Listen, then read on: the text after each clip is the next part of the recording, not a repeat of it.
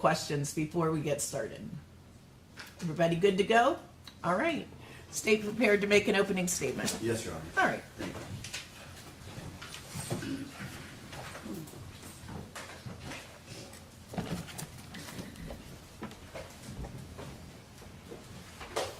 The gun discharged. It was an accidental discharge. I was trying to take out the magazine and it went off. They was both in bed. I was in their room. Where was your wife? She was in her room. Those are the words, ladies and gentlemen, of that man seated right over there, Jermaine Bass. Those were the words he told those deputies when they arrived and found these children shot in the head. That was his explanation to them of why two children were shot in the head. Accident discharge.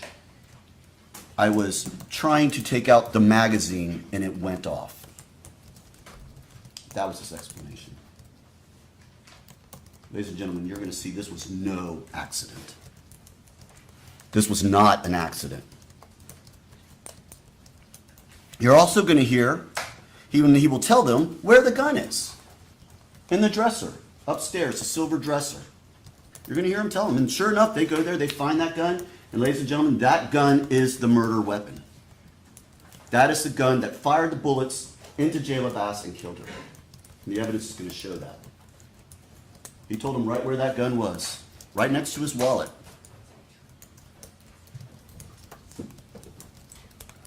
You will not only hear these things, you will see him say these things to the deputies when they arrive on scene.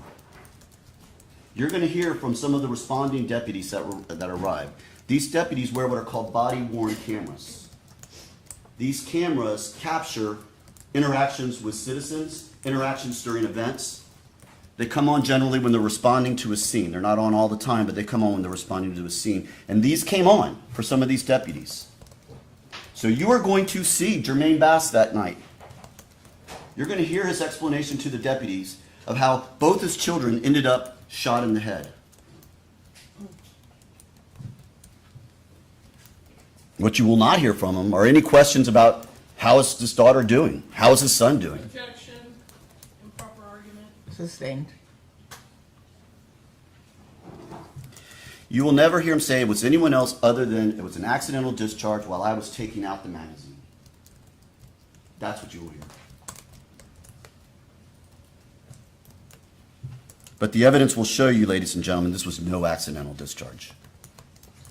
5 shots from that Glock. 4 hit their target.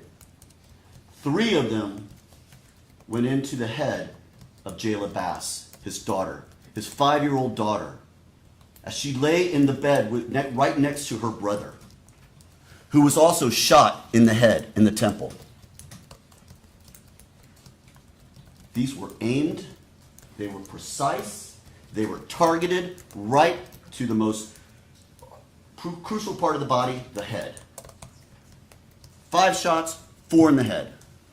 That's what the evidence is going to show you, ladies and gentlemen. On August 29th of 2022, this defendant right here walked into that bedroom where these 2 little children were laying in their bed, and he shot 5 times into their heads. Why this man would take the life of his 5-year-old daughter, Jermaine Bass, and attempt to take the life of his 8-year-old son, Jermaine Bass, we may not know. We may never know. But remember, ladies and gentlemen, I told you during voir dire that we don't have to prove motive. But ladies and gentlemen, you will hear some evidence. You will hear some evidence that something was not right in the Bass household. Something was not going right there. Because, ladies and gentlemen, the evidence is going to show you that this house involved Jermaine Bass, who lived there with his wife, Shirley Bass, and their daughter, Jayla, and the son, Jermaine, as well.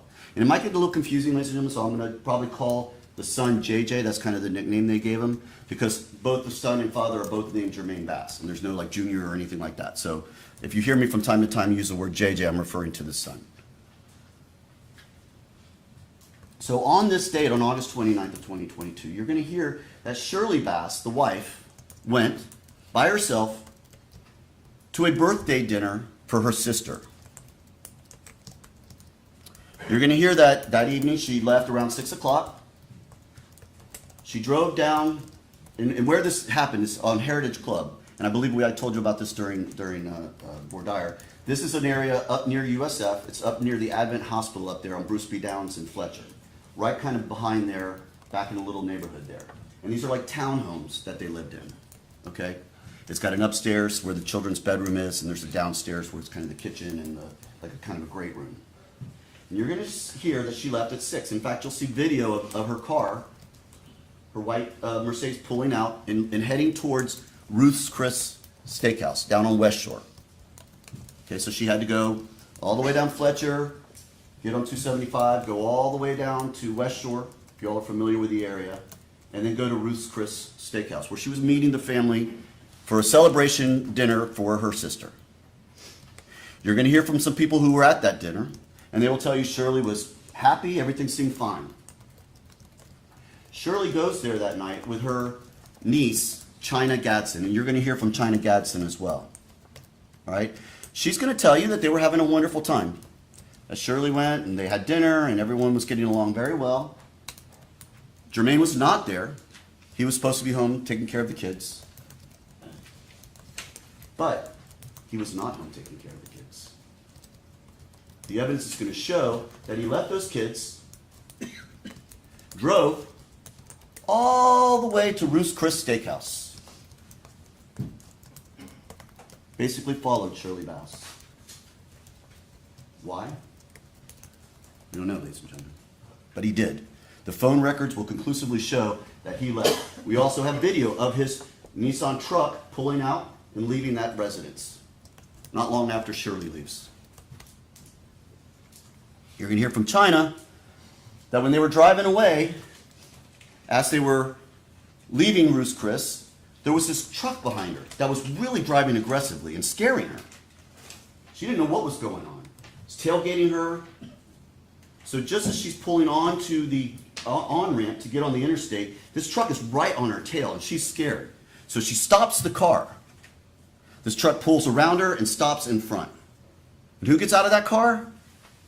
Jermaine Bass. Gets out of that car angry and goes up to the driver's door, thinking that it would be his wife in the driver's seat, but it was China. So he looks at his wife and says, "Are you drunk?"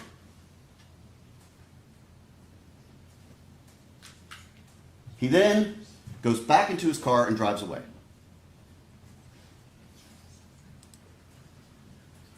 Don't know why that was, but it's clear, ladies and gentlemen, there was some problems going on in that household. There is evidence to show that there was something going on in that household. And Jermaine Bass, the defendant here, was not happy about it. So you're going to hear that they drive home. Shirley drops off China at her house, which she lived up in that same sort of area. And she goes home. And you're going to see video from an apartment complex. In this video is part of it shows the parking lot area in front of the residence where Shirley and Jermaine lived. And you're going to see the defendant pull in this big truck, park the truck, go inside. A few minutes later, you're going to see Shirley's car pull up. She's going to park the car, and then she goes in. Less than 8 minutes later, you're going to see Shirley Bass outside, looking for help, frantic. Shots had rang out. Just a few minutes from coming home from this dinner to celebrate her sister. Shots. Those are the shots that killed Jayla. It seriously hurt Jermaine, JJ. You're going to see video of her out there walking around, looking for help. You're going to hear from one of her neighbors, DeQuan Evans, who's going to tell you that he heard these shots. It woke him up. So he walks outside and he sees Shirley Bass. And he's on the phone calling 911 and letting them know, I've heard shots in my neighborhood. And you're going to hear that 911 call. And you will hear DeQuan Evans, and then you will hear Shirley get on that phone call. You're going to hear a woman who's frantic, hysterical. It's a very difficult, hard to understand conversation. But you're going to hear her screaming, my family, you need to get down here. I need help. And she's on that phone with 911. Is the defendant calling 911? No, but you're going to hear evidence that he called another number. After shooting these children, he calls another number, doesn't even call 911. So Shirley's out there, and you're going to hear the whole 911 call. It'll go into evidence. You will have it back there to listen to when you go back and deliberate later in this trial. And you're going to hear that around the 2-minute mark, 2:40 minutes, 2 minutes to 2:40, something changes in Shirley Bass. And based on the video you're going to see of her out there on the phone when she's talking to 911, and at one point she starts jumping. But you're going to see that the door opens up to the house of Shirley and Jermaine, and she walks over there. And right about that time, you're going to hear Shirley Bass on that phone screaming at somebody, what the fuck is wrong with you?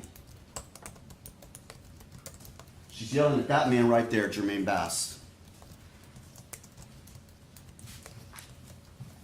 It may not be clear if she knows what he's done, but she knows he's done something.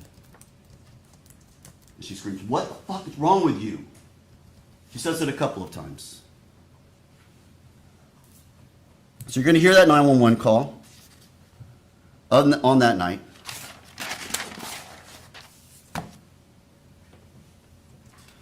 And then after that 911 call, the deputies arrive. And this is where you'll see what the deputies see when they get there.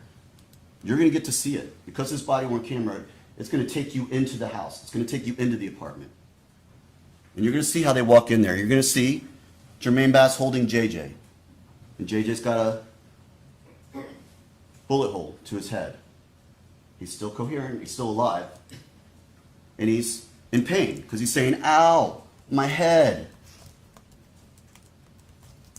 And Jermaine's just holding him. And they ask him, is there anyone else here? He says, no. So these deputies are clearing the house. And they do what they do when they come into a house and they don't know the situation. They want to make sure they know where everyone is. So they go and check out the rooms, make sure they clear the rooms. And they're going to tell you all about that. That's when they go upstairs and they go into the child's room. And suddenly one of them notices it's a little girl. And you're going to hear her. You're going to hear the moment you notice her. And you're going to hear him go, sweetie.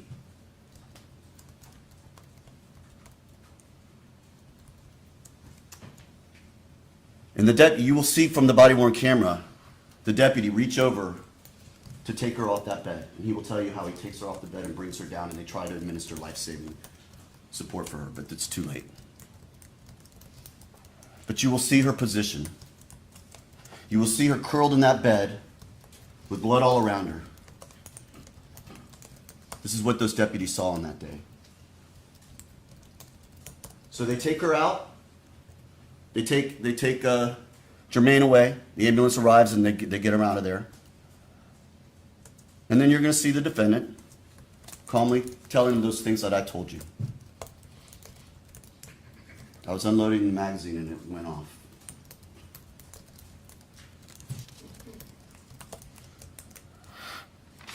So at this point, they start to collect the physical evidence. And this is where you're going to see all the physical evidence that was collected in this case.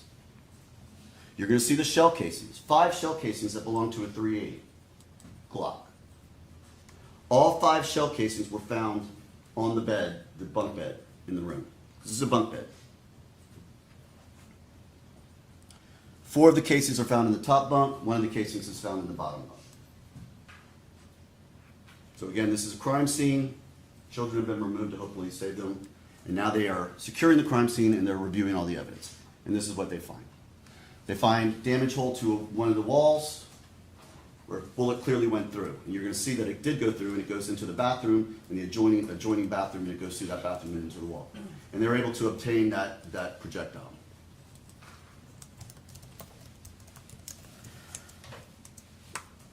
You're going to see pictures of the condition of the residence at that time. You're going to see pictures of a lot of blood, and I want to warn you that you will, okay? But it's important that you pay attention to those pictures and look at those pictures.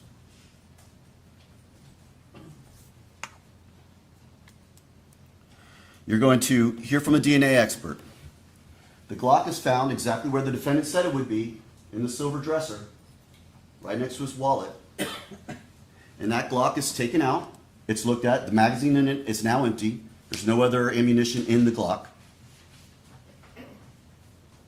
And they take that Glock in, and it gets analyzed. The comparison is done with the shell casings, and yes, they match. Those shell casings found in the room were in fact fired from that firearm. And you're going to have the firearms expert who's going to testify to you and explain to you how they know that.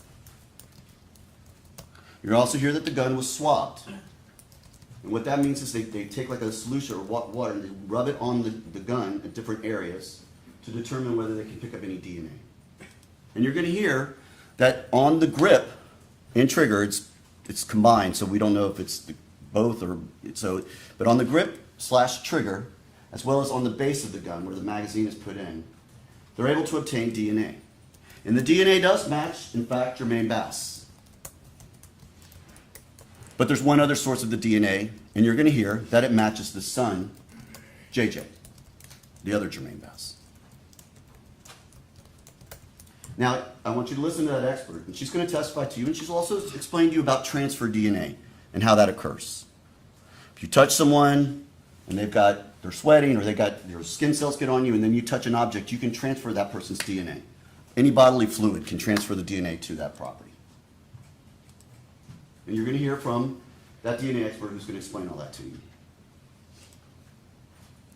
You're also going to hear, ladies and gentlemen, from a lady by the name of Anna Cox, who's what's called a blood spatter expert or blood stain expert. She's going to tell you and talk to you about those pictures and the blood analysis that she shows. What she will tell you is that both of these children were shot right next to each other. That their heads literally had to be almost touching. You're going to hear about what's called blood spatter, but it's where when a person is shot, the blood, once a bullet enters, has to expel from the body. And when it does, it creates a pattern. She's going to explain all that to you. And you're going to hear that the only place that pattern appears is on that top bunk, on the corner, by the wall, and on the railing there. The DNA on that spot matches the DNA of Jayla Bass and JJ, Jermaine Bass. She's going to tell you they were right next to each other when they were shot. The last moments of Jayla's life was laying in that bed next to her big brother.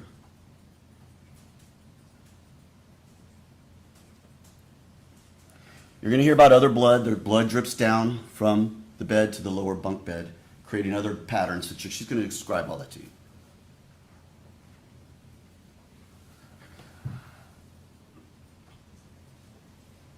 Ladies and gentlemen, her father,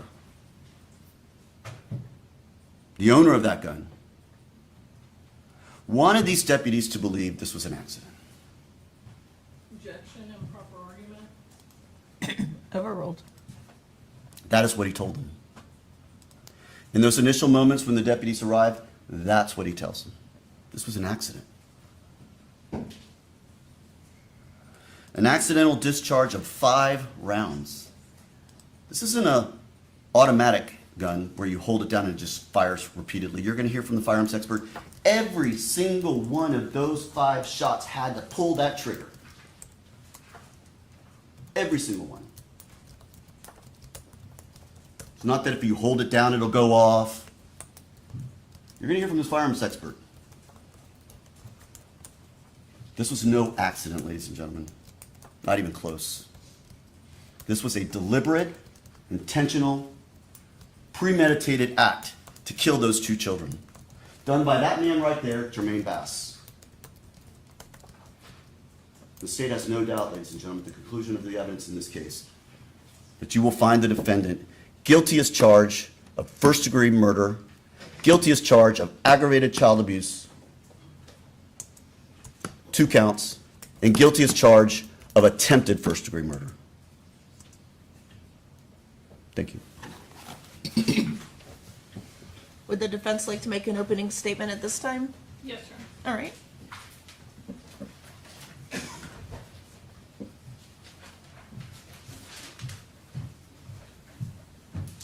Morning.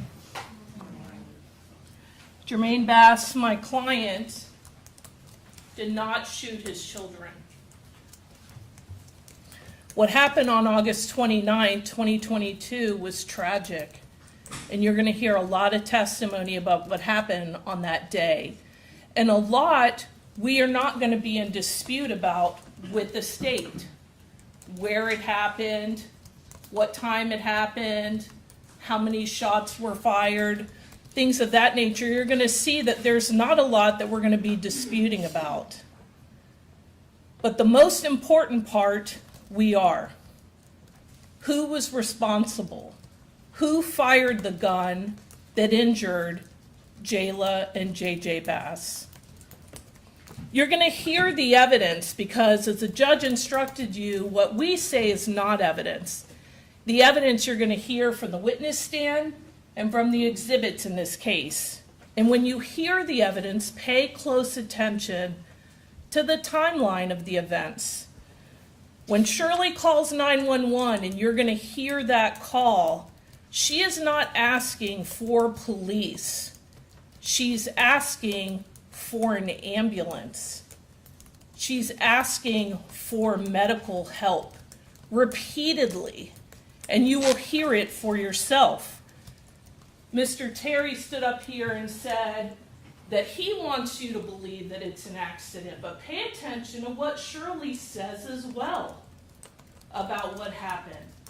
The 911 operator is continuously asking her, who fired the gun? Did somebody drive by? And pay attention to what her answers are close in time to the events. When police start their investigation, pay attention to who the police are able to talk to right away and who they have to wait to speak to. This story about Jermaine on the highway with China Gadsden and Shirley Bass doesn't come to police attention until over a year after the incident. Pay attention to who's cooperating. You'll hear from the lead detective in the case and the efforts that he made to speak to Jermaine, to JJ, and to speak to Shirley about what happened. You'll hear, obviously, that after this happened and JJ was injured, he was in the hospital for a while. And then they made efforts to speak to him once he was released. You'll hear from Detective Gabbott that Shirley was uncooperative when they tried to interview her son, that they were not able to investigate her phone because she never turned it over to law enforcement for them to look at any kind of communications that were happening that night. Shirley does not call 911 from her phone. She goes across, and the phone that she is using to dial 911 is Mr. Evans' phone, an across the street neighbor. You're going to hear that Detective Gabot had difficulty reaching out to Shirley, that they made efforts to interview JJ at the Mary Lee House. And the Mary Lee House is a location where law enforcement routinely interviews children because they're treated differently than an adult witness. And you'll hear that the first time they set it up, Shirley came, but then refused to let the interview happen. Then they tried again that afternoon, and you'll hear that JJ was disruptive, that he refused, that he walked away, and he didn't talk to them. They tried to set it up again on a later date, and he did not appear. Finally, detectives had to serve Shirley with an investigative subpoena. They tried to get her to cooperate voluntarily, but then they were trying to force it. An investigative subpoena is not an invitation, it's a demand. So she brings him in. And when they do, he says that he does not remember what happened on that night. And that's where we're left. You're not going to hear from JJ because the state and I, the defense, agree that if he was to come in, all he would say is that he doesn't remember what happened that night. So you're not going to hear from him.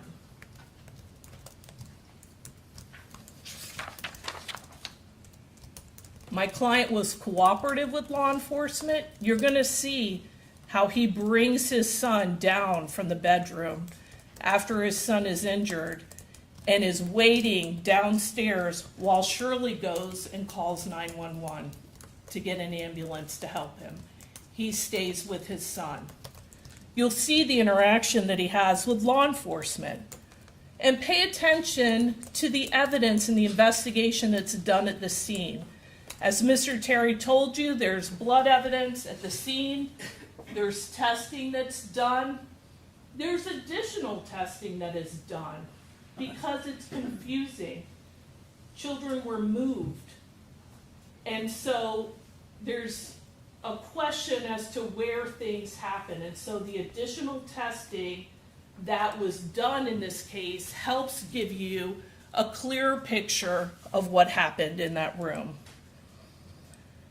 You'll see a purse that was found in the children's room that belonged to Shirley that has ammunition in it, and a holster, and a magazine. You'll also see an empty holster and a child's bassinet that's in the kid's bedroom, along with a little plate that has some eaten food on it. Pay attention to the inconsistencies in the testimony and the evidence. Listen not only to the answers that the witnesses say when the state asks questions, but also when we ask questions. There'll be different versions told by the witnesses and the evidence in the case. Listen with a critical ear. Use your discernment and your common sense in this case. Pay attention to where everyone is when shots are fired, what they saw and what they heard. The gun that was recovered in the master bedroom and the dresser, the testing that was done on the scene. And as the state told you, you're going to hear that not only was Jermaine, my client's DNA on the gun, but JJ's gun. And pay attention to why that area is swabbed. There's different areas that are swabbed, and the grip and the trigger are swabbed to determine who's handling the gun. That's why those areas are swabbed. And JJ's DNA is on that gun. In the end, you're going to have more questions in this case than answers. The state is going to try very hard, as you heard in opening statement, to try to convince you that my client shot his children that night. What they say is not evidence in the case or the true facts. The evidence comes from the witnesses, and you all were selected to determine what the true facts are in this case. Your job is the toughest job in this room. You have to determine what happened on a day that you were not there with people that you do not know. And it's going to be difficult and it's going to be hard. It's going to be emotional testimony, but you were picked for a reason. You agreed not to base your decision on sympathy or bias.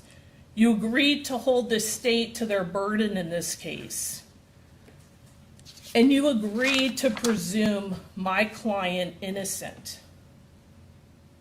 As difficult as it might be, That is your job as a juror.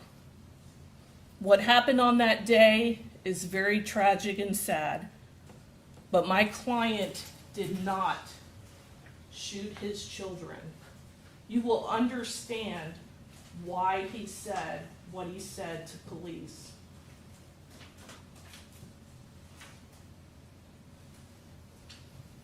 At the end of the case, after listening to all the evidence and the law, you will agree and find Jermaine Bass not guilty. Thank you.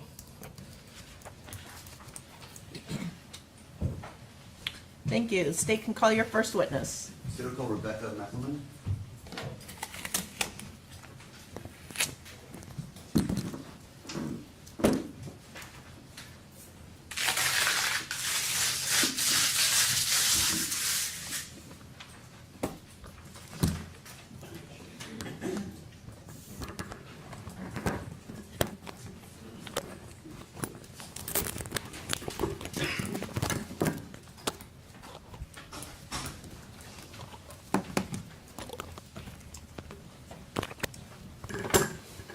Raise your right hand.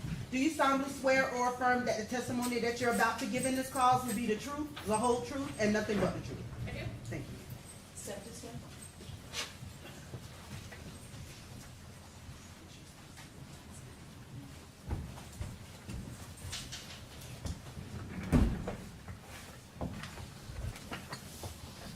Hi, good morning. Good morning.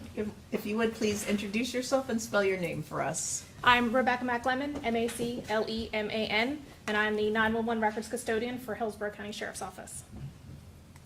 All right, thank you, McLemmon. Ms. McLemmon, I was just about to ask you what you do. And what are the jobs and duties of a records custodian of 911 at the Hillsborough County Sheriff's Office? I save all calls as requested. Okay. And is that part of your regular course of business, what you do is routinely? It is. Okay. And explain to the jury, if you can, how these 911 calls are recorded, how they come in, and all of that. They're recorded automatically from the time that the call is answered and then end when the call is disconnected. In that call, we get all kinds of information, date, time, call taker, location, phone number, address, and any other information that we may gain from that. All right. Now, you're not the one who's answering these phones. You're just in charge of recording them, correct? Now, yes. Now, okay, but there was a time when you did that? Yes. Portion. Okay. Have you had an opportunity to listen to a recording in this particular case? Yes. All right.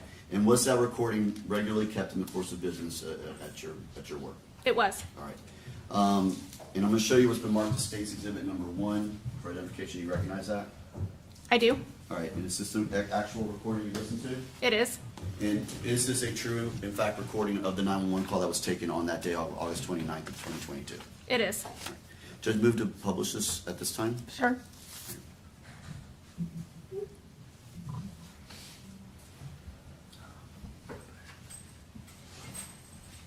You should move. That's right there.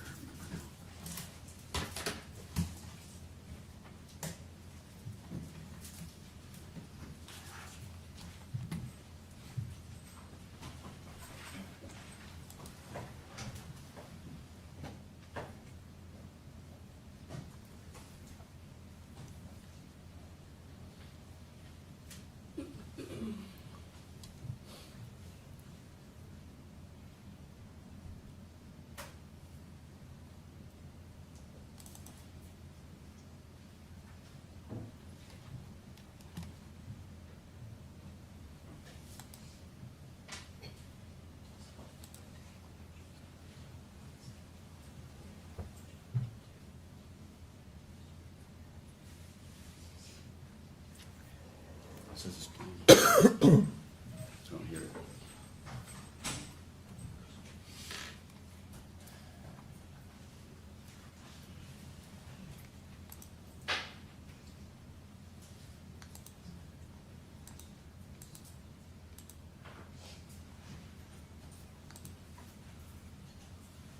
Played it earlier. You gotta project it up. Oh, project it up.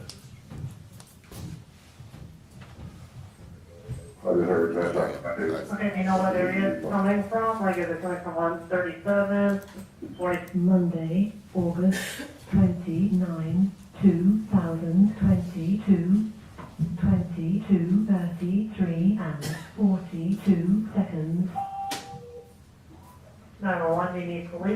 paramedical.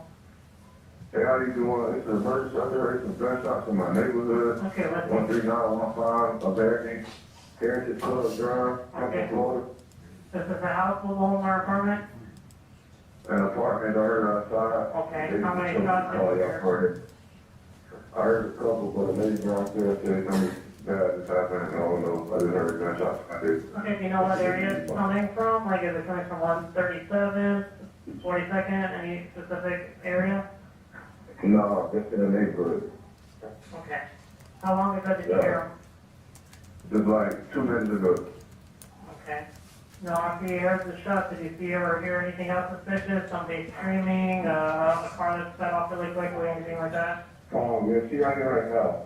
Okay. Do you want to put her on the phone? Yeah. One down the hall? Yeah. Sheriff's office, can you tell me what happened? Okay, what happened?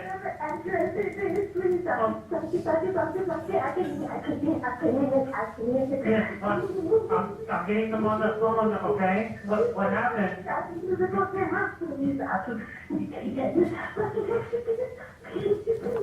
Okay, hold on, ma'am, I can't understand a word you're saying because you're crying.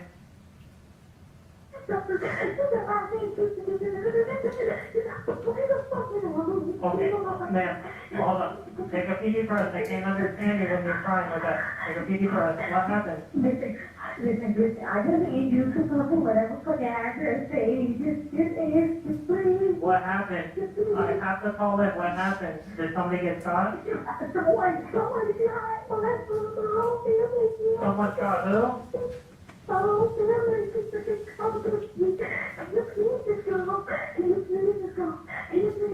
Yes, ma'am. Take a deep breath. Ma'am, listen. Stop. Ma'am. I can't. Stop talking and breathe.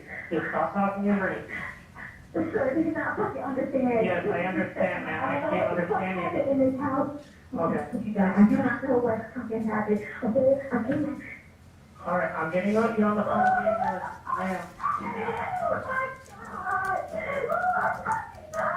Ma'am.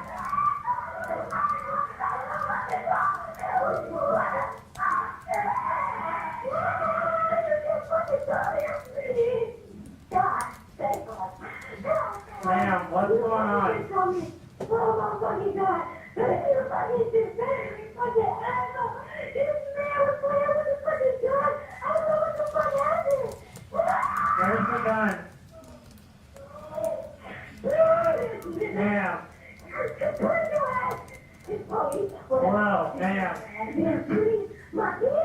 Ma'am, stop yelling and talk to me. Who has a gun? Ma'am. Ma'am, the cops are already on the way. You need to answer my question. So who has a gun? Ma'am, stop yelling and talk to me. Who has a gun? Okay, where is he bleeding? Ma'am, the call's already in.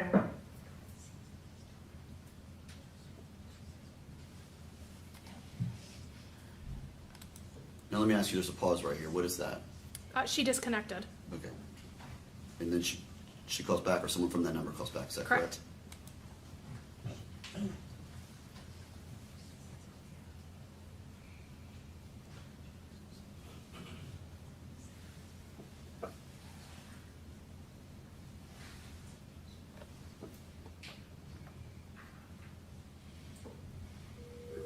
Number one, you need police, fire, or medical. Hello? Hello, ma'am. Okay, I have deputies on the way. Where is he shot at? Okay. Okay, the ambulance and cops are on the way. Where is he shot? Oh my God, in his head. Can you fucking call? Okay, who shot him in the head? Oh my God. Who shot him in the head, ma'am? Okay, nobody, was it a car that drove by? No. Okay, is this somebody you know? Somebody from the house? Yeah, we was in the house. We was in the fucking gun house. And I ran. Where did he go? He was supposed to be in bed, but he wasn't asleep. Okay, the person with the gun, where is he at right now? Tell me. Ma'am, I have every deputy on the way right now. I need to know where the person with the gun is.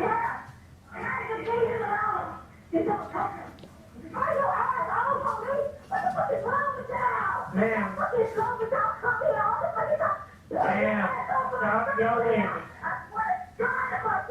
Ma'am, what's the house number that he's at?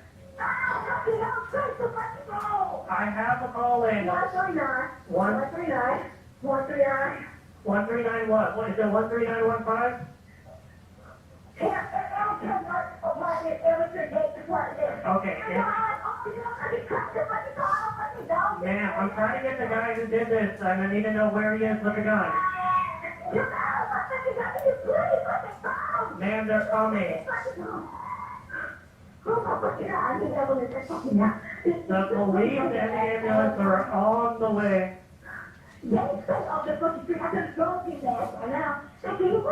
Okay, well, they're coming.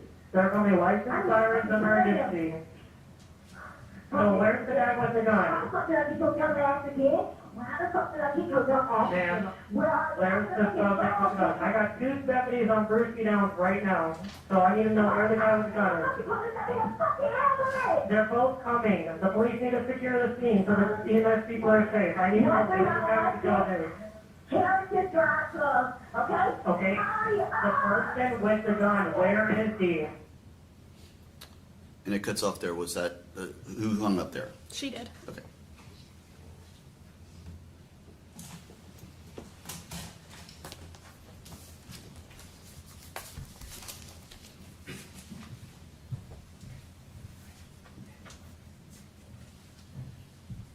All right, Judge, I don't have any further questions of this witness. All right.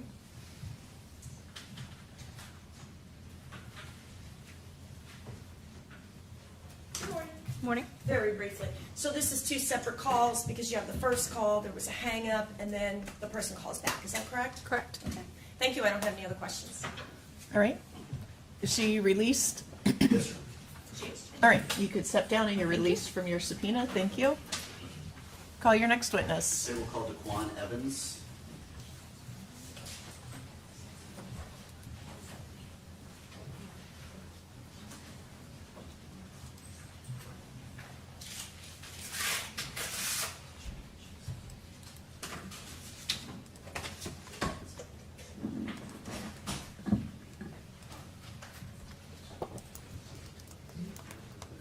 Raise your right hand, please. Do you solemnly swear or affirm that the testimony that you're about to give in this cause will be the truth, the whole truth, and nothing but the truth? Yes, ma'am. Thank you, sir.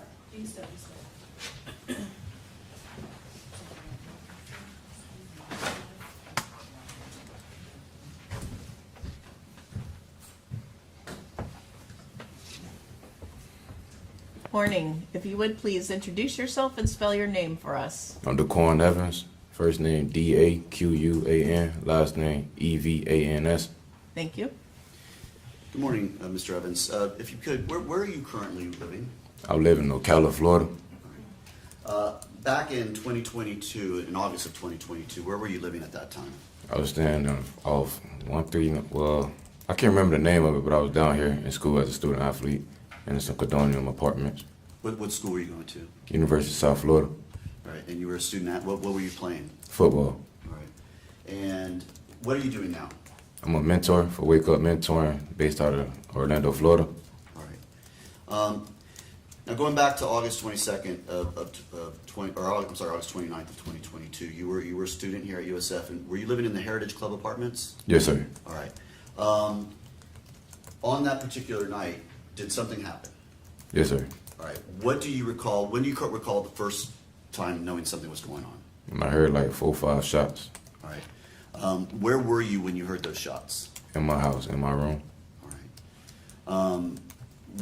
And you described 4 or 5. Is that how many you thought you heard? Yeah. All right. What did you do upon hearing those shots?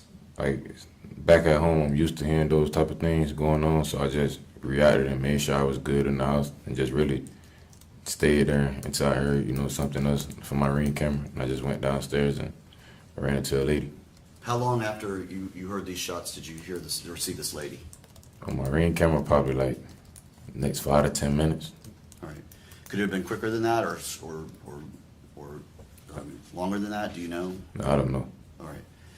What did you do upon seeing this lady? I went downstairs and she asked for help, basically for me to call, the officers. She asked for the address, and that's what I did. All right.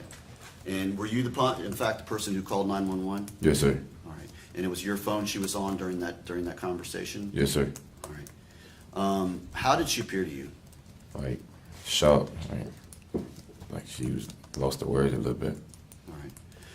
Now you mentioned a ring camera. So your building had a Ring camera at that point in time? Yes, sir. All right. I'm going to show you what's been marked as State's Exhibit number 7. Did you have a chance to look at this video? Yes, sir. All right. And this is a video, in fact, from your Ring camera on that night? Yes, sir. All right. And does this fairly and accurately depict kind of what happened in that moment when she was at your door? Yes, sir. All right. Judge moved out State's Exhibit number 7 admitted into evidence. No objection. It's admitted. May I publish, Your Honor? Yes.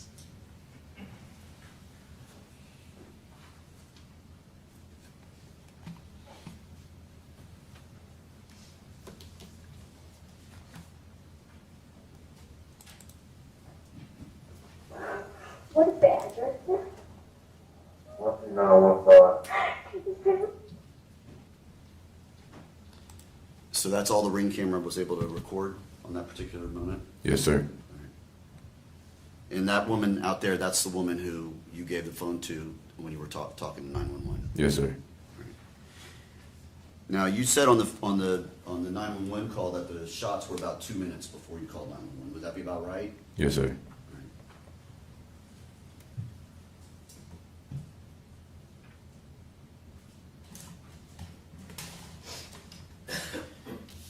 After hearing those shots, calling 911 and seeing that lady out there, did you do anything else? I went back to sleep. Okay. And did you eventually talk to officers or detectives in the case? That I can remember, I know a detective came back to my house, I think a couple of days later, and she got the Ring footage. That's She all. got the Ring footage from you? Yeah. All right.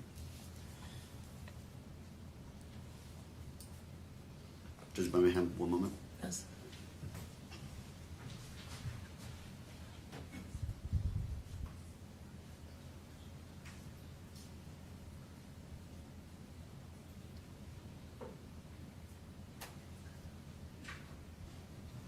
And just to be clear, you said you called 911 2 minutes after you hear these shots, or about that time. Yes, sir. Had you seen Shirley Williams before you called 911? No, sir. You called 911 first, and then you saw Miss Williams at the door, or how did the timing of it work? No, after the Ring camera, then I called it for her. Then you called. Yeah. So you'd seen her at the Ring door before, and then you called 911. Yeah, when she asked. Okay. And again, you described her as shocked. Yeah. All right. Was she be able to communicate with you? A little bit. Just asked for me to call 911. That's all I can remember. All right, Judge. I don't have any further questions of Mr. Evans. Right.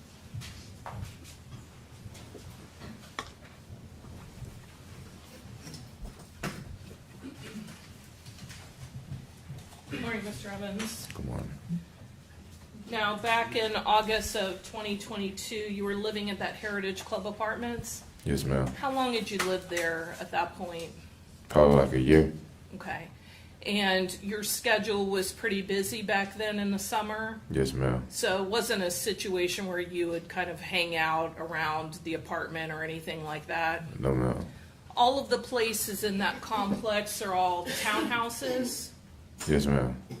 And you lived there with a roommate? Yes, ma'am. Did your roommate ever come out or do anything when this happened? No, ma'am. He was asleep. Okay, so you were asleep also when you did hear the shots? Yeah. Once I heard him, I woke up.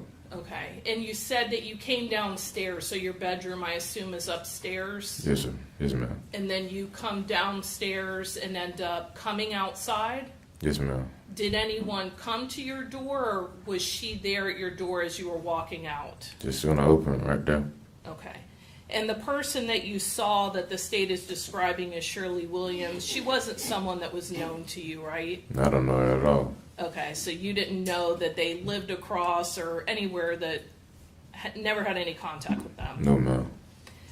The setup of the complex that you were at, your townhouse building, there would be like a couple of townhouses right next to each other. Yes, ma'am. And yours was, I believe, the second one or the first one? Probably the second or third one, because it's in the middle. Okay. And then there's like a walkway or a sidewalk, and then there's townhouses across from you, and you all face each other. Yes, ma'am. Okay. Then if you were to come out of where your townhouse is and turn, that's the parking lot where you would be assigned a parking spot or whatever for your unit. Yes, ma'am. And then the parking spaces across from your parking space would be assigned to the units that are next to that. Yes, ma'am. And it almost forms like a T, right? Like you guys would be across from each other, and then there would be other townhouses that are kind of dead end from where you were. Yes, ma'am. And if you kept going past your townhouse, there would be like a pool and other units that way, right? Yes, ma'am. When you first came out, was there anyone else out there besides this woman? Not that I remember. Okay. And you end up being the one that first calls 911. Yes. And then as you're talking to the operator on 911, you end up handing the phone over to the female who came to your door. That I can remember, yes. Okay. And you don't have any other contact other than maybe at some point getting your phone back. No, that's all. Okay. So you go back to sleep. You don't know anything else about what happened. No, ma'am. And as far as this person appearing to be in shock or anything like that, you don't know her, but that was kind of your first impression of her demeanor at that time. Yes, ma'am. If I could have one moment. Yes.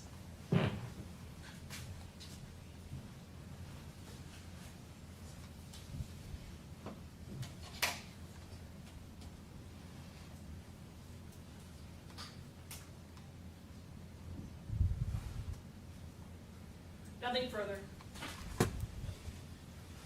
Mr. Evans, just to clear something up, I misspoke and I called her Shirley Williams. Her name's Shirley Bass. Do you know Shirley Bass? No, sir. Okay, so when you saw that lady at your door, was that the first time you'd seen her? Yes, sir. All right. Had you ever spoken to her previous to that? No, sir. Did you ever speak to her after that? No, sir. All right, so that was the only time that you had ever seen Miss Bass. Yes, sir. All right. Nothing further, Judge. All right. You can step down, sir. Thank you. He released from his subpoena. Yes, Your Honor. Yes, Your Honor. All right. Call your next witness. State will call Deputy Scott Rainey.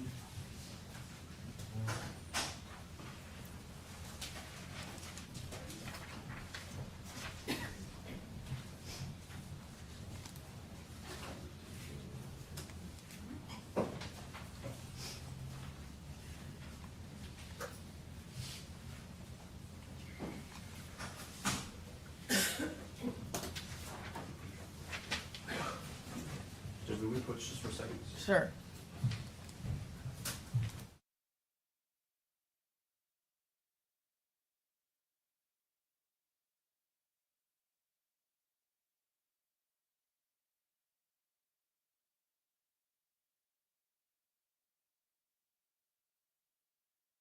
Right here, please. Do you solemnly swear or affirm that the testimony that you're about to give in this cause will be the truth, the whole truth, and nothing but the truth? Thank you, sir. You come this way.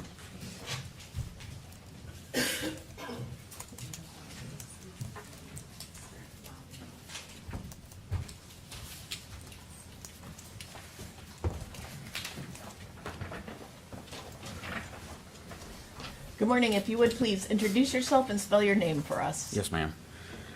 Deputy Rainey, R-A-N-N-E-Y. You have a first name? Scott. Thank you. I'm sorry, Mr. Chair. I'm just going to remove all objections as to this witness. All right. Thank you. Same rulings. Deputy, how are you currently employed? At the District 1 office as a patrol deputy. All right. And you work for the sheriff's office? Yes, sir. How long have you been working with Hillsborough County? 15 years. All right. And what are your duties as a patrol deputy? To answer calls when they come out, answer calls for service. All right. And what was your position back on August the 29th of 2022? I was an FTD, And what does that mean? a field training deputy that trains the new deputies as they come on. All right. And who were you training at that time? Deputy Rahman. All right. And when you're training a deputy, do you work together with that deputy? Yes, sir. All right, so you all ride in the same car? Yes, sir. And you go to the same scenes together? Yes, sir. And if he has questions, does he ask you what to do? Yes, sir. All right. And how long had you been working with, who were you working with on that day? Who were you training? Deputy Rahman. All right. How long had you been training Deputy Roman? There's different phases. We were in 4th phase at that point, which is a 2-week period, and we were on the 1st week. Okay. And once he's done with that phase, does he go out on his own at that point? Yes. All right, so he was nearing the completion of his training at that time? Yes. All right. Deputy, what zone were you working back on August 29th of 2022? Alpha 4. And where is that zone, if you can explain to the jury where Alpha 4 is? Alpha 4 is from Nebraska to Del Mabry and from Fowler up to Bears. Okay. Does the Heritage Club apartments, did they fall within your zone? No. Okay. Why did you respond to the Heritage Club apartments on that night, or did you respond to the Heritage Club? Yes, we responded because we were closer to the district that time, which is closer to where those apartments are. And because I had a recruit, that is a very good call for a recruit to go to. Okay. So you can respond to other zones if there's an emergency and you need to go there? Yes. All right, and it happened to be that you were kind of close to that area at that time? Correct. All right.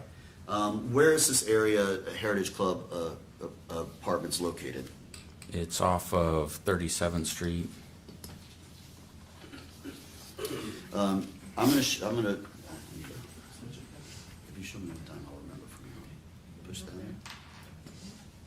Send it, I got you, okay. I'm showing you what's already been admitted as State's Exhibit 26A for identification. And I'm gonna ask you to take a look behind you at the overhead, at the video.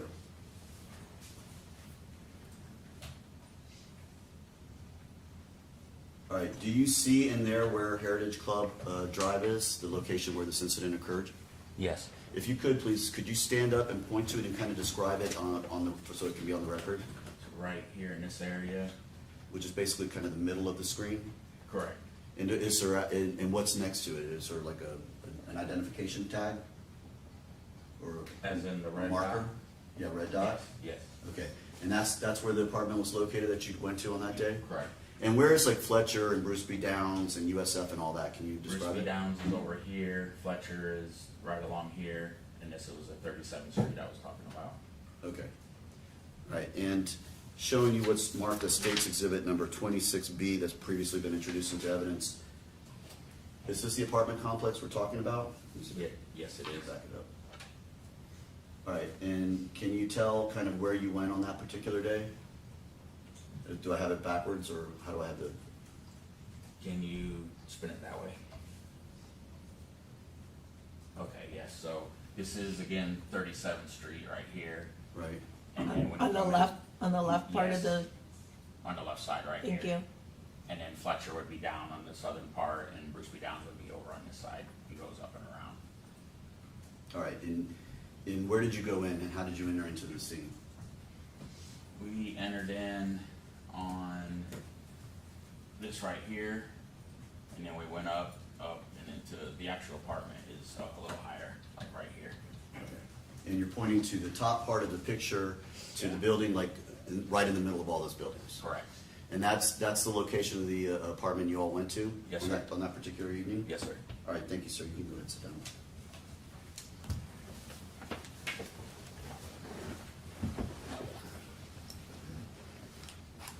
What did you believe you were responding to? What was the call about?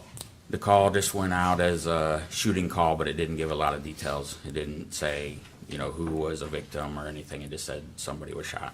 All right. Were you one of the first units to arrive on scene? Yes, sir. There was approximately 4 of us that got there close to the same time. Who were the other deputies who responded at the same time? Deputy Jones, Deputy Rahman with me, and Deputy White. Okay. Describe to the jury what you saw as you were driving up to the scene, and as far as the outside of the apartment. There wasn't a whole lot outside, just, a lot of cars because it's an apartment complex. When we were going towards the apartment, getting close to the door, there was a female outside, and then, we went past her and went on inside to the apartment. Well, was the female saying anything? How was she behaving? She was saying something. I wasn't close to her. There was another deputy, I believe it was Deputy Jones, was already talking to her when we got there, and we went around another way and went to the door. All right. And did you in fact enter the scene? Yes, sir. What did you see when you went into the residence? When I went in, you immediately went into like a kitchen area to the left. There was a TV on the left side and a couch on the right side, and there was a gentleman sitting there holding a juvenile in his arms. All right. And what did you do at that point? At that point, we went up to him to see what was going on, and you could see blood on the juvenile's head. So we were trying to figure out where the blood was coming on, figure out what was going on, and had my recruit go out, get a med bag, and start, treating him. Okay. And did you speak with this man? Yes. All right. And what did he tell you happened? He told me that there was an accidental discharge, and the gun went off and hit the child. All right. Did you know about another child upstairs? Not at that time, no. Okay. When did you first hear about the other child upstairs? When Deputy White came downstairs and said that there was another victim upstairs. Had the defendant, Mr. Bass, ever said anything to you about this other victim upstairs? No. All right. Did you ever go upstairs? At one point, I did go upstairs. I got up to the top of the stairs. I was able to see that there was enough deputies up there treating the other child, so I went right back downstairs. Were you wearing a body-worn camera on that day? Yes. All right. Explain to the jury what a body-worn camera is, how it works. So a body-worn camera is the camera for a normal call that you go to, you have to turn it on yourself, but anytime like we pull out our weapon, turn on your taser, turn your lights on your car, it automatically comes on, but we use it every single call we go to, we turn it on. And it records everything. It can see everything we see, it sees. Are you in fact wearing a body-worn camera right now? Yes. Can you point it out and show it to the jury where it's located? It's right here. The record reflect he's standing up and identifying like a black box in the center of his chest. Yes. I'm going to show you what's already been introduced as State's Exhibit number 2. Did you in fact review this? Yes, I did. Okay. And is this in fact a copy of the body-worn camera you were wearing on that day? Yes. All right. And does it fairly and accurately depict what you saw when you arrived on scene? Yes. All right, Judge, I'm going to publish it now.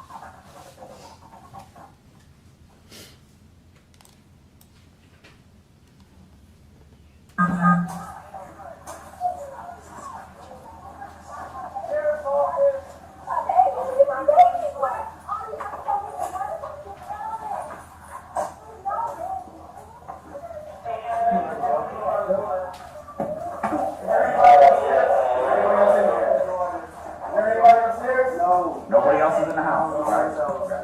Hey, can you two go to help him? Let's clear up here. All right, paramedics are coming right now. Oh, please, now. What happened? What happened? What happened? The gun is Okay, okay. Somebody got a med bag. Get a med bag. Oh, God, no. Please, hurry. They're coming. They're coming. 52 on EMS. Yeah, can you hear me? They're here, they're coming. Yeah, they're cleared upstairs, we cleared it downstairs. It's okay, don't move. Not yet.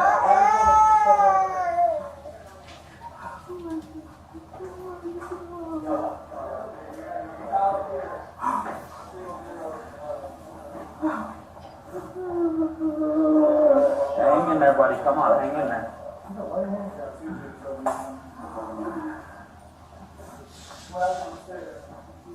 He said it was an accidental discharge.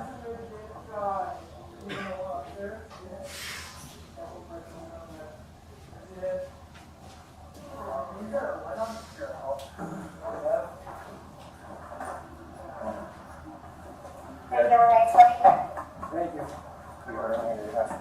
46 station, number 1025, and the house is clear. Okay, on. Out 47, be advised, there's another gunshot victim upstairs. It's a juvenile female.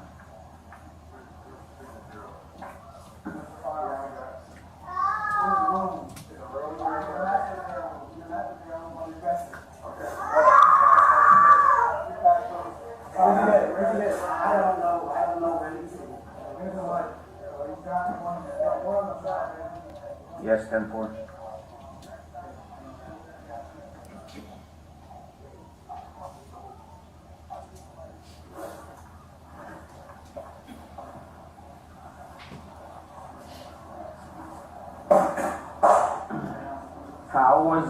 How did the accidental discharge happen? What happened?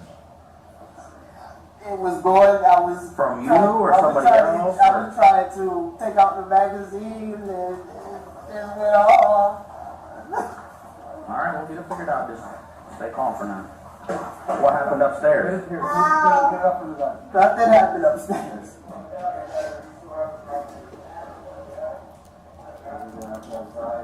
You have those two,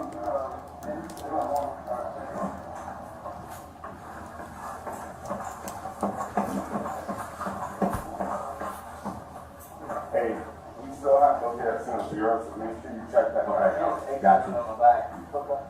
Is she breathing?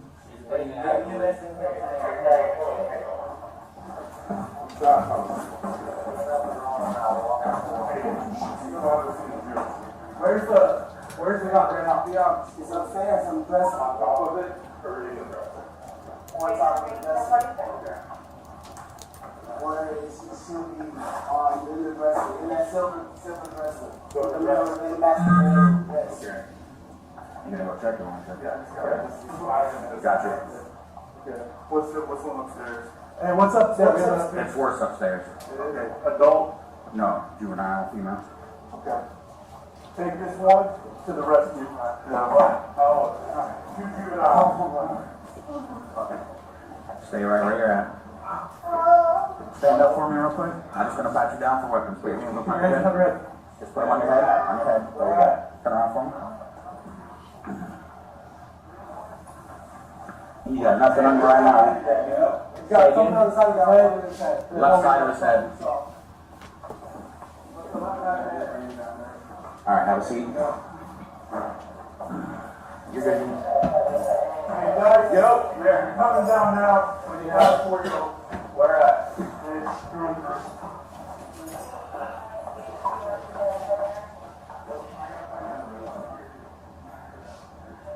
So you're saying that whatever happened to him, is that your son? Both of those are my kids. Both of those are your kids. So it accidentally discharged and hit your son. What happened to your daughter upstairs? The same thing. They was both in the bed together. They were both in the bed together? Yes. I think our range, you know what? You're saying both kids were in the bed together and you were in their I room? was in there.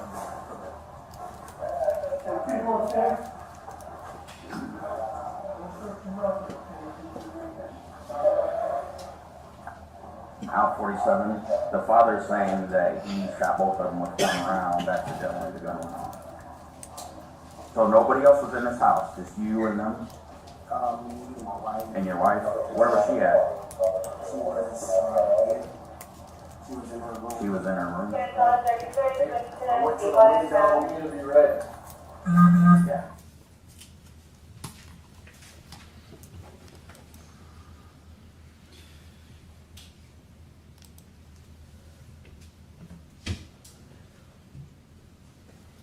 Deputy, was Mr. Bass eventually taken into custody at that point? Yes, sir. All right. Did you have any further involvement in this case? No, sir.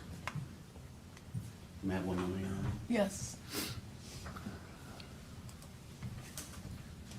Judge, I'll pass the witness. All right.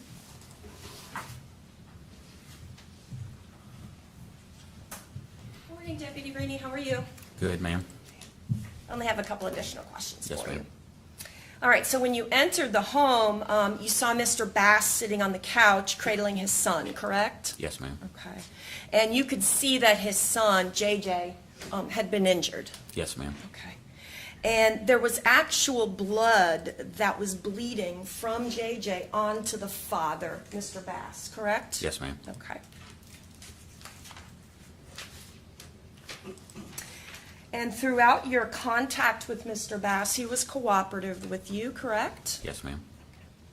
And we heard on the body cam he was yelling such stuff as, "Just help my child." Do you remember hearing that? Yes, ma'am. Okay. At some point, you are talking to him, and he says something about the gun being on the dresser. But then later, do you recall he does in fact say on or in the silver dresser? I remember him saying on the dresser. I think some other deputies were coming in and out and trying to say we still haven't found it yet, but I don't recall that part. That's okay. So do you believe then that at some point that he says on, but then does say it's in the silver dresser? It's a possibility, yes. All right. Other deputies body cams? Yes, ma'am. Okay. And it's you, Deputy White is there, Deputy Jones, and you are training Deputy Rahman, correct? Yes, ma'am. Okay.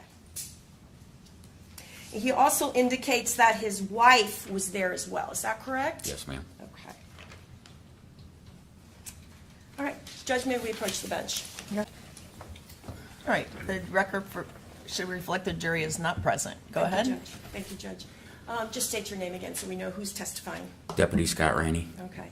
Now, Deputy Rainey, when you arrived, your body cam started about 10:44. Is that correct? Yes, ma'am. Okay. And you originally asked what happened, and Mr. Bass indicated the gun discharges, correct? Yes, ma'am. All right. Then, within the pretty much the same time limit at, let me step back, 5:37, you're stepping in and you asked, and he says gun discharges, right? Yes, ma'am. Okay, sorry about that. About 6:15 on the audio, a deputy is heard saying, "We got another one up here." Do you remember that? Yes, ma'am. Okay, so it sounds like it's pretty quickly on that you and other deputies determine that there is another victim upstairs, correct? Yes, ma'am. Okay. Now, at some point, I see you, I believe you to be walking outside, and you must be talking to like other deputies on your radio? To dispatch. Dispatch? Yes, Okay. ma'am. Is that like a separate from your body cam, or how do you do that? That's connected to your radio, yes. So dispatch calls through, but the camera can hear and still everything that's being said, yes. Okay. Now, at this point, before you do that, Mr. Bass has only made the statement that the gun discharged, correct? Yes, ma'am. Okay. And then, in fact, when you step outside, correct me if I'm wrong, I hear you say, "The house is clear," and then you say, somebody says something, and then you're saying, "Yeah, we know about the second victim." Do you remember that? Yes, ma'am. Okay, all right. At that point, at some point, when have you might be doing other stuff, you walk back in, and that's where you get more specific with Mr. Bass concerning, "Tell me more about this, who did it, how did it happen, where were you, where are the kids?" Fair? Yes, ma'am. Okay. Now, you testified in a deposition, Mr. Thierry and I were present, and we asked you some questions, correct? Yes, ma'am. Have you had an opportunity to review that before you testified today? Yes, ma'am. Excellent. Okay. Now, let me ask you this. You decided that at a certain point, Miranda needed to be read, correct? Yes. Okay, if Jerry's not here, we can talk about that. And you had, I believe, Deputy Rahman do that since he's in training. Yes, ma'am. Okay. And I had asked you in deposition, what made you decide that point? And do you remember telling me, and is it your testimony today, that you were getting information that the house was clear and that you had determined or y'all knew there was a second victim? Is that correct? Yes, ma'am. Okay. Once you knew that, you knew the house was clear, and you knew that there was a second victim, that's afterwards when you walk back in and you have conversation more specifically with Mr. Bass for a little bit of time, maybe 1 or 2, maybe 3 minutes, right? Yes, ma'am. Okay. And then at a later time, Deputy Rahman reads Miranda. Yes, ma'am. Okay.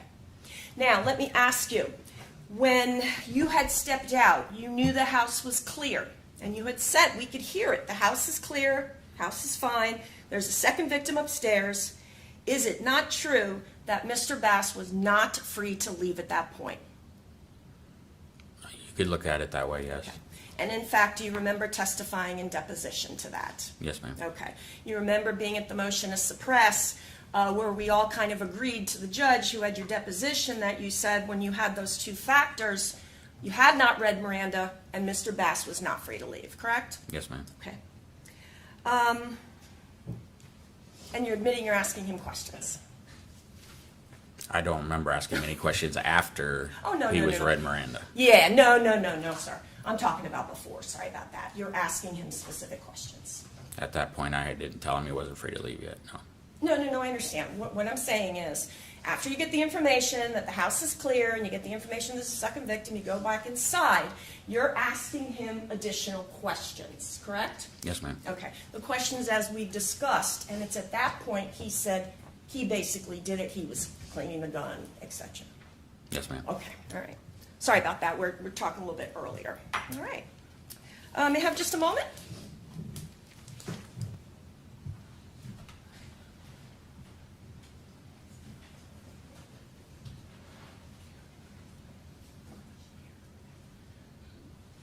Thank you so much, Deputy. Did you want anything on the record from you? No, Your Honor. All right, you can step down, thank you. Yes, ma'am. Is he released from?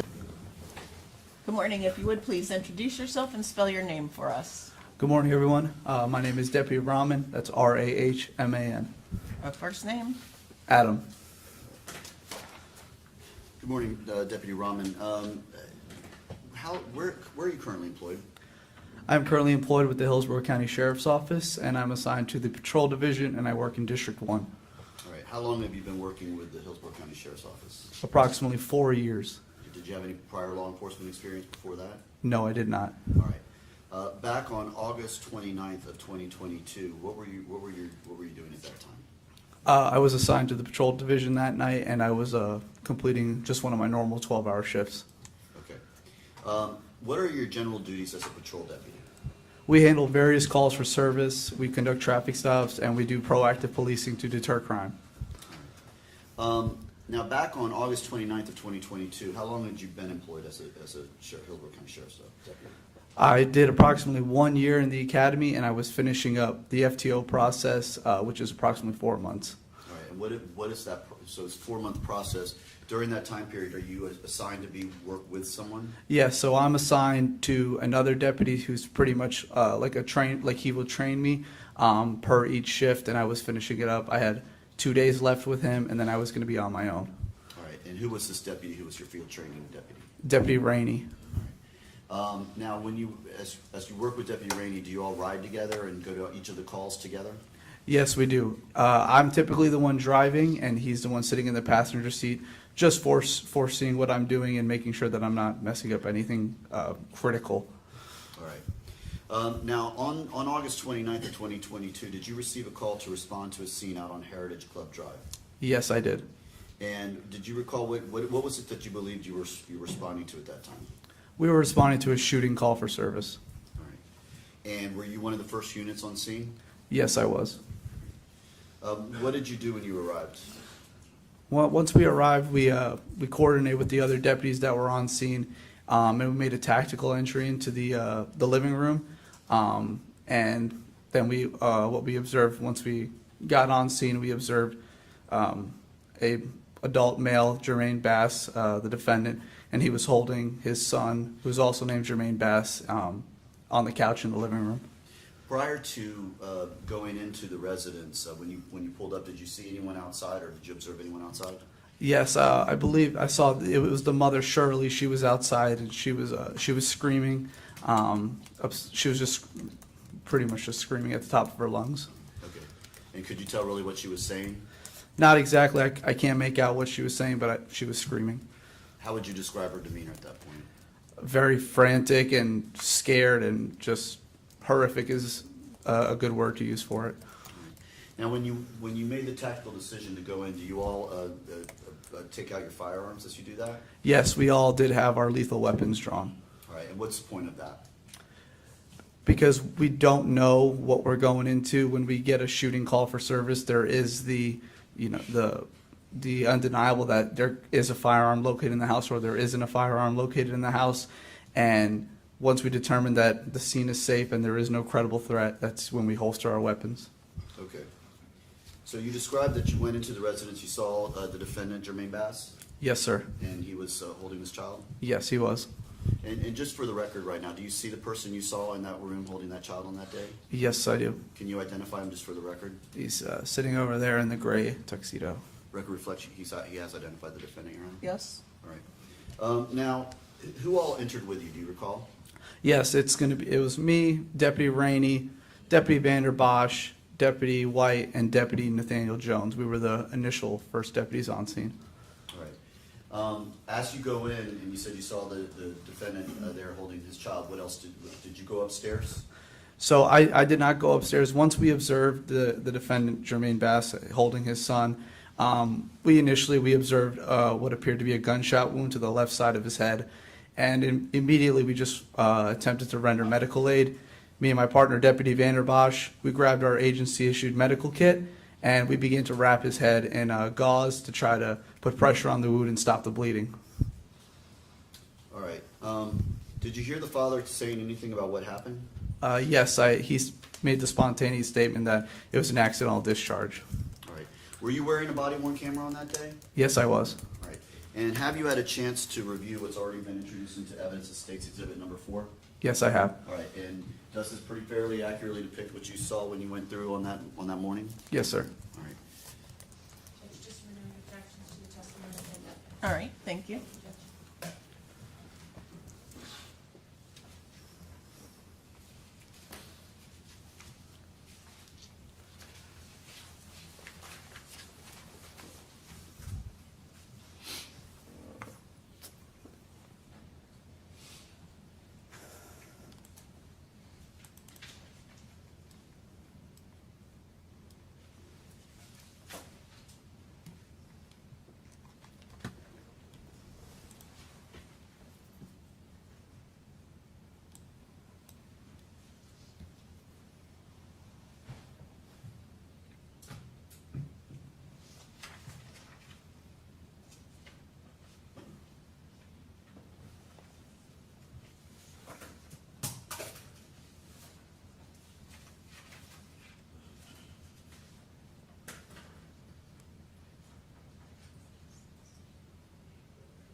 Hey, can you see where we help him? Yep, they're up here. Take him to the hospital. Oh, fair lady. Alright, everybody just come around. Oh, please, now. The gun is somebody got a med bag. Get a med bag.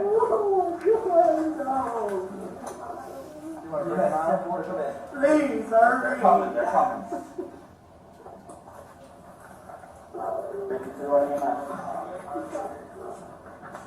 Hey, can you hear me? They're here. They're coming.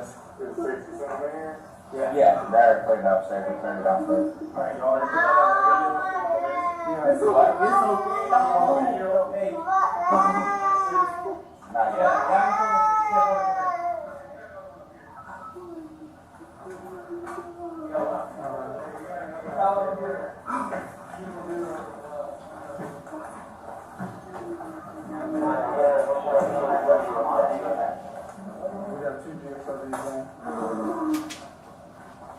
What happened to upstairs.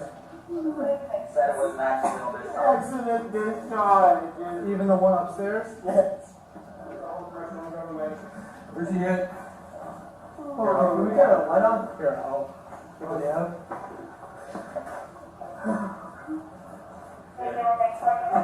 Thank you.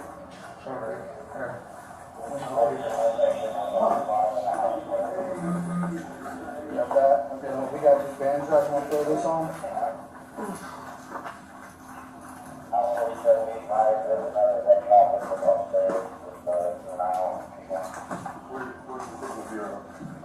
Where's the firearm? In the room. In the master bedroom. In the master bedroom on the dresser. Okay. You packed those. Where's he hit? Where's he hit? I don't know where he's at. Who's in the leg? So he's got one in the head. Got one on the side, one in the head. Here, let's yeah, here.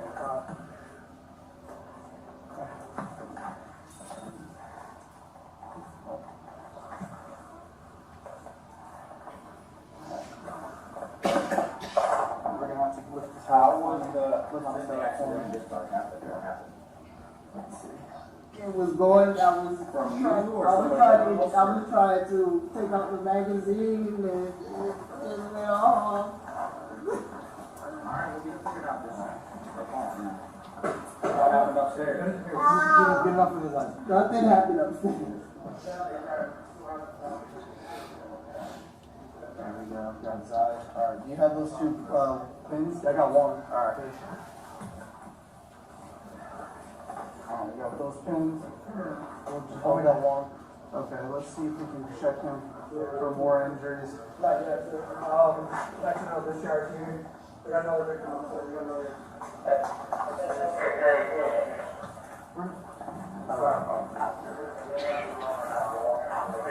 Still don't have a signature. Where's the gun right now? Be honest. It's upstairs on the dresser. On top of it, or in the dresser? On top of the dresser. Okay. Where it should be in the dresser, in that silver dresser. With the mirror in the master bedroom, yes. Okay. He's got one here, so we got active. Okay. What's the one upstairs? Hey, what's up? It's worse upstairs. Adult? No, juvenile, female. Take this one to the rescue. No. To juvenile. Stay right where you're at. Now, what for me real quick? I'm just gonna pat you down for weapons. Put your hands Keep your hands on your head. Just put them on your head. Your head. Where at? Turn off them. Hey, where's that one injured at, you know? He's got something on the side of his head. That's all we saw. Alright, I'll see you now. Hey, Doug, yep, here, coming down now. For the 4-year-old. Where at? Hey, through and through.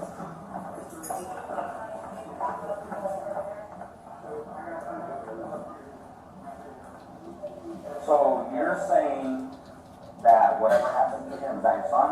Both of those are my kids. Both of those are your kids. So it accidentally discharged and hit your son. What happened to your daughter upstairs? The same thing. They was both in the bed. It was just one They were round? both in the bed together? Yes. I think I remember from the way. You're saying both kids were in the bed together?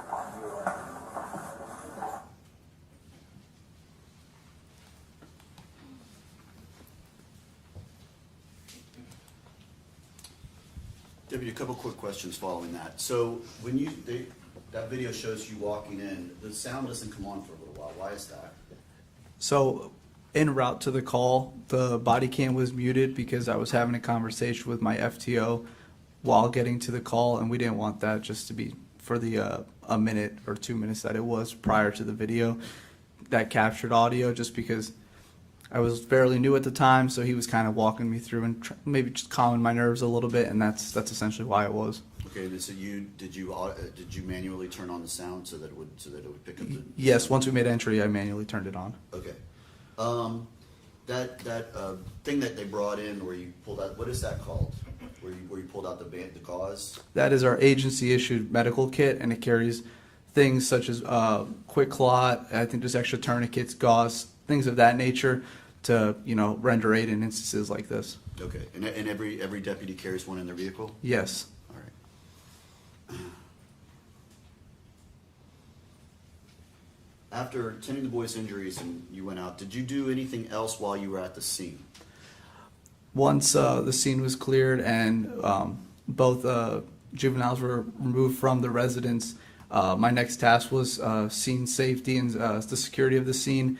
I stood in the front doorway just maintaining the crime scene until I was tasked to do a neighborhood survey with the adjacent building next to it.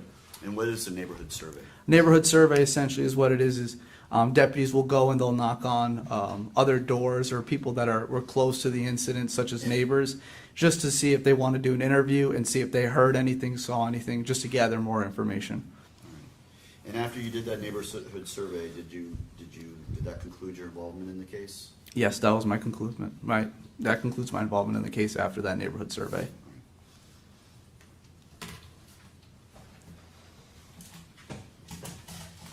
I might have one moment here. Yes. Judge, I will pass the witness at this time. All right. Cross.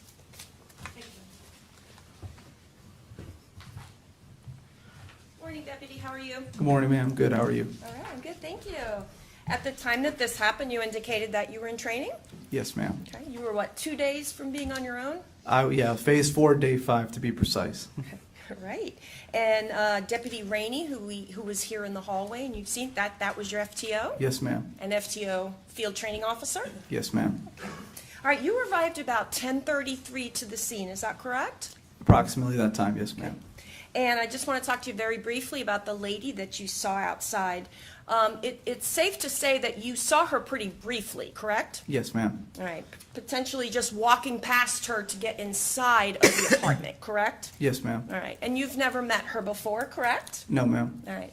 Now, on your body cam there, I heard Mr. Bass talking about where the gun is, and I heard him talking about being on, and I also heard him say it's in the silver dresser. Do you remember both of those?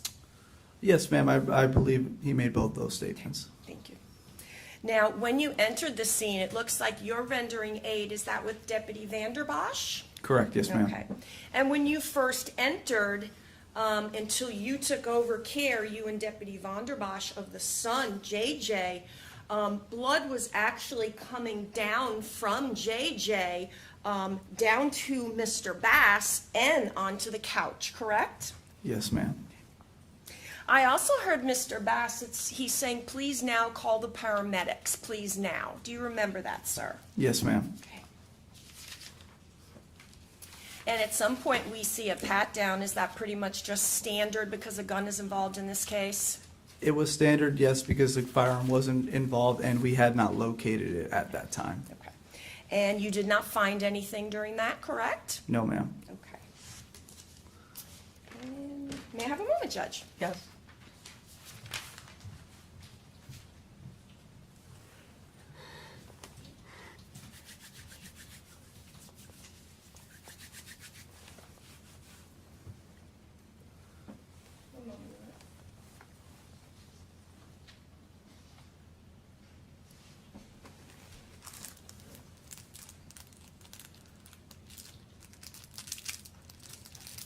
Thank you, Deputy Brumman. I don't have any further questions for you. Anything else from the state? There you are. All right, you can step down. Thank you, you. ma'am. Be released from his subpoena. He is not, and I ask you to remain on this floor just for a little bit. All right. You need to remain here at the courthouse for a little bit. Call your next witness. Data call Deputy Jason White.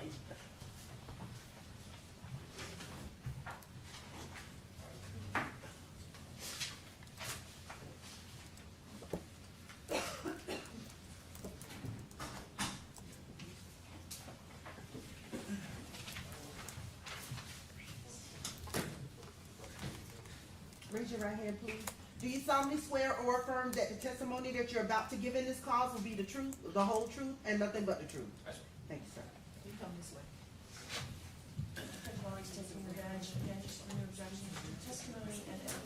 All right, thank you.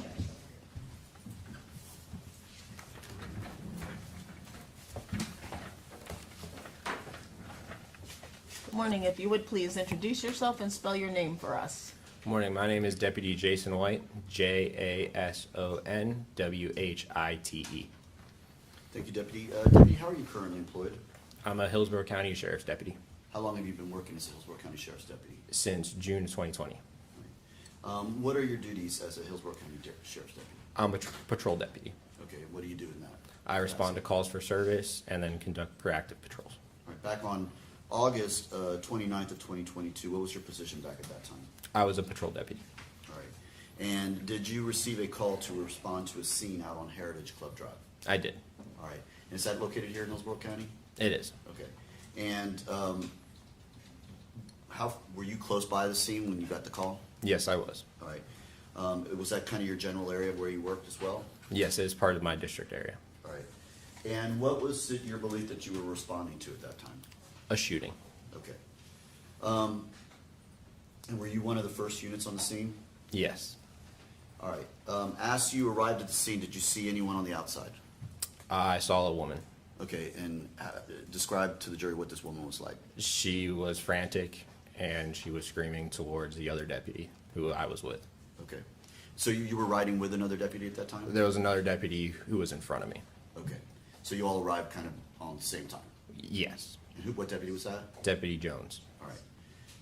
So who all enters into do you enter in the house? Yes. All right. Who all enters in the house with you? Deputy Jones. Okay. And going back to that woman, did you have any involvement with her out there? She was just yelling at us, so. Okay, but you didn't actually speak to her or have any conversations with her? We didn't really interact with her. All right. So when you went into the residence, what were you doing? We were checking to see what was going on, for one. Okay. What did you see when you went in there? There was a adult male sitting on the couch, and then there was a little boy in his arms. All right. Did you have your guns out? Yes. All right. And what did you do at that point? We began clearing the house. All right. Explain to the jury what it means when you say you're clearing the house. So we have to clear a house. We have to confirm that there's not someone in there that's still armed, that is still a threat, that if we start to render aid, someone else might come out and try to injure someone else while we're still there. Okay. And so where did you go to clear the house? We went to the staircase to go upstairs. All right. And who all went upstairs? Deputy Jones and I. All right. And where did you go when you went up there? I went into the kid's bedroom. All right. Where did Deputy Jones go? He went into the master bedroom. Describe to the jury, when you go in up the stairs, where is the kid's bedroom? So when you go up the stairs, the kid's bedroom is directly in front of the staircase, and then you have a bathroom immediately to our left-hand side, and the master bedroom is behind us. All right. What did you see when you went into the kid's bedroom? I saw blood on the floors and on the walls, and then I saw a bunk bed on my left-hand side. All right. And what did you do at that point? I checked the room, and then I checked the bunk bed. All right. And what did you see in the bunk bed? On the top bunk, I found a little girl. All right. And could you tell anything about the little girl? She was laying on her side, facing towards me. She was laying in blood, and she had a bullet hole in the center of her forehead. What did you do at that point? I told the other deputies what I found, and I went to grab a med bag. And those are another deputy's already testified. Those are things you keep in everyone has in all the deputies have in their cars, correct? Yes. All right. And you do that because the paramedics weren't there yet, right? Yes. All right. So you go down and get the med bag. Do you go back up? Yes. And what do you do when you go back up? When I go back up, we started putting pressure on the wounds that she had until the medics arrived. All right. Were you wearing a body-worn camera on that day? Yes. All right. And I'm showing you what's already been introduced as State's Exhibit number 3. Is this, in fact, did you review that and see that? Yes. All right. And does this fairly and accurately depict what you did when you first arrived on that scene? Yes. All right. Judge, I'm published. All right.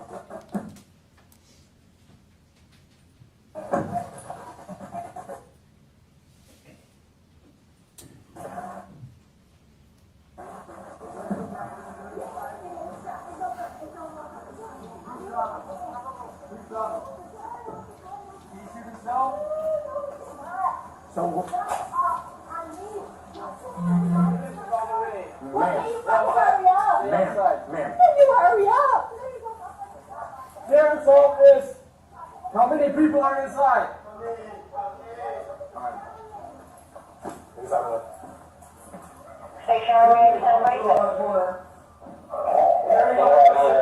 Anybody else in here?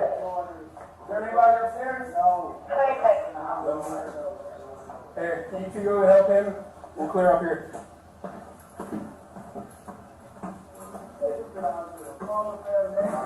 I'll look around. Yeah. Sheriff's office, anyone upstairs?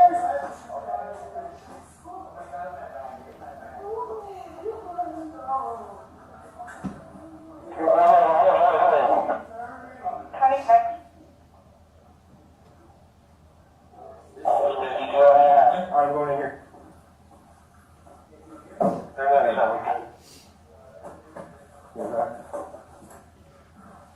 You guys trying to clear? Oh, what's going on? You see a fire? Sweetie!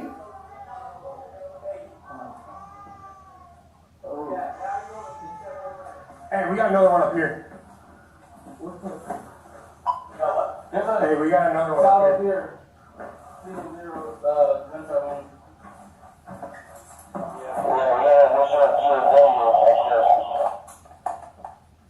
That's clear.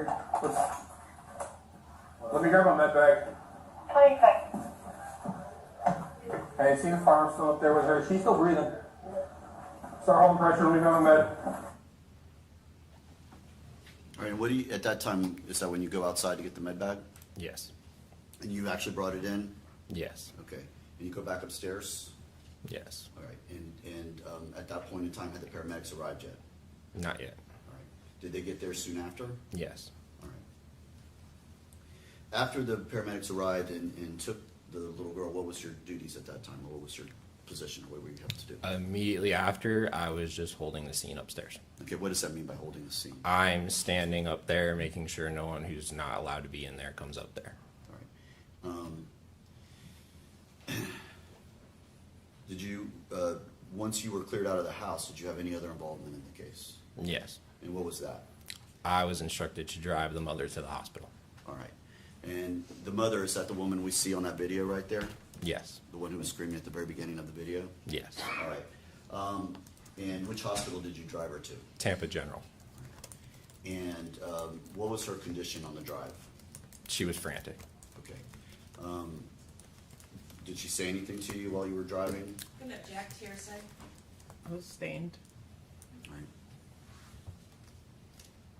How was she when you got her to the hospital? She Demeanor, like, is she still the same, or? she was still frantic. She was uncooperative with wanting to go in the hospital. Okay.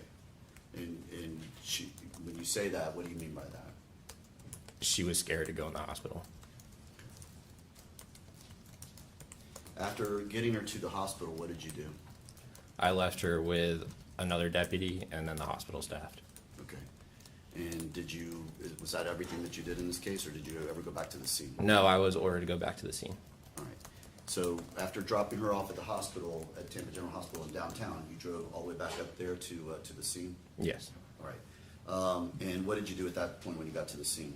I was told I took the father from another deputy and placed him in the back seat of my truck. Okay. And did you eventually transport him to the station? I transported him to the district office. To the district office? How was his demeanor on the entire time he was with you? Calm. Calm? Yes, he was calm. All right. Did you do anything else on the case? No. Can I have one moment here? Yes.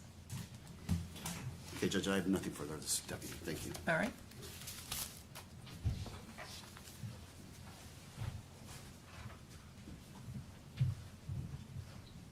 Good morning still. How are you, Deputy? I'm well. How are you? I'm good, thank you. I'm only going to ask you some additional questions. All right.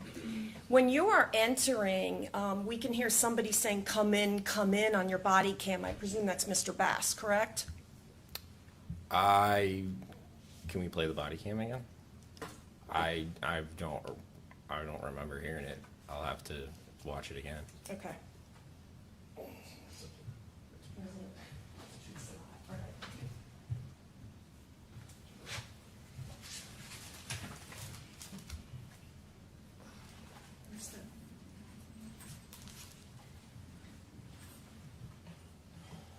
I'm like, where is it?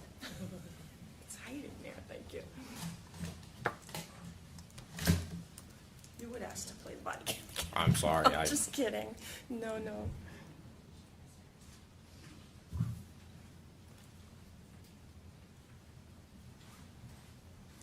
Ah, there we go. All right, I'll play it again for you.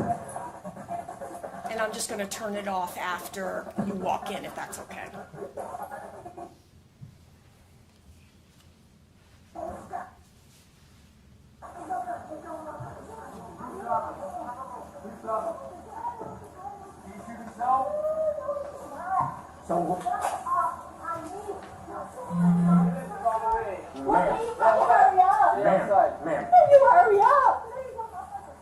Sheriff's office. How many people are inside? Okay? Did you hear that? I did. All right. Does that refresh your memory now about somebody saying, come in, a male voice from inside the apartment? Yes. Okay. Thank you, Deputy. All right. There's some questions being asked when y'all have come into the townhouse. And a question is asked about, is there anybody else inside? Do you remember that? Yes. Okay. All right. And Mr. Bass originally says no. However, you actually heard something else being said, did you not? And please tell the jury what you heard. Yes, I heard him mumble something about a little girl as I walked by him. In fact, you documented that in your report. Yes. Okay.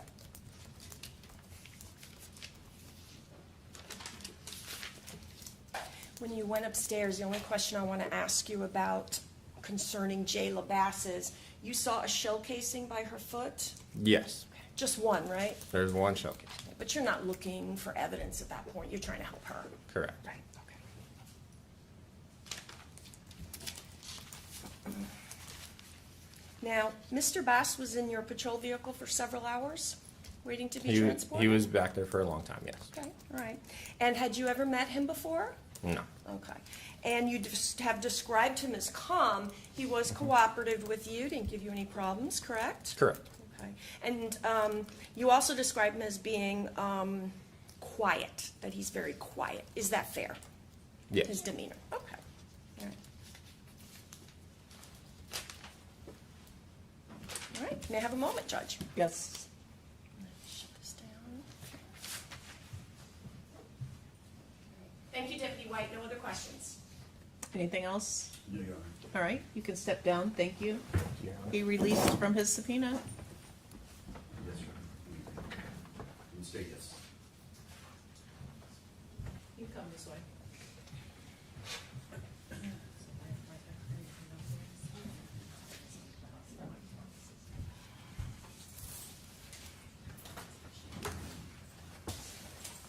Good morning. If you would please introduce yourself and spell your name for us. My name is Deputy Nathaniel Jones, Nathaniel Jones. Thank you, Deputy. Deputy, how are you employed? I am employed with the Hillsborough County Sheriff's Office. What is your job at the Hillsborough County Sheriff's Office? I am a law enforcement deputy. Okay. Do you have any specific duties there as a member of the Hillsborough County Sheriff's Office? I am assigned to District 1 Patrol. All right. And as part of a patrol, you go out and you respond to scenes, you pull over traffic infractions, that sort of thing. Is that right? Correct. All right. What was your position back on August 29th of 2022? I was in the same capacity as a patrol deputy. How long have you been working with the Sheriff's Office at that time? At that time, roughly 1 year. All right. Prior to that, had you had any law enforcement training or experience? No. Okay. Now, did you receive a call to respond out to a scene on Heritage Club Drive? Yes. And what did you believe you were responding to? I believed it was a 911 emergency call.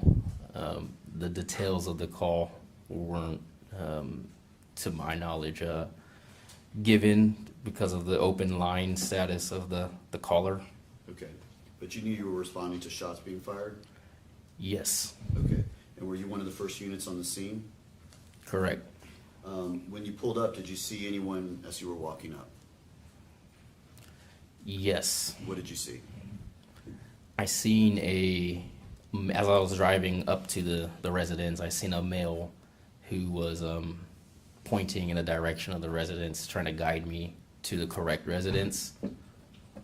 Okay. And then what did you see when you got to the residence? Once I got to the residence, I seen a female exit the residence and approach me as I got out of my vehicle. Okay. Did you have any involvement with her? Yes. I had asked her, first she volunteered the information that her. Objection, hearsay. Judge, he's just arriving on scene. And she's in, Well, what was her establish a predicate. Yes. What was her demeanor at that time? What was her behavior like? She was frantic. Okay. And did she appear to be under an emotional stress of what had happened? Correct. Judge, I believe this would be considered an excited utterance. All right, go ahead. Okay. And so as you approached her, what was going on? She was telling me that her son had been shot. Okay. And what did you do when she said that? What did you do? I tried to get information as to who had shot her son, and if the person who had shot her son was still within the area. Okay. And did she respond to you? She was very frantic, but she just kept saying, "My son, my son, my son." Okay. And did you go into the scene, into the apartment? I did. I made that decision once I realized I wasn't gonna get any additional information to try and clear the scene. All right. And were you one of the first ones into the apartment? That is correct. All right. And did you come with your guns drawn? That is correct. All right. What did you see when you went into the residence? As I entered the front door of the residence, I seen a gentleman, adult male, and a juvenile male sitting on the living room couch. Okay. Who all entered the residence with you at that time? Deputy White and myself were the first two to enter the residence. All right. After seeing that male holding his son, what did you do at that point? I asked him if there was anyone else in the residence. I realized it was a two-story residence, so for safety of the deputies and everyone else, I asked if there was anyone else within the residence. And what was his response? He said no. Okay. And then what did you do? I then took the decision to clear the upstairs floor of that residence. All right. And so where did you go at that point?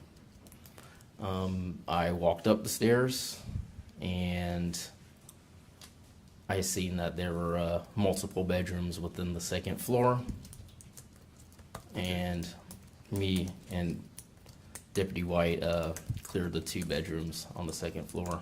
And which bedroom did you clear? I cleared the master bedroom first, along with the bathroom that was on that side of the upstairs floor. All right. After clearing the master bedroom, what did you do? I walked back to Deputy White's position where he was positioned near the children's bedroom, and I entered the children's bedroom along with Deputy White. All right. And what did you see in the children's bedroom? I seen bunk beds, and on the top bunk bed, we located a victim. All right. What was this victim? What did she look like? The juvenile female victim. Okay, so little girl. Yes, sir. And what was her condition that you saw when you first saw her? When I first saw her, she was laying on her side, facing towards the inward of the bedroom, and she had what appeared to myself to be a gunshot wound to the head.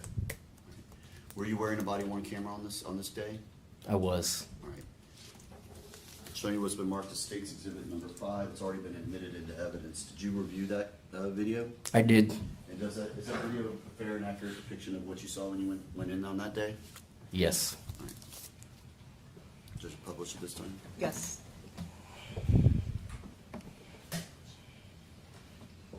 Judge just renewing again any evidence or testimony based on. All right, thank you. Thank you, Judge.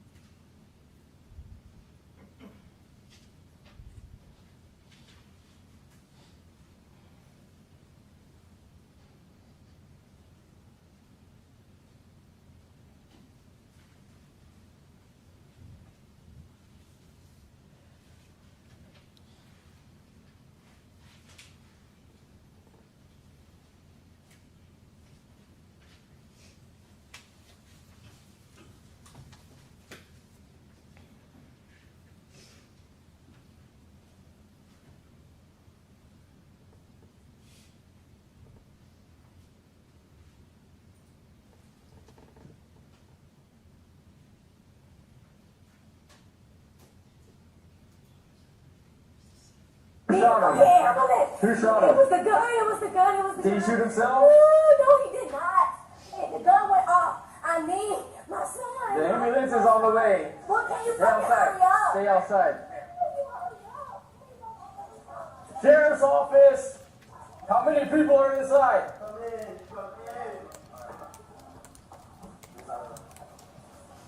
Second, I'm gonna go around the corner. Is there anybody upstairs? Is there anybody upstairs? Can you go help him? We'll clear up here.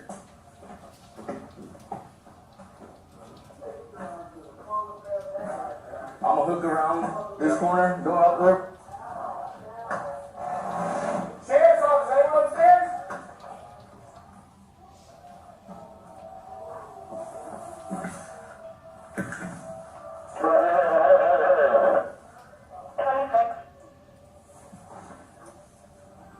This is clear back here.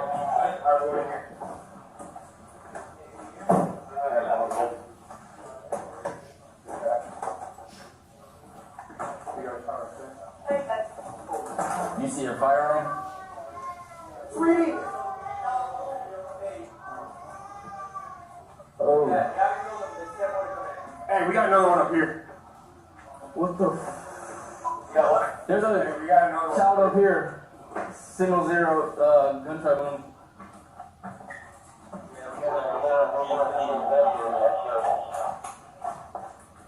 That's clear.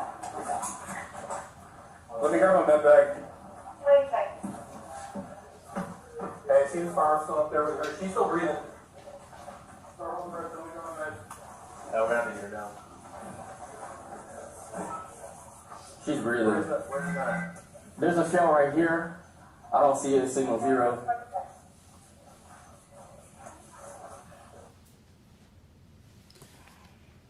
Deputy, a couple of questions about that. So when the video starts, there's no sound to it. Is that common when these body-worn cameras? That is correct. There is a buffering period prior to activation that is, there's no audio. So it's like the first minute when the camera comes on, there's a where it's Prior to the activation, there's no audio. So there will be video, but there will be no audio until I physically activate it myself. Okay. Now, when you the signal 0 you all are talking about, what is that? We're referring to a weapon. In this case, we're referring to a firearm. So when they keep saying look or check for signal 0, you're talking about looking for basically the firearm, right? The weapon used. The weapon used, correct. All right. Now, the body worn camera shuts off right there. At that point in time, what do you do? From the end of the video, my body camera does continue to roll, but however, you're referring to What you did Okay. after that point? After that point, I pulled the victim closer towards the middle to the bed where I could, easily reach her. Once she was towards the middle of the bed, I physically picked her up, and then I placed her on the bedroom floor in an effort to begin to render aid to the victim. Okay. And so you were the one who actually physically got her off of that bed and put her down on the floor to give aid to her, correct? That is correct. And did Deputy White actually come back with the med bag? Yeah, Deputy White returned with his medical bag, and I used some of the gauze that was within his medical bag to apply pressure to some of her wounds that were on her head. All right. And did ultimately the paramedics arrive and take her? That is correct. All right. After the paramedics arrived and took the little girl, what was your assignment at that point? I had went outside. My vehicle was the closest vehicle to the residence front door. Therefore, I was tasked with putting the defendant within my vehicle and holding him there. All right. And what was his demeanor while in your patrol car? He was calm within the back of my patrol car. We conducted a pat down on him prior to putting him in the patrol car, and he was compliant with us. Okay. What else did you do in the investigation? I maintained the integrity of the crime scene log until I was relieved. Okay, and what does that mean when you talk about maintaining the integrity of a crime scene log? We log everybody who had entered the crime scene and left the crime scene while we were on scene at that time for the crime until I'm relieved. So by this point in time, you all had put up that yellow tape that you all put up? That is correct. The tape had already been put up by the time I went back outside. Okay, and it's your job at that point just to document who comes inside that tape and who doesn't. Well, not who doesn't, but who comes inside that tape, correct? Yeah, who comes in and then leaves as well. All right, and you did that until you were relieved of your duty on that day? Until I was relieved the next morning at the end of my shift. Okay, so you were there for a while? I was there until the end of my shift the next morning, yeah. Okay. One moment, Your Honor.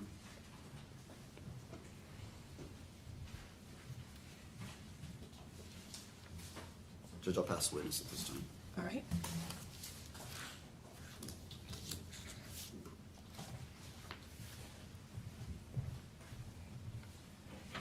Good afternoon, Deputy Jones. How are you? I'm doing well. All right, I just have some few additional questions for you. At the beginning of the body cam, we understand you have that time period where you're always, that's policy, how you're always going to have that off, correct?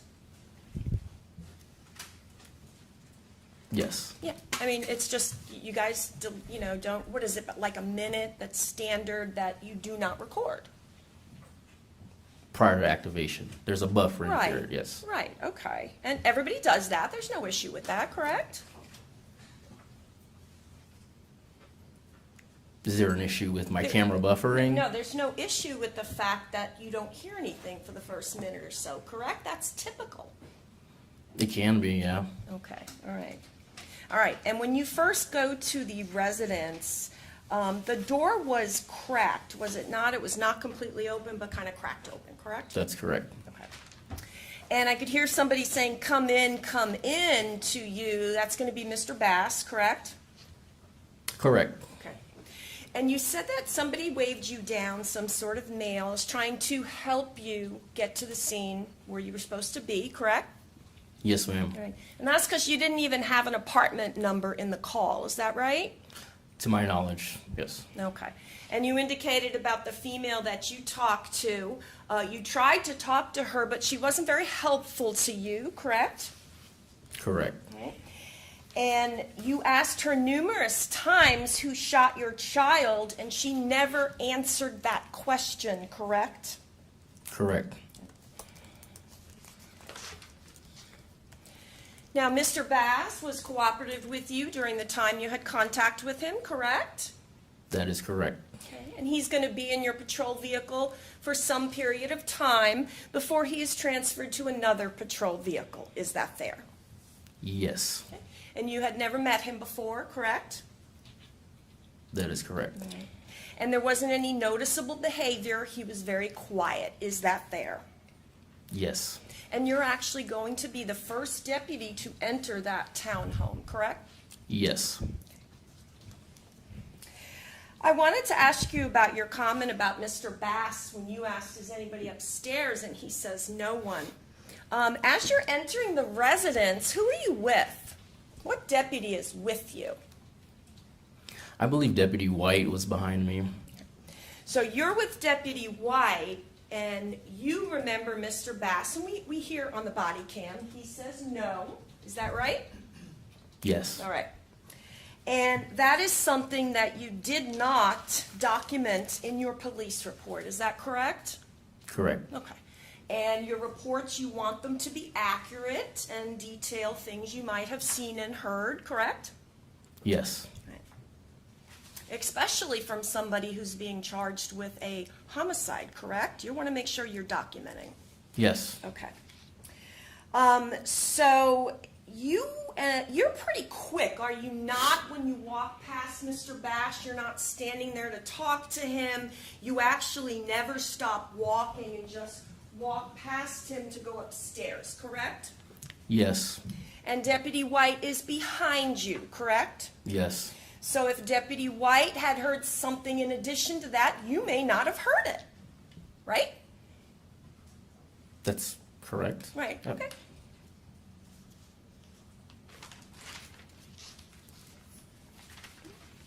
All right, may I have a moment?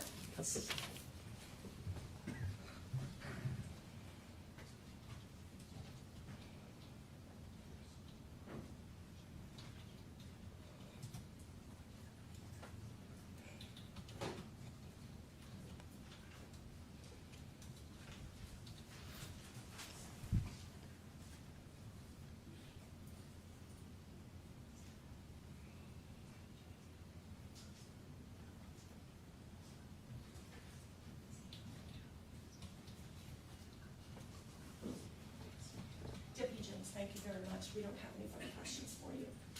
Anything else? No, Your Honor. All right, you can step down. Thank you. See released from his subpoena. All right, if you just restate your name for the record, please. Deputy Adam Rahman, R-A-H-M-A-N. Thanks. Deputy Rahman, we, on your directed cross, we established you were in training that day, so you're pretty much under the supervision of Deputy Rainey. Is that fair? Yes, ma'am. All right. And Deputy Rainey is in fact asking questions to Mr. Bass, correct? Yes, ma'am. Right. And when you finally read Miranda at a later point, is that correct? Yes, ma'am. And you read Miranda when Deputy Rainey directed you to read it, correct? Yes, ma'am. And Deputy Rainey directed you to read Miranda at the point that you did due to the fact that you had found another gunshot wound victim upstairs, correct? Yes, ma'am. That was it? Anything? Okay. Well, just, Oh. Deputy Rahman, you're assuming that's why he asked you to read Miranda. You don't know. Yeah, why you I'm- picked that particular moment. Yeah, I'm not in his brain, so I that's a fair assessment to say that that's why he asked me to read it. But since he's the one training me, whatever he tells me to do, I do. No questions asked. Okay, so you don't really know why. You just know at that particular moment he asked you to read Miranda and you did. Yeah, yes, sir. You did testify at deposition that you read Miranda because of that fact, that you had determined another victim, though, correct? Yes, ma'am, if that's what the deposition says, yes, ma'am. All right, you could step down, thank you. Yes, ma'am. See release at this time.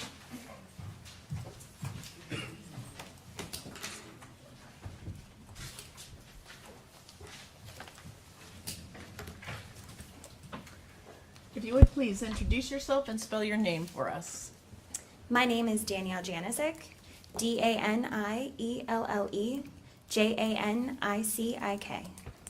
Good afternoon, Ms. Janicic. Tell the jury where you work.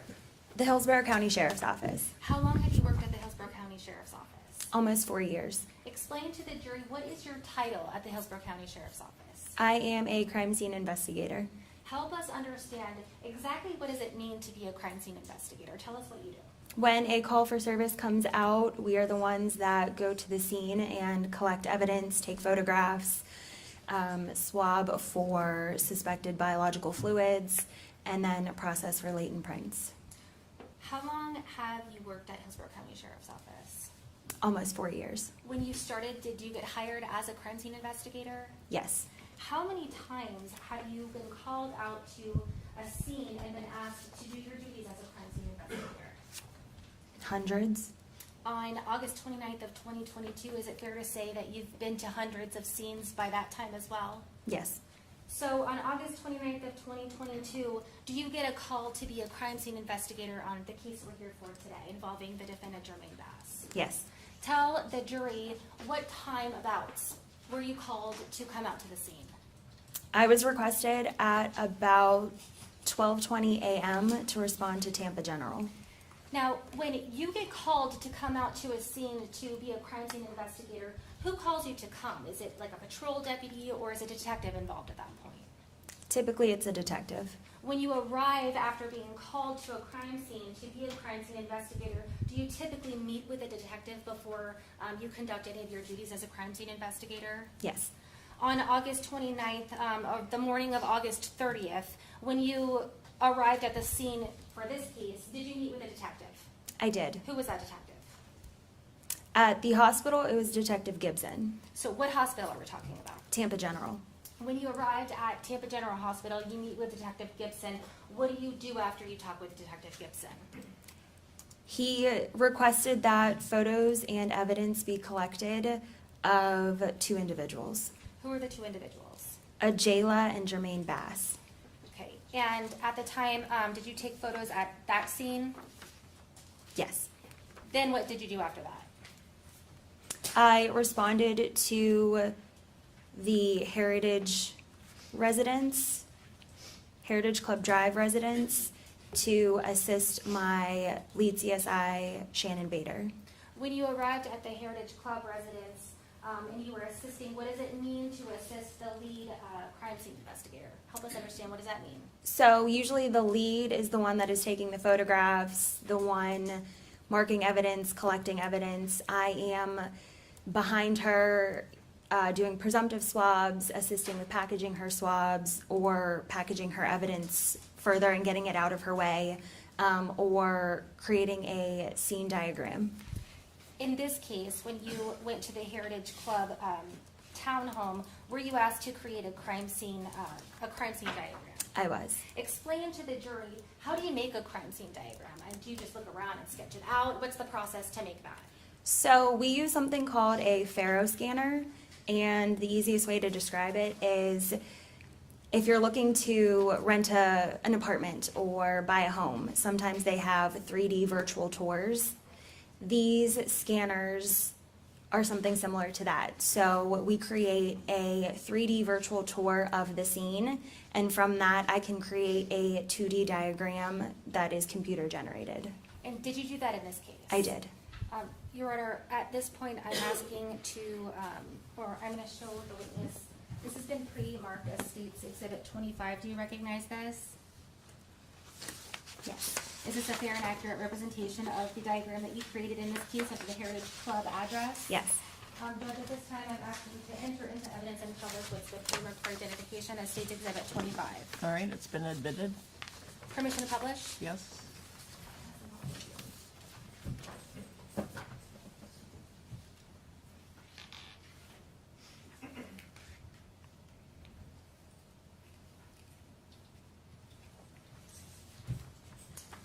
So I'm placing States Exhibit 25. There's two pieces of paper.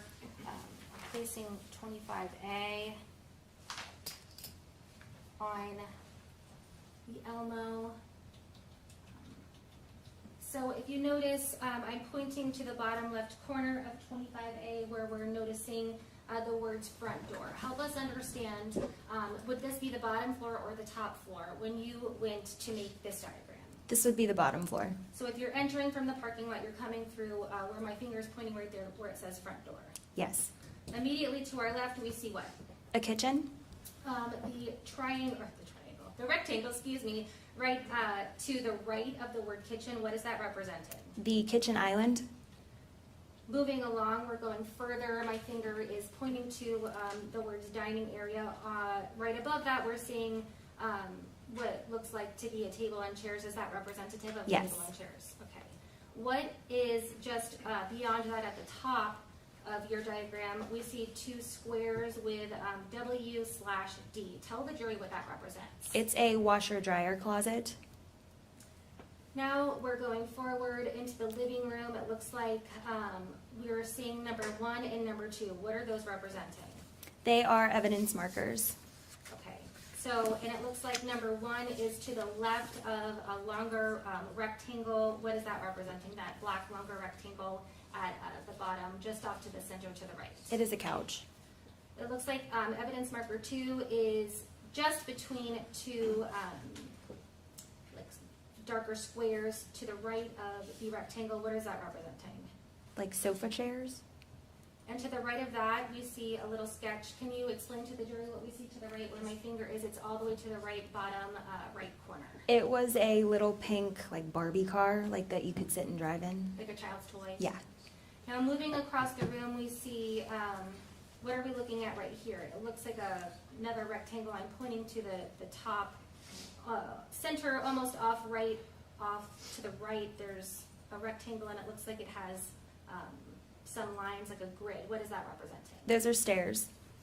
So moving to 25B that I'm placing on the Elmo now, is it safe to say that the sketch diagram of 25B represents the upper level or the second floor of the townhome? Yes. So on the bottom left, we're looking at, do those also represent the stairs? So my finger is pointing to the bottom left. Yes, they do. So you're walking up, it looks like you immediately run into, it's white, it's the outline of like a rectangle with a number 3 next to it. Explain to the jury, what is number 3 representative of? A cabinet or a shelf that was at the top of the stairs. Right next to that, we see what looks like hallway, and then to the right of that, it looks like a line going to the right, and there's a series of small dots that connect it to the left. What is that representative of?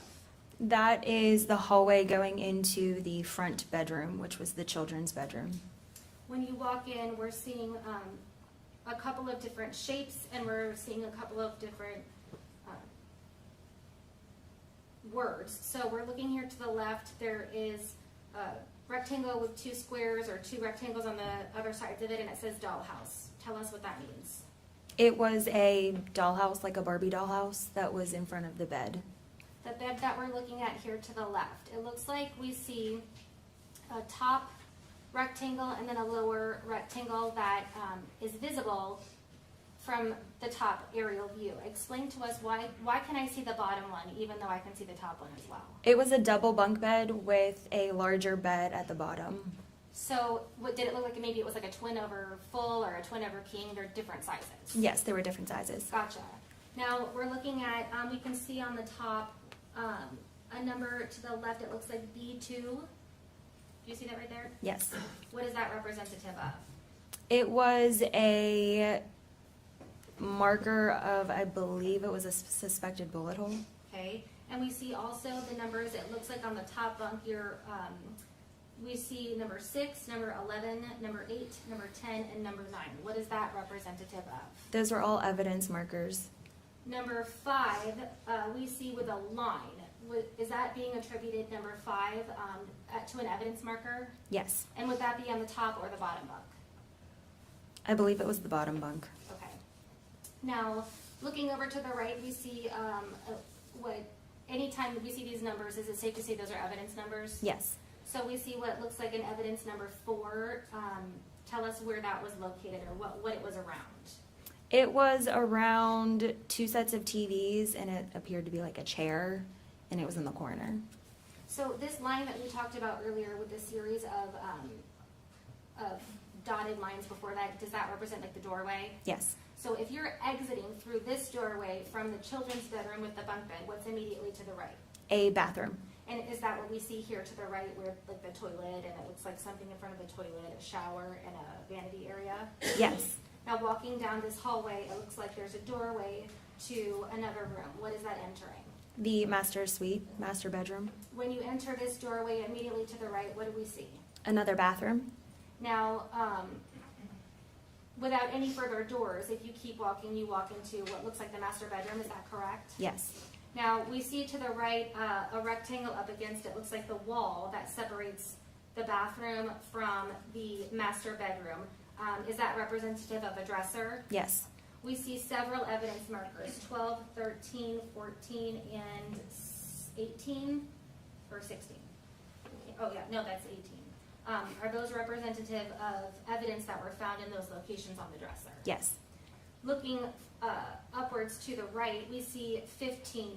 Is that an evidence marker found on another piece of furniture? Yes, it was another dresser. Another dresser, okay. Then we see the bed, we see evidence marker 17. Is that representative of a piece of evidence that was found on the bed? Yes. Now, when we're looking at both of these, 25A and 25B, is the purpose of doing these two diagrams so that every piece of physical evidence that's found at the scene is representative on this diagram? Yes. Okay. Now, after, one second, let me just return this to the clerk.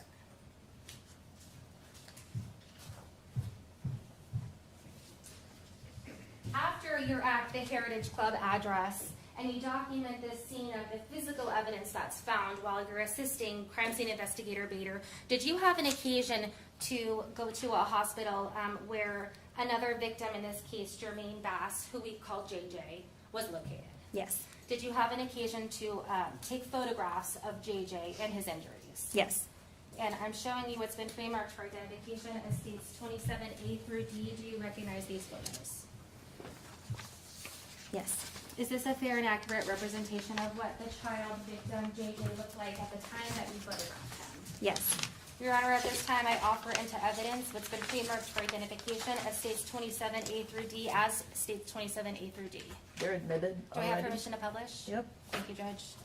I'm putting on the Almo what's been pre-marked for identification as what's been entered into evidence as states 27A. What hospital was he located? He was at TGH as well in the PICU, What's the PICU? Do you know? the Pediatric Intensive Care Unit.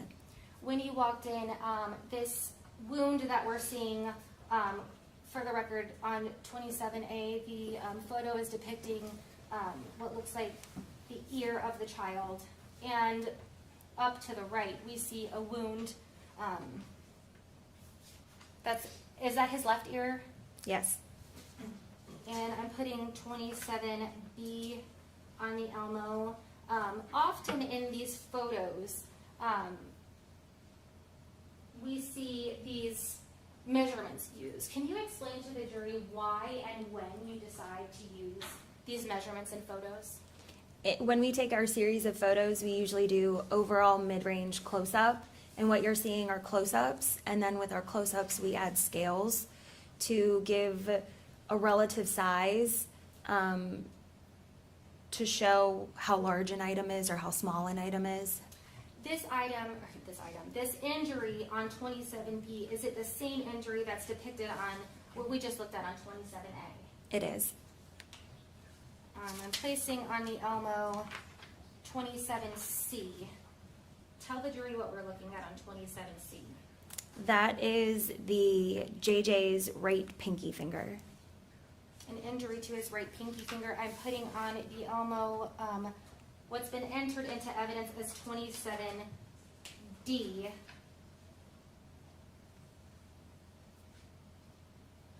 Is this the same photo that we just looked at, but the only difference as this one having the markers so we know how big it is. Yes. One moment.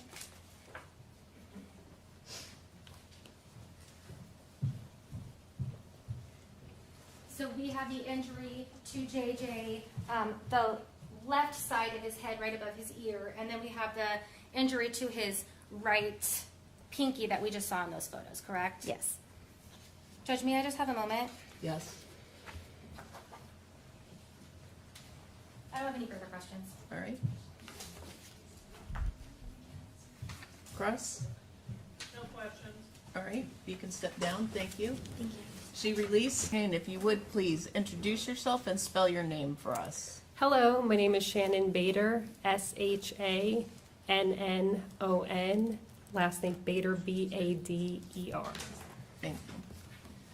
Good afternoon. Good afternoon. How long where do you work? I work for the Hillsborough County Sheriff's Office as a crime scene investigator Tell the jury, how long have you worked at HCSO as a crime scene investigator? for about 3 years.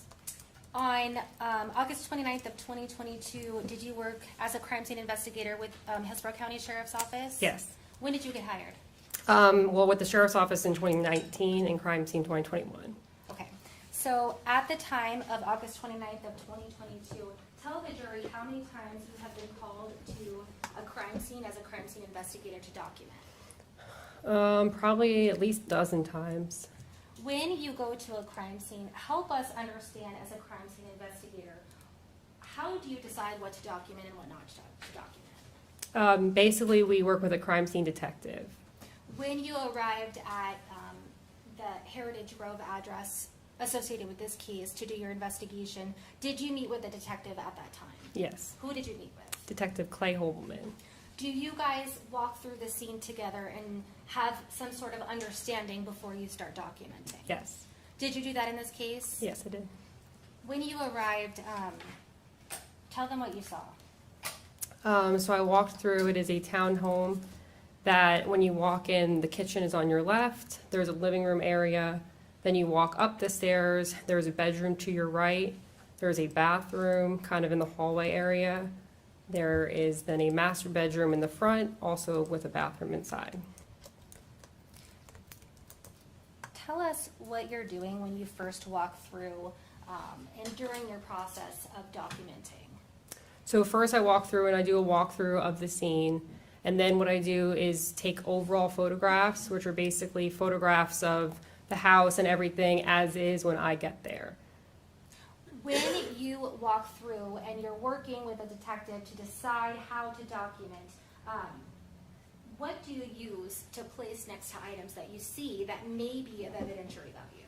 Evidence markers. What do those evidence markers look like? So I have yellow cones, or I also use green scale markers or yellow scale markers. So tell us the difference between the scale markers and the cones. The cones, are they like physical cones that you can place next to something? Yes. What about the green and yellow scale markers? Are those like the cones or are they something different? They're something else. They're basically like sticker scale rulers. Do they all represent the same thing when they're used in one crime scene? In this case, particularly, I use the yellow evidence markers to document items of evidentiary value of physical items that I was collecting. I use the green scale markers to document areas of red substances, and then I use the yellow scale markers to document any damage that I saw. So yellow evidence markers were for physical things. Yes. The green scales, which are like stickers, that was used to document red substance you saw. Yes. And the yellow stickers were used for what? For damages. Damage, okay. Judge, do I have permission to publish what's been entered as states 22A through EEEE? Yes. I'm placing on the Elmo states 22A. Tell us, when you first walk into the apartment or the townhome, is this what you see? Yes. What are we looking at in this photo? So this is the living room area. The front door is behind me and the back door is in front of me. And this is, you could see evidence marker 1, and then on the floor should be green scale marker A. So the cone of evidence marker 1 indicates to us that there was something physical next to it. What was physical next to it? Do you remember? Yes, this was the ace bandage clip. Okay, now on the floor, you told us that the green scale stickers represent red substance. Is that what's notated on the floor right here? Yes. We're looking at 22B. Is this a close-up of that green sticker that we just saw? Yes, it is. And if we zoom in,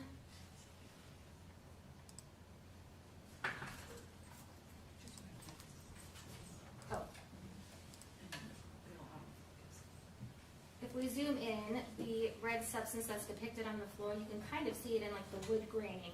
Is that what you deemed of evidentiary value to put the measure sticker next to it? Yes. We're looking at 22C. So when you first walked into the apartment, we saw evidence marker 1 was a couch. This evidence marker 2, are these 2 chairs? Was that just on the other side of the couch as you're walking into the room? Yes. Tell us what physical is next to evidence marker 2. This is a blue cell phone. We're looking at 22D.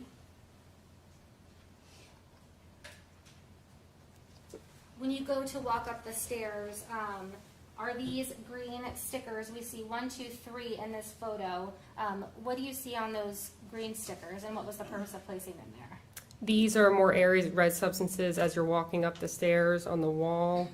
That should be green scale C, and then D and E up there. I'm placing 22E on the Elmo. Now we're seeing a close-up, and if you zoom in, there was a green evidence sticker that we can see. It says red substance C that you just referred to. Also depicted, if we see a green sticker here to the left on one of the staircases. Why did you place that evidence marker there? There's a red substance on that stair.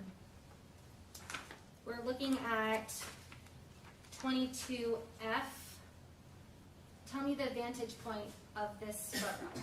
So this is kind of looking up. I'm standing in the middle area of the stairwell, and you're looking up to the landing.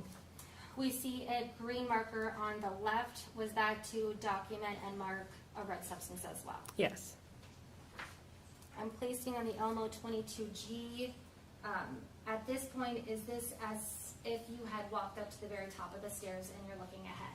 Yes. Now, we can see a yellow evidence marker 3 in this view. Tell the jury what is immediately to the right of the physical evidence marker 3. This is a gauze pad. I'm placing 22H on the Elmo. Is this just a closer up view of that gauze pad? Yes. I'm placing on the Elmo 22I. Which room are we looking into?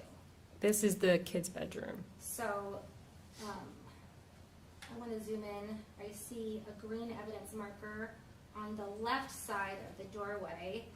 You can see the brass or metal, door hinge to the left. Why did you place that green evidence marker on the doorway right there? There was an area of red substance there. Now, on the other side, the green area that we just looked at, that's not the side that the door is connected to, correct? Correct. So the area where I'm pointing on the right side of the photo, where immediately to the right of that, it looks like there's like an open closet right there. That's where the door is attached to, correct? So it opens up inward. Yes. Now, on 22J, which I'm placing on the Elmo, is this the same doorway that we're looking at, but we're looking at the actual side of the door? Yes. And I see an evidence marker in the middle. It's green. Tell us what that represents. The red substance on the door. Now we're zooming in. Tell the jury and explain for the record. Everything's written down. What color's the door? White. So the spots that we're seeing in this photo, is that the red substance that you deemed should be marked with that green marker? Yes. I'm placing 22K on the Elmo. We see in the bottom right-hand corner a silver door handle. Is that the silver door handle on the door from the previous photo we were looking at? Yes. So when we're walking into the room, is this the children's room that we're walking immediately into? Yes. In the middle of the room, tell the jury, I'm pointing to a circle here that has like pink around it, and tell them what it is. Trampoline. And immediately in front of that, we see a white rectangle. What was that? A pillow.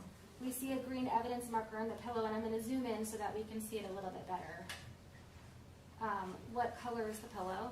White. And we can see that there is a red substance on the pillow. Is that why you chose to place that evidence marker there? Yes. Immediately behind the trampoline, it looks like, is that a dresser? Yes. I'm placing 22L on the Elmo. We see on the right side of this photo a brown, it looks like the same dresser you just pointed out in the photo before. Is that correct? Yes. Tell the jury there is what's in the middle where the green marker is. That what you see and that I'm pointing to right now. That is another red substance on the floor. Now we're looking at 22M. Are these the same monitors that we're looking at here in 22L? Yes. So as we walk over and we take a better look at 22, or at the monitors that were on 22L, on 22M, what is the yellow evidence marker signifying? This is marking the red cell phone that's on the ground. 22N, I'm placing on the Elmo. Tell the jury what the purpose of the green sticker is. This is marking the red substance on the ground. I'm putting on the Elmo 22O.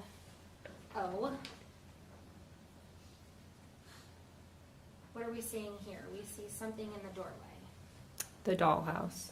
Was that there all along, or was that moved during the course of the investigation? It was moved. Where was it originally?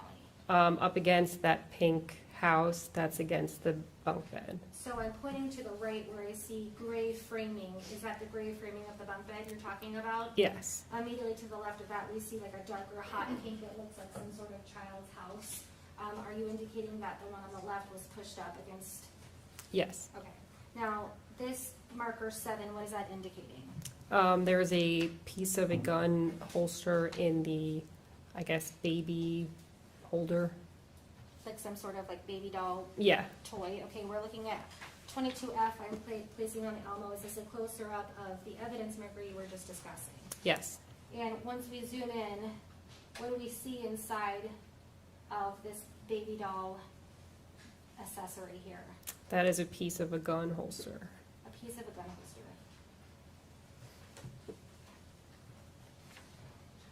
22Q. What are we looking at here? This is the top of the bunk where the stairs are, and there's 3 areas of red substances marked. So we see one on the left side here of the top of the ladder, correct? Yes.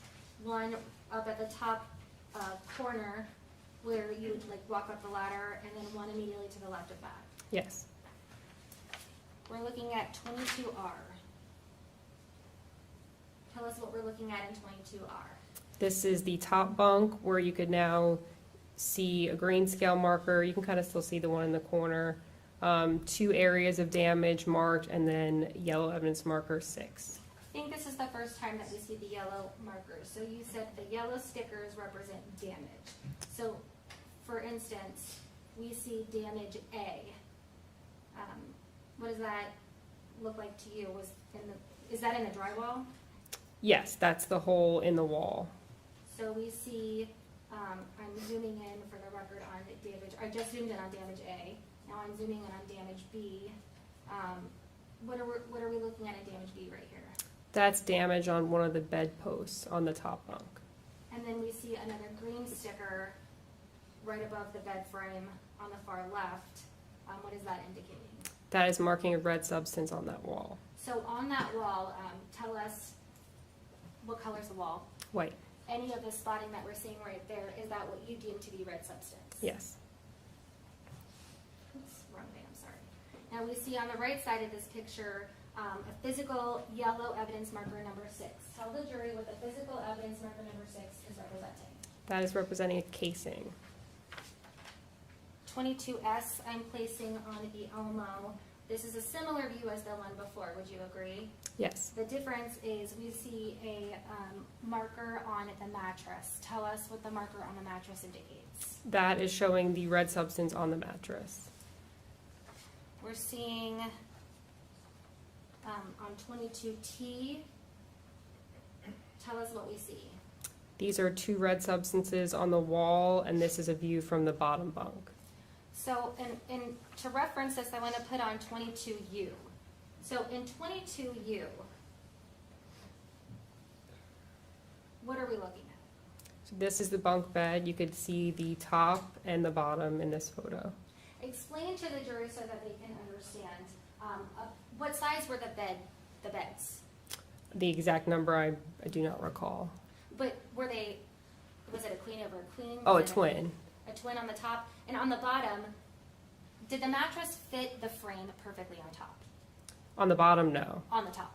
On the top, yes. Okay, and on the bottom, no. So help us understand, was the mattress too big or too small for the frame on the bottom? On the bottom, it was too small. Now, what are we seeing in, we're looking at 22U specifically, and I want to focus your attention. You can see that there is a mattress on the bottom, but then it looks like some sort of item behind the mattress, flat up against the wall. What was that item?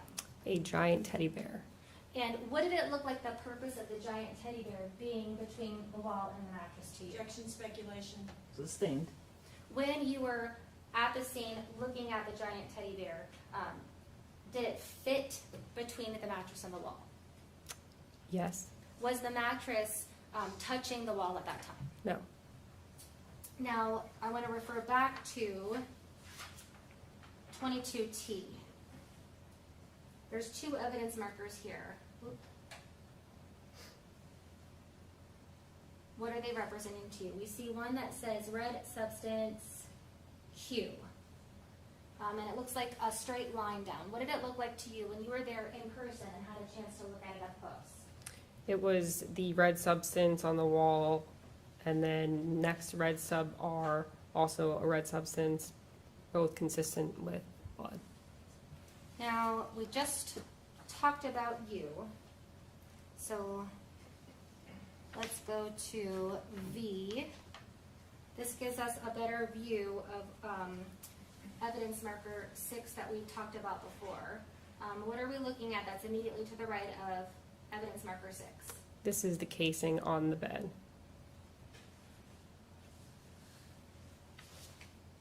22W. Is this the same casing we just viewed as next to evidence marker 6? Yes. I'm placing on the Elmo 22X. Is this the top bunk or the bottom bunk? The top bunk. And are these the same damage marks, A and B, that you pointed to before, and red substance marks that we've seen in other photos? Yes. The pillow, was that on the mattress when you were taking photos? Yes. I'm placing 22Y. Is this a closer up of the red substance we talked about before, right next to the teddy bear on the bottom bunk? Yes. 22Z. Tell us what we're looking at in this photo. This is the bathroom that is next to the kid's bedroom. Now, on the far right of this photo, where my finger is located, the far right, you can see an open door. Tell the jury, where does that door lead to? That door is the child's bedroom. So, the door that I'm pointing to in the middle of the photograph that we can see that's open, the wall above here that I'm pointing to, which is right next to the tile from the shower for the record, that wall is shared by this bathroom and the children's room, correct? Yes, correct. 22AA, I'm placing on the Elmo. What are we looking at here on the right? We see an evidence marker. This is the yellow scale marker documenting damage on the wall. And it's labeled damage A1. We also see a marker on the left side. It looks like there's a shower curtain rod and a shower curtain. What is documented here on this side? That is documenting damage on the shower curtain. So I'm looking at 22BB, I'm placing on the Elmo. Damage A1, is that on the wall that we just looked at in the bathroom? Yes. Damage A2 in 22CC, is that the damage to the shower curtain that you were just talking about? Yes.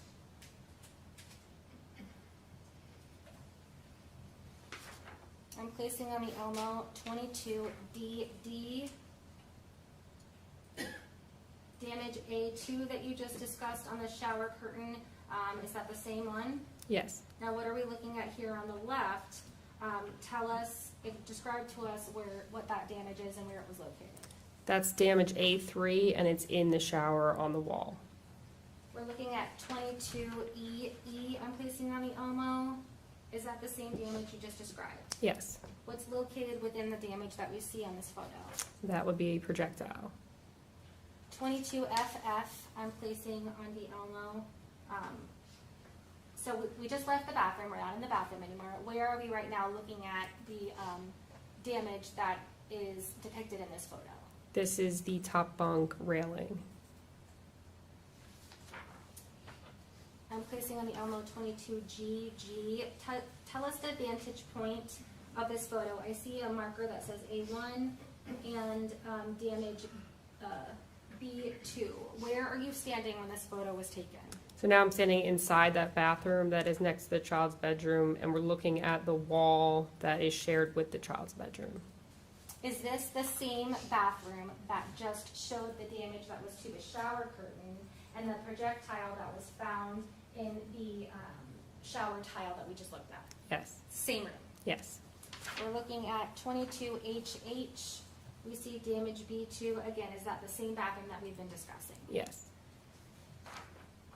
22II. Tell us what we're looking at. Which room are we in now?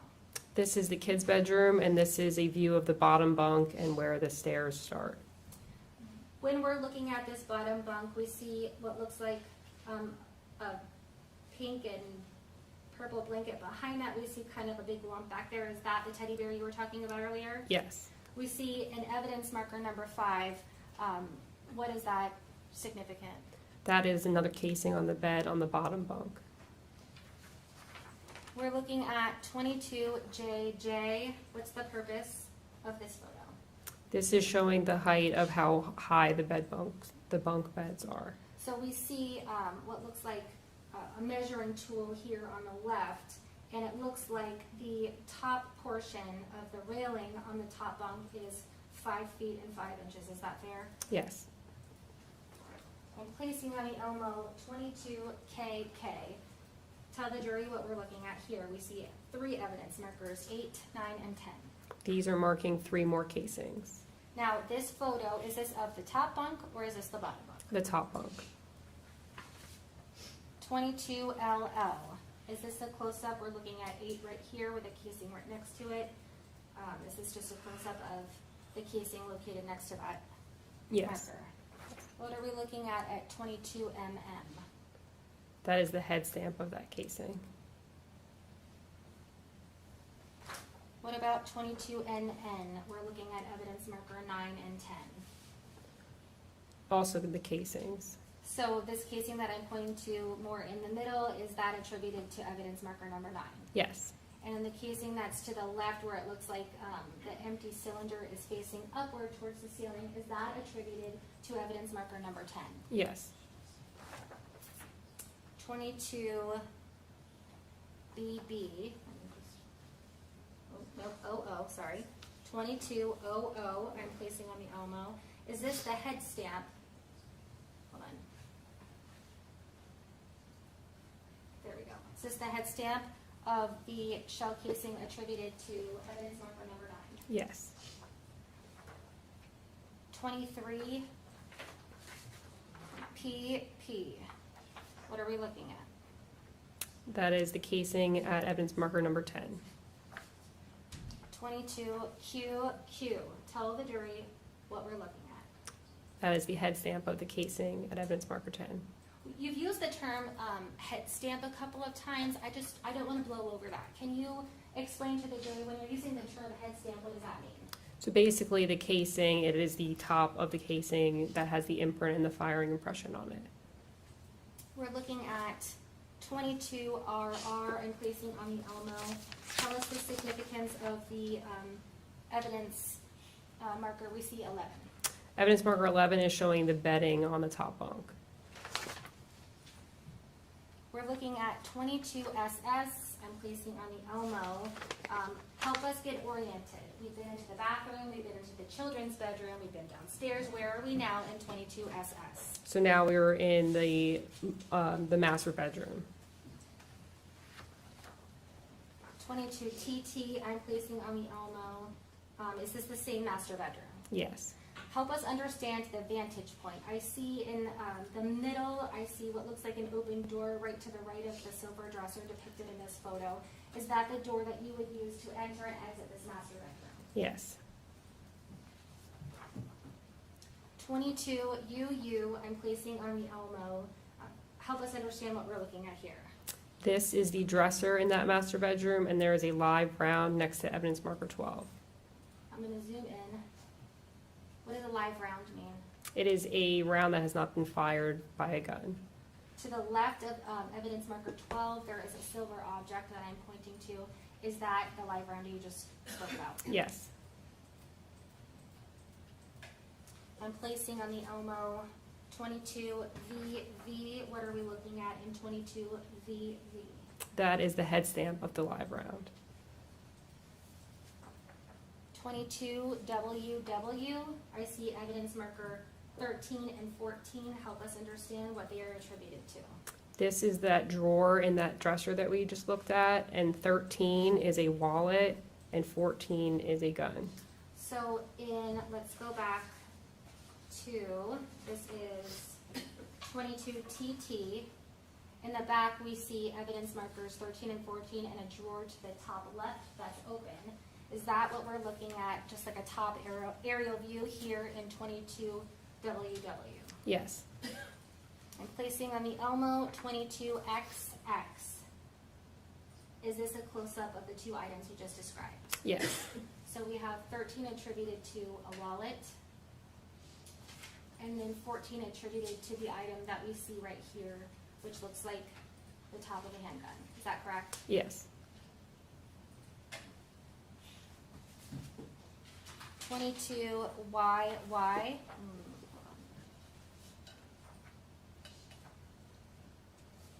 placing on the Elmo. Is 22 YY the same firearm that's right here by evidence marker 14? Yes. In this photo, it's facing the right. I'm placing 22Z on the Elmo. Is this the same firearm? Yes. It's facing the other way. Yes. 22A. I'm placing on the Elmo. What are we looking at here? That is a magazine that was also in that drawer. Was it in the drawer because it was in the firearm, or was it separate from the firearm? It was separate. Okay. Now we're looking at 22B. Orient the jury. Where are we when we find evidence marker 15? This is next to that dresser, and it is a phone inside of a backpack. So are we still inside the master bedroom when we find and locate this backpack that's depicted in next to evidence marker 15? Yes, we are. 22C. I'm placing on the Elmo. Orient us to this photo. It looks like there's a hand depicted in the photo. Is that your hand? Yes. What are you holding in your hand in 22CCC? A projectile. A projectile. Where was this projectile found? In the wall of the bathroom, sharing that wall that shares the child's bedroom. So we just left the master bedroom, so let's back up. 22CCC, where this hole in the wall is that from the vantage point of standing in the bathroom where this wall shares the room with the children's bedroom? Yes. 22D, I'm placing on the Elmo. Is that the same projectile we just saw, just a close-up version? Yes. 22DDD. Did I just say that? 22EEE. I'm placing on the Elmo. What are we looking at? This is the top bunk mattress after we cut it open. What was the purpose of cutting the mattress open from the top up? We had noticed a hole in it. 22 FFF. What are we looking at here? Now we ripped away all the foam inside, and now we're looking inside the coils of the mattress. So in this photo that we're looking at right here, it looks as though this mattress is now on the bottom bunk. Help us understand. So because the mattress was on top, in order to just examine it better, we did bring it down to the bottom bunk. What are we looking at in 22GGG? You can kind of see the projectile that it's under all the coiling in the mattress. 22HHH. What are we looking at? That is that projectile. So this projectile was found in the mattress that was located on the top of the bed. Yes. What are we looking at in 22HHH? This is back to the master bedroom, and it is a security camera on a nightstand. 22III. We see an evidence marker 17. That is marking that Adidas bag. When you first initially walked into the master bedroom, was that Adidas bag sitting on the bed, or was it located elsewhere first? It was located elsewhere. Where was it located? In the master closet. What was the purpose of taking it down from the master closet and onto this bed to photograph it? This was after the detectives had done their search, and it had found that it was of evidentiary value. So then I took the photograph of it. Okay, so 22JJJ. What are we looking at in here? What is this the contents of? This is the contents of that bag at evidence marker 17. So the same bag that we see in 22III. Are you saying that this is the contents of that same bag in 22JJJ? Yes. Now, we're looking at 22LLL, placing it on the Elmo. Oops. It looks like a hand is holding some sort of measuring device. Help us understand, why are there times that you use a measuring device, like a ruler in this case, to show the height of something? This is showing the height of the damage to show how high it is off the ground. In this photo, we see an evidence tag to the left that's labeled damage A1. Right above that, we see something poking out of the damage that we've seen before.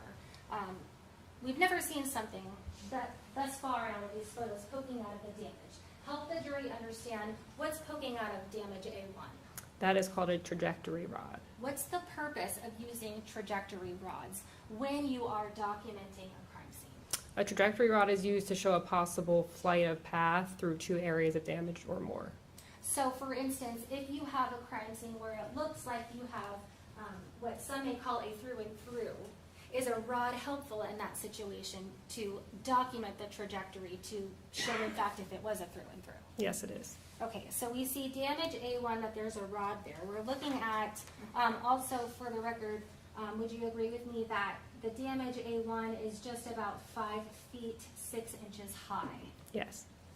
So now we're looking at 22 MMM. Oh, I guess it would be helpful to just make sure that 22 LLL, this damage A1, what room are we located in? This is the bathroom on that same wall that shares the child's bedroom, above the towel rack. So on the direct other side of this wall, is that where the bunk beds were located? Yes.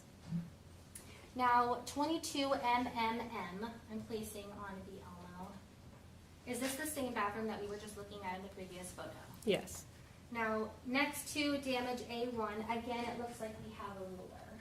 Would you agree with me that damage A1 is about 4 feet, 11 and a half or so inches? Yes.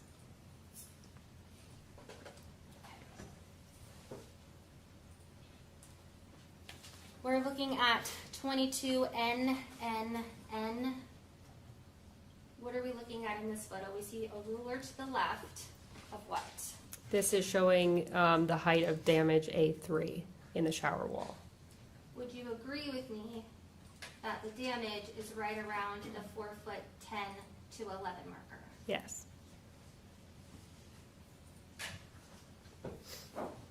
We're looking looking at 22000.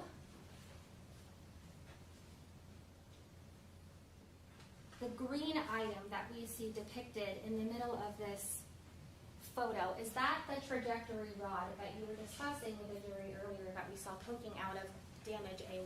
Yes, it is. What's the purpose of documenting with the trajectory rod, specifically in this photo? So this is showing the connection between the damage that I had marked at the yellow scale markers A. Does using a trajectory rod in a situation such as this one, where the damage depicted shows it could potentially all be caused by one projectile? Yes. Projection speculation. Overruled. So in this case, what's depicted in 22000, does damage A1, hold on, does the damage to the wall, the damage to the shower curtain, and the damage to the shower tile containing the projectile all match up using the trajectory rod? Yes. We're looking at 22PPP. We zoom out. What room are we in here? This is the bathroom. And we're looking at a marker entitled damage B2. Would you agree with me that the damage B2 looks like it encompasses 4 feet and between 9 and 10 inches? Yes. Just for the record, there's 2 bathrooms. Yes. Yes. You said we're in the bathroom. Yes, Sorry, ma'am. Thank you, Judge. The bathroom that we've been discussing all along with the damage. Yes. Is that all the bathroom that's directly next to the children's bedroom? Yes. Did you notice any damage whatsoever in the bathroom that would be right next to that, adjacent to the master bedroom? No. So, all along during your testimony, when we've been discussing a bathroom that has any damage to it, we would be talking to the bathroom where the wall is shared directly with the children's room. Yes. Okay. 22QQQ. Is this photo documenting the difference between the 2 damages on the wall? Yes. Damage A1 and damage B2. Yes, and how far it is from the entryway door. Okay, and so on the right where this 1 starts, is that where the door would be open? Yes. 22RRR, I'm placing on the Alamo. Take us back. What room are we in again? The children's bedroom. The photo depicted, we see a mattress and bed railings. Are we looking at the top bunk or are we looking at the bottom bunk? The top bunk. The damage that we saw, we see damage A and damage B. Are those the damage markers that we've discussed before seeing on the top bunk? Yes. Now, we see an item that is sticking out of damage A and an item right next to damage B. It's not going through damage B, but it looks like it's coming from behind the wall. Help us understand what those 2 items are. Let's start with the green one that's coming out of damage A. That is the trajectory rod that we were discussing earlier. That green trajectory rod that you said we were discussing earlier, is that the same exact trajectory rod that we saw depicted going through the damage into the children's bathroom, through the shower curtain, and into the tile? Yes, it is. That is the same exact rod we were looking at. Yes. What about, we see it looks like red or pinkish rod that we're looking at here. It's right next to the damage B marker, but it's not coming out of it. Help us understand that. So this one is going into the hole in the wall. That would be damage B1. Where is damage B1 located? On the wall behind that railing. Okay, so we're looking at 22SSS. Is that the same trajectory rod we just were looking at that goes from the children's bedroom into the children's bathroom? Yes. And we see a red substance on the right side as well. It looks like 22TTT refers back to, is this the children's shower that we were talking about, the green trajectory rod? Yes. And referring back to 22 SSS, that's the same pole depicted in both. Is that your testimony? Yes. 22 U, what are we looking at here? This is a bag, and on top of it is a holster, a box of ammunition, and a magazine. Was that bag located right here when it was photographed? No, it was not. Where was it located before it was photographed? That was in the children's bedroom closet. So it was brought down from the closet so that you could take the contents out and photograph them? Yes. 22 VVV are placed on the Elmo. Where is this damage located? This damage is where the projectile came from of the B2 in the bathroom that shares the wall with the children's bedroom.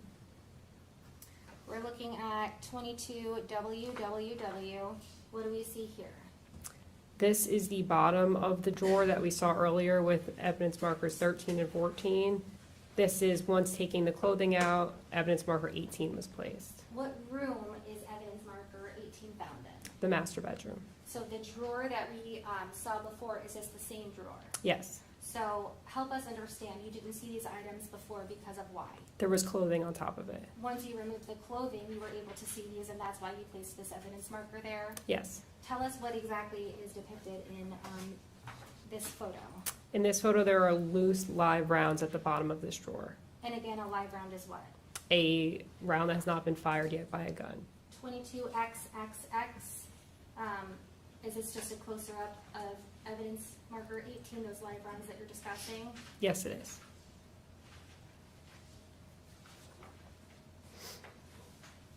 $22 Y. What are we looking at in 22 Y? That is the head stamp of the live rounds that were in that drawer. It looks, let's see, 22 AA. I'm placing on the Elmo. What are we looking at here?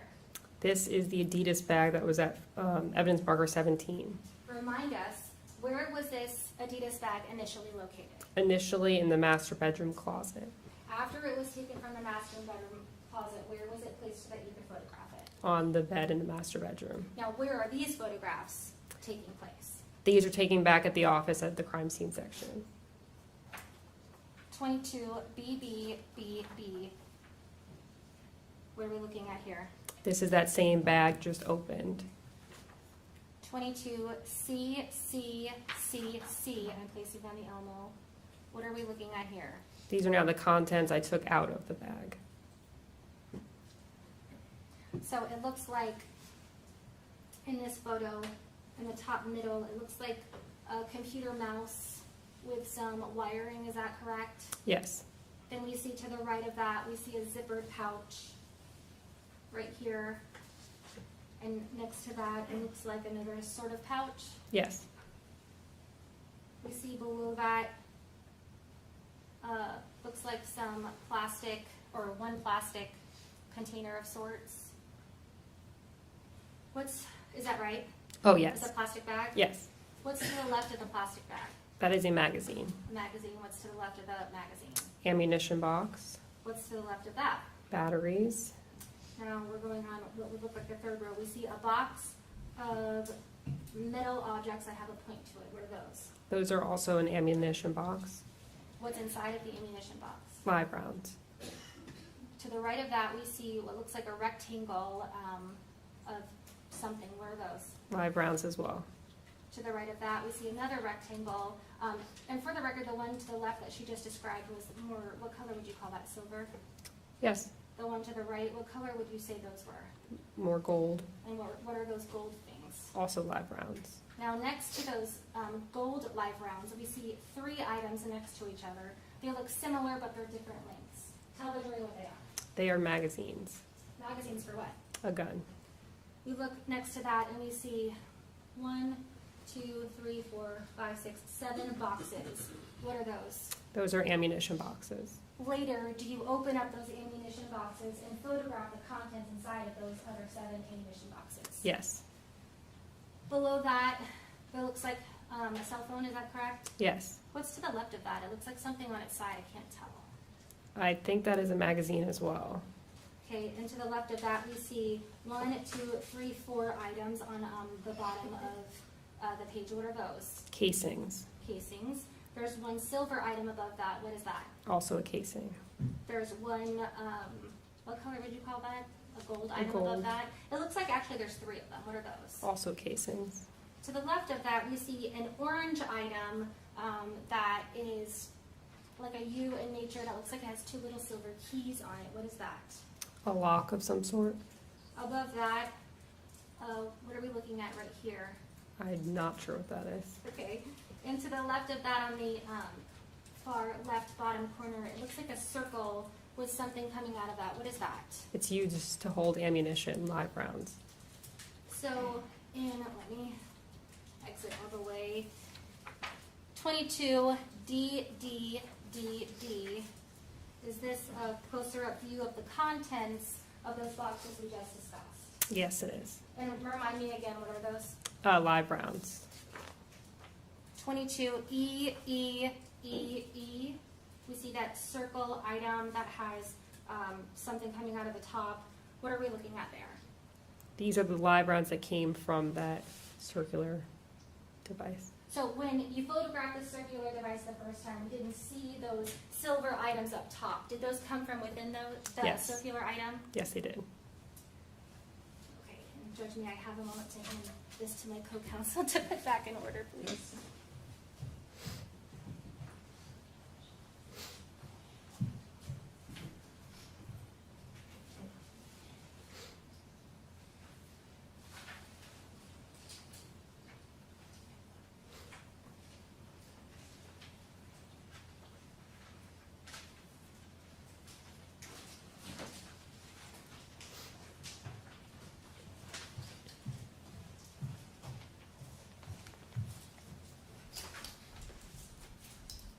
We have just a moment, Judge. Yes.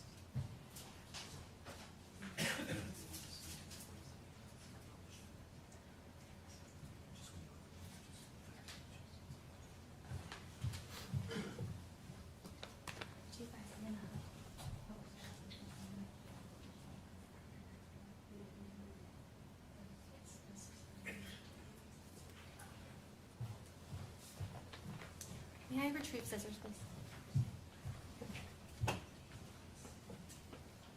And Judge, what's been entered into evidence as State's Exhibit 9, do I have permission to publish? Yes. And if you want to step down for me? There's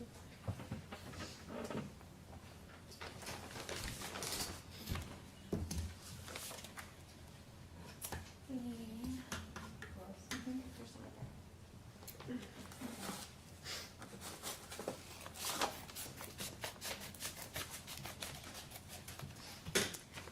State's Exhibit 9,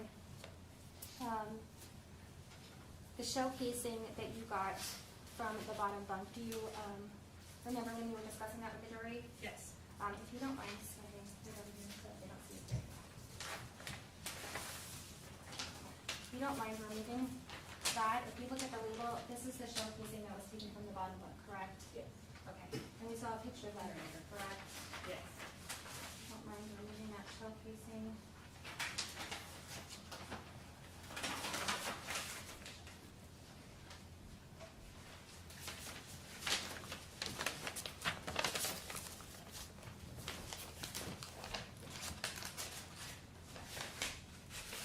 Would you mind putting it on Elmo so they can see?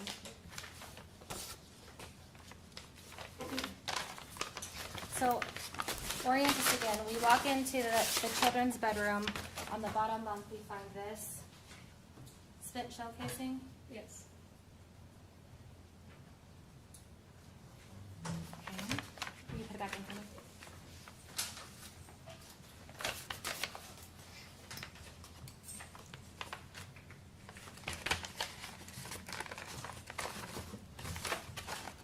Now, State's Exhibit 10. Do I have permission to publish? Yes, everything that's submitted you could publish. Thank you, Judge.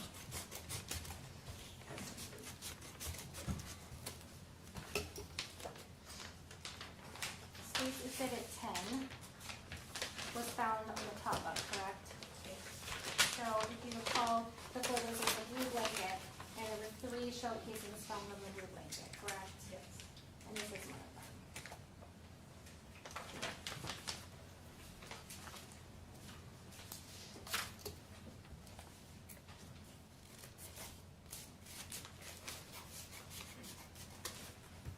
Can you put it back in?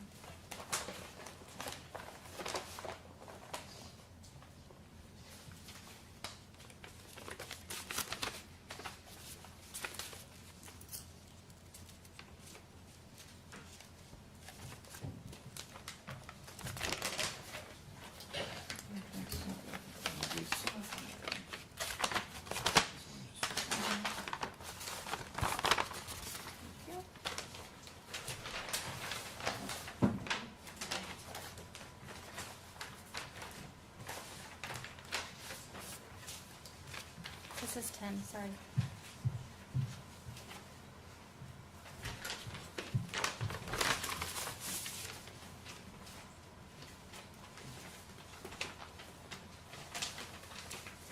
Oops, sorry.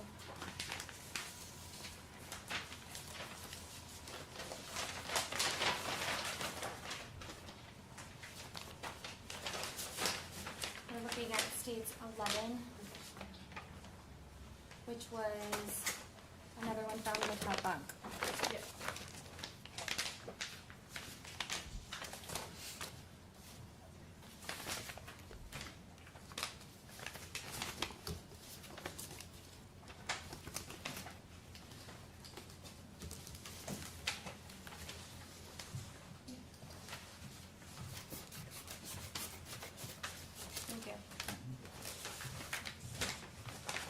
Looking at states 12.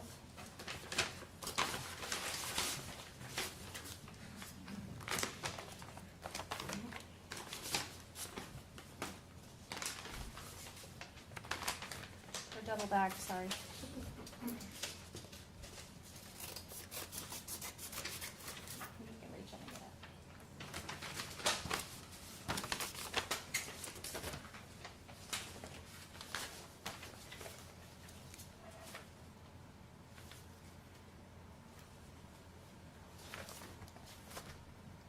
So this is also from the top bunk. On that blue blanket.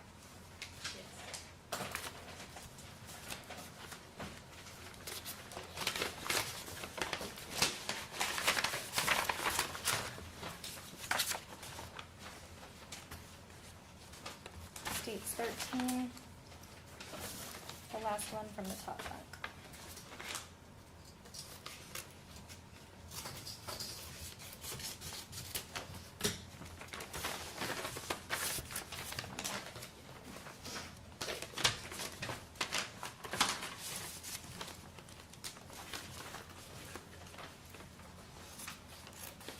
And when you see me opening all of these envelopes, you're saying, why are they packaged this way? So the second packaging, the first packaging is me, and package it and sign it to show that it's our evidence. And does it have labels on it too, so that they know and can keep track of where everything is and what it is? Yes.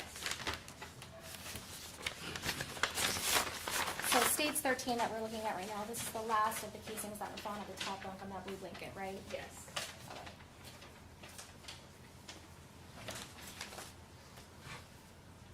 You want this one. Now, the next item that we look at, when you were in the master bedroom, we saw pictures of that silver dresser. We saw a wallet next to one of the evidence markers. Yes. Here, you have what's on. Let me pull it out. Is this the wallet that you Yes. took into custody? Yes, it is. Can you open it? Oh, sorry. We're way too zoomed in. Okay. That's states 15. You can put that back in.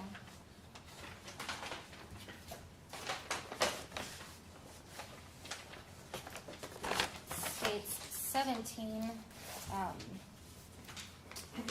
I'm opening.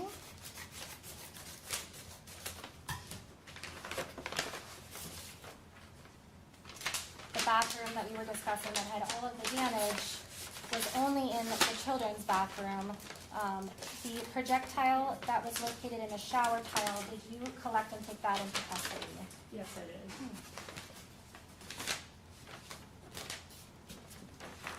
There's too many envelopes, hold on.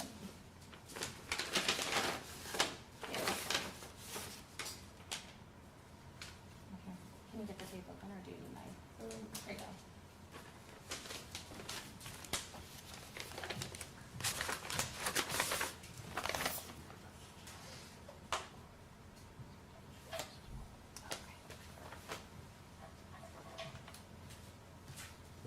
Hold on, I'm just gonna zoom in. Okay.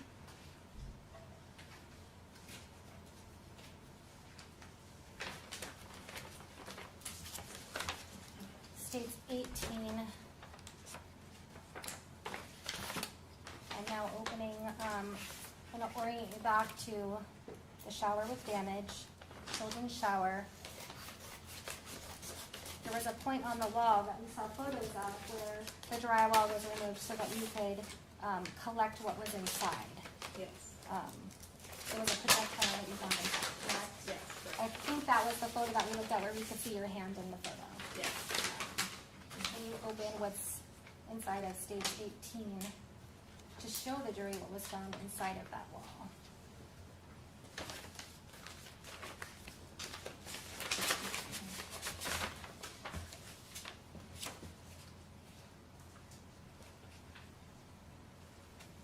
Perfect.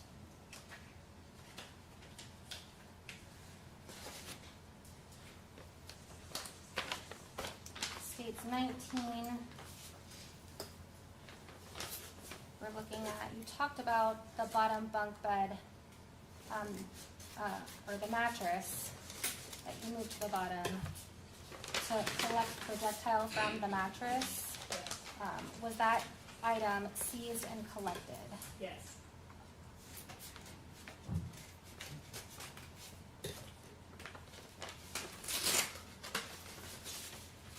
Let's see if you can put that on the Elmo for me so that the jurors can see what came from that mattress.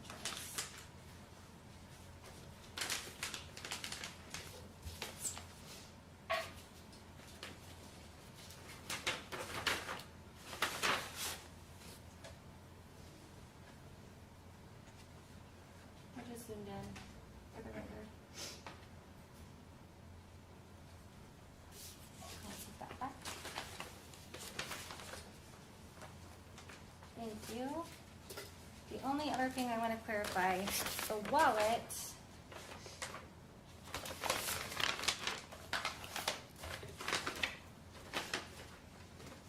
Will you take the contents out? Sorry. Sure. Can you open up the wallet and take out the ID from the wallet so that the jurors can see whose ID was contained within the wallet? For the record, the witness pulled out a Florida driver's license.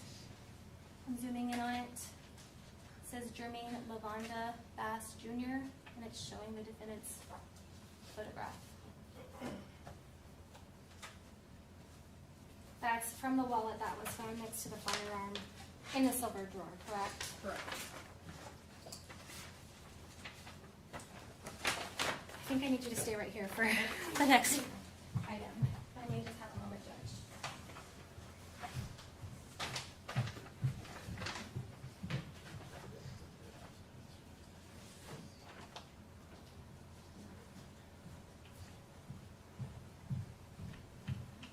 Do we have... Can we approach just briefly, Judge? Sure.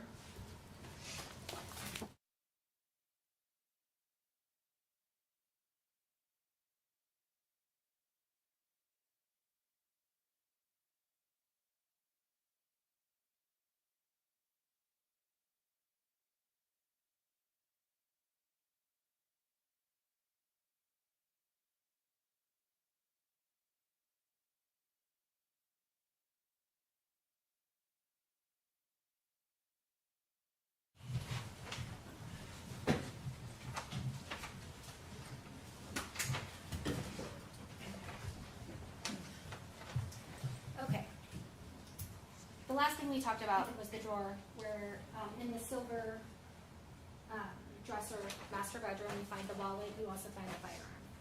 Did you collect the firearm? Yes.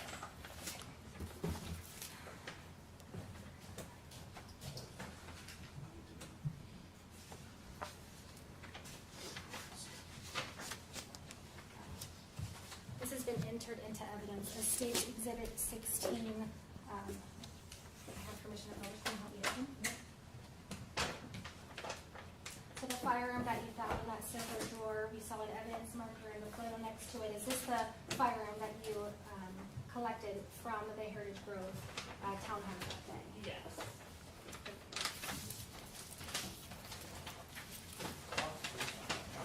Pardon? The box is open. Was it made safe already? Yes. All right.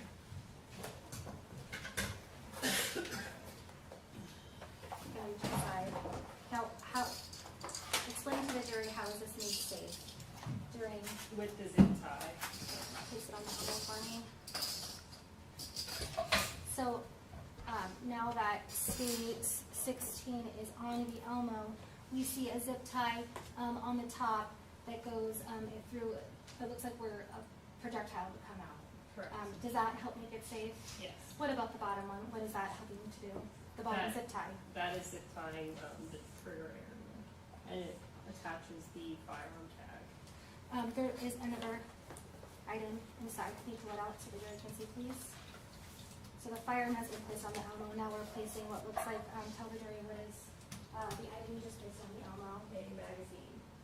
Can you hold it up so that they can see how many bullets can be put inside of it? Here, you can do it. Go. So you just placed the magazine on its side, and we see that it has 1, 2, 3, 4, 5 holes on it.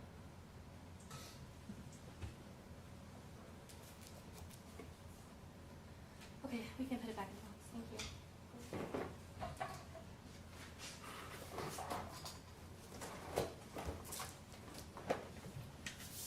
You can take your seats. Thank you. Thank you. Do you have just a moment, Judge? Yes.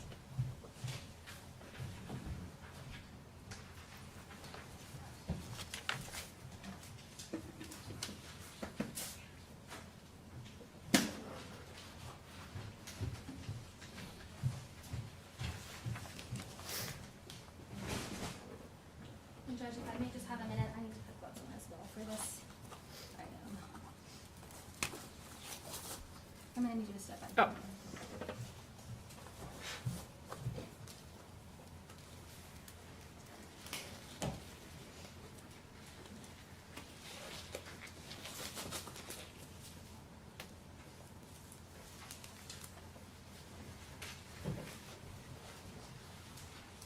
So I want to direct your attention to the top bunk of the children's bed. You showed us in photos, and then you showed us the 3 casings that were found on the children's top bunk.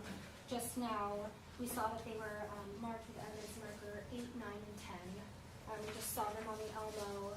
We discussed how they were on top of a blue blanket. Do you recall that? Yes, I do. So this is what's been entered into evidence as State Exhibit 14.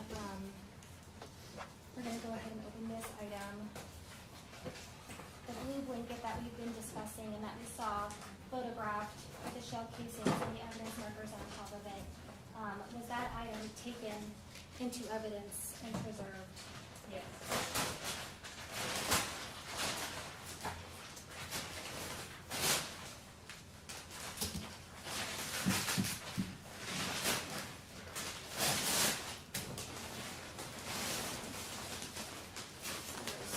One item in here.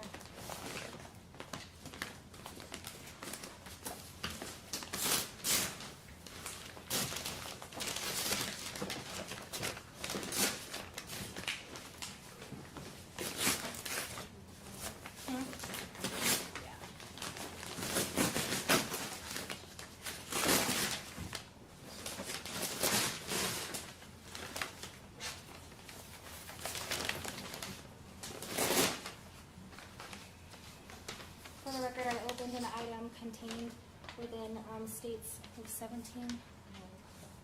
Items I'm holding a pillow that has red substance on it. Is this the pillow that was located on the top bunk? Yes. Where the rest of the evidence markers and items were located? Yes.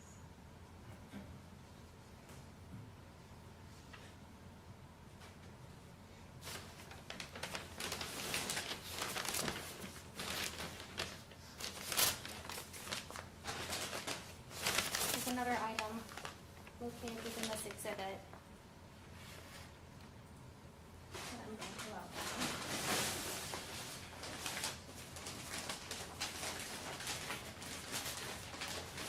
George, do you mind if I use that tabletop to help place this on while I open it?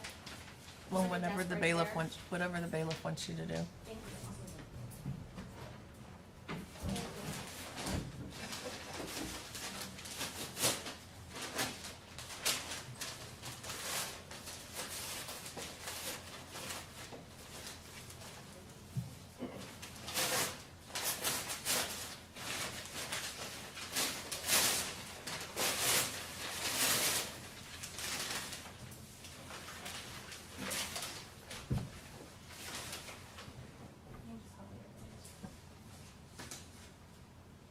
This is the blue blanket, or one of the blankets that were located on the top bunk of the bed, Yes. where those evidence markers and shell casings were located. Yes. Looks like it's a Batman Yes. blanket.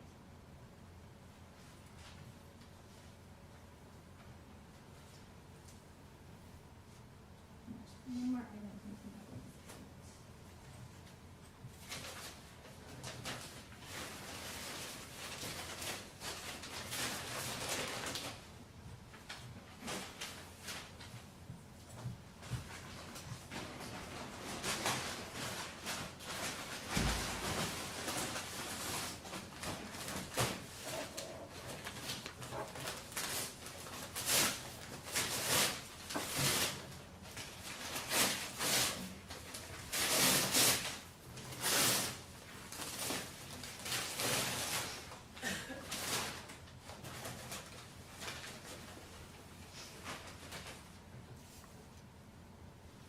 Is this the other blanket that was located on the top bunk where you located the shell casings with those markers that we saw in the photos? Yes. And, that you showed on the album? Yes.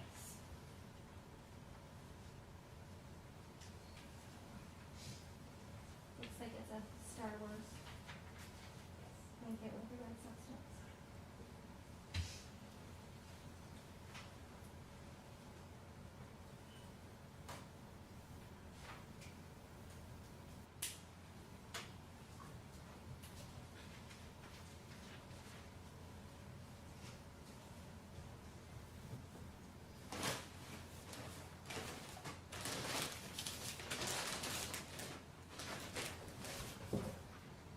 You have just a moment, Judge. Yes.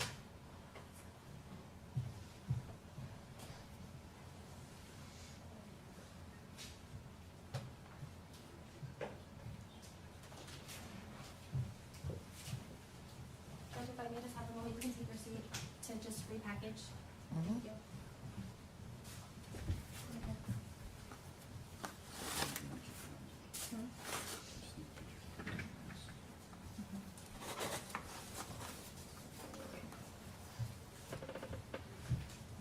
Judge, if you don't mind, the counsel is going to help me repackage. I just have a couple of other questions. Okay, go ahead.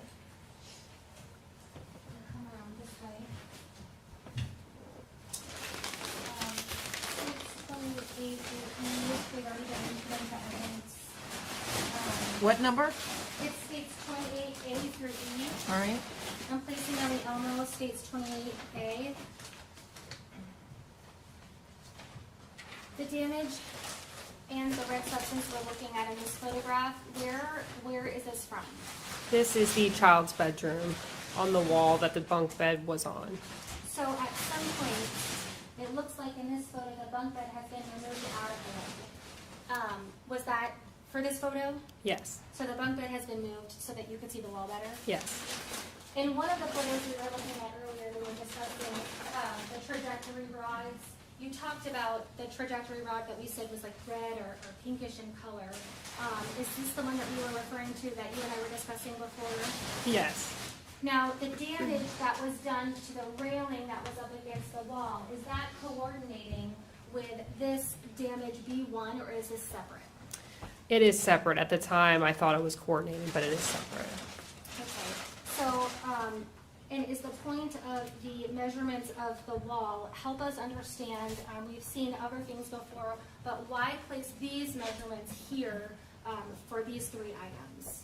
So this method that we call T-scaling, we basically go across from the entrance of that bedroom across and then down. It just gives you a height of all 3 of these areas. It shows you the damage, how high it is, and how far across it is, as well as that red substance. I'm looking at 28B, I'm placing it on the Alamo. We see the scale here for damage A. Tell me how far off the ground damage A is. This is about 5 feet 6.5 inches. We're looking at 28C, I just placed on the Elmo. Help us understand the purpose of the measurement of this photo. This is showing the height of the top of the bunk bed from the ground up. How tall is the top portion? About 5 feet 5 inches. I'm placing 28D on the Elmo. What are we looking at here in this photo? This is the wall that the bunk bed was originally on. However, now the bunk bed has been moved away from the wall, and now you can see those T-scales on the wall. We're looking at 28E. Is this just a closer up of the measurement we did earlier for the height of the bunk bed? Yes. Let me just have a moment to compare this to the clip, please.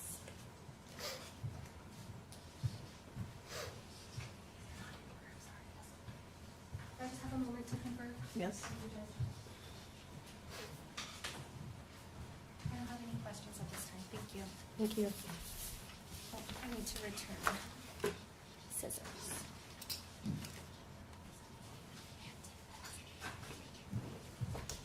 Cross?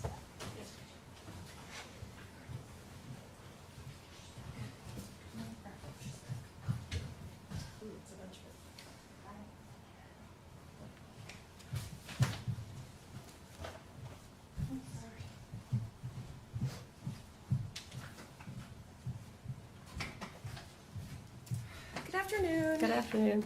How are you, Ms. Bader? I'm good. How are you? I'm doing all right, thank you. You're a crime scene technician at the Sheriff's Department? I am. You're doing that for quite a few years, correct? Correct. And you're not sworn law enforcement, but you are a civilian employee? Correct. Okay. All right. Just pretty much your involvement in this case going to be limited to a lot of the things that you've discussed with Ms. Reeder? Yes. Right. So you basically were the main processor in the home, downstairs, staircase, and upstairs as well? Yes. Okay. And did anybody assist you at the time that you were doing all your work? My partner, CSI Daniel Janicek. She did a Pharaoh, right? Yes. And she did the diagram? Yes. Okay. And that's typical for you guys to divide up the work. You'll label, process everything, and she Pharaoh and diagram. That's typical. Yes. All right. Okay. So you've indicated that GSM is a red substance scale marker. Yes. Right. And then PM is a photo marker, just a photo marker. Is that item collected? Yes. It is, okay. And then YSM is a yellow scale marker. Is that just damage or is it an item collected as well? Damage. Just damage, okay. All right. First off, let's talk about phones. My understanding that there were 2 phones that you collected in this case, is that correct? There were 3 or 4. Oh, okay. So we have a blue iPhone that was found where? The blue iPhone was on the couch downstairs. Okay. And do you know whose phone that is? No, I do not. Okay. There was a red phone, looked like it was in a charger inside the children's room, correct? Yes. All right, so what are these other 2 phones? There was the one that was evidence marker 15 that was in the backpack in the master bedroom. And then the Adidas bag, there was also a cell phone. Okay, so there's 2 phones that are found in bags in the master bedroom. Do we know if those were even working, anything like that? I do not know. Okay. What, if anything, are you going to do with the blue iPhone that was on the couch? Collect it, put it into evidence. All right, any other processing would be done, downloading, things like that, by other people? Correct. All right.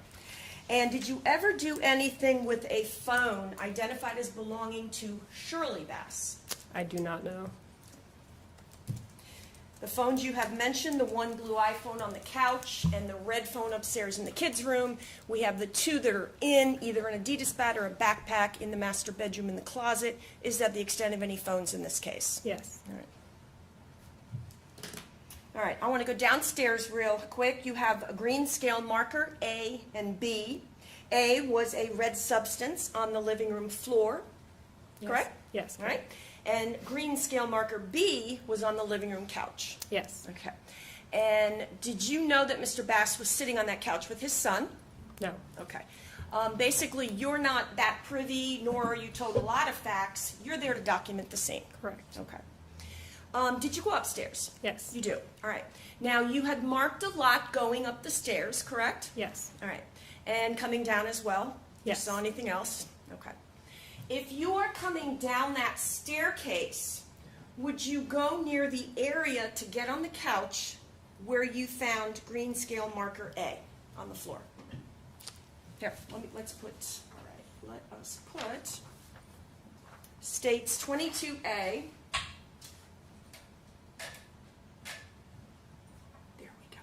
All right, so this is our green scale marker here. Yes. All right, and that is going to be green scale marker A, correct? Correct. All right. And then we have, this is the couch we have been talking about, correct? Correct. And Ms. Reeder showed you some chairs before. Those chairs are further down, separated from the main couch, closer to the glass slider. Is that fair? Yes. All right.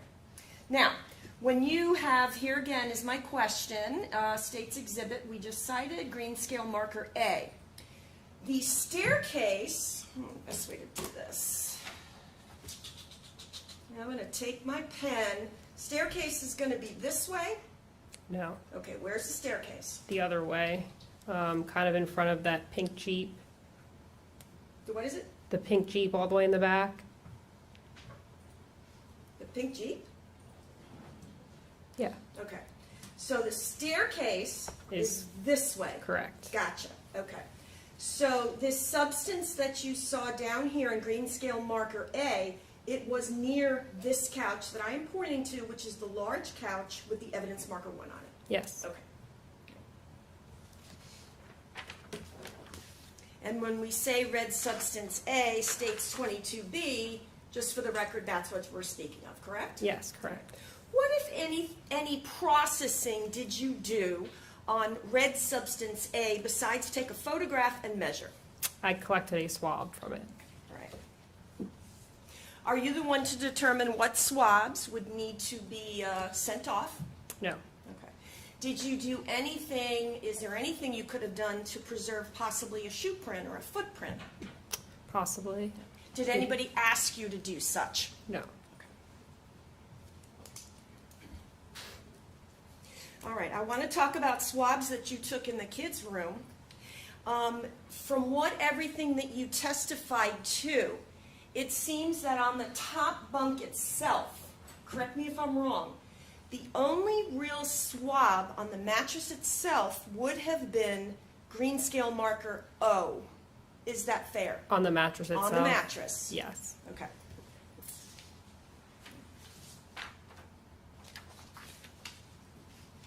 I'm going to go ahead and get to that.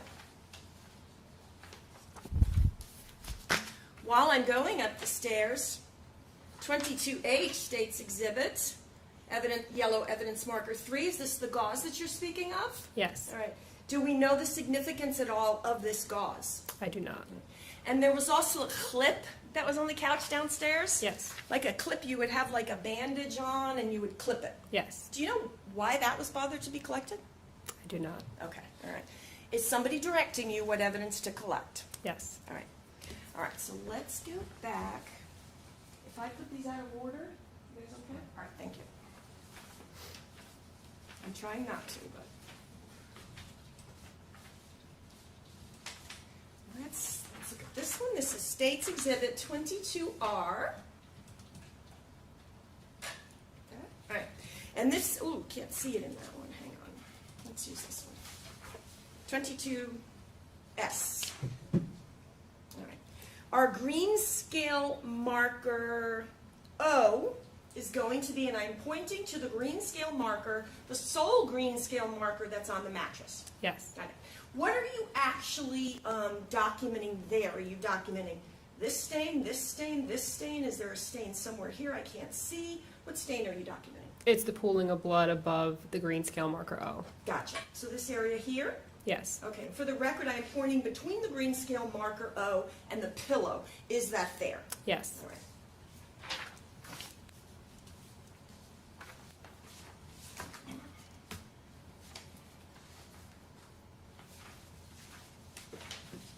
Trying to stay in the same topics. All right. Stage 22Q. There are 3 red substances you're going to mark, and that is going to be L, M, and N. And that is going to be on the ledge and the ladder that is near the more eastern end of the bunk bed, correct? Correct. All right. Now, there were some other blood stains. Like, for example, we can see one that is to, let's say, the part that's right above the staircase, if that's fair. We see a little drip there. Granted, there's going to be maybe some other spots, but these are the ones that got marked. Is that fair? Yes. All right. When you got there, Miss Bader, in the same exhibit that's up, this comforter, am I looking here, and I'm pointing to the right item, is this the Mandalorian comforter? Yes. Star Wars? Yes. I wouldn't know that.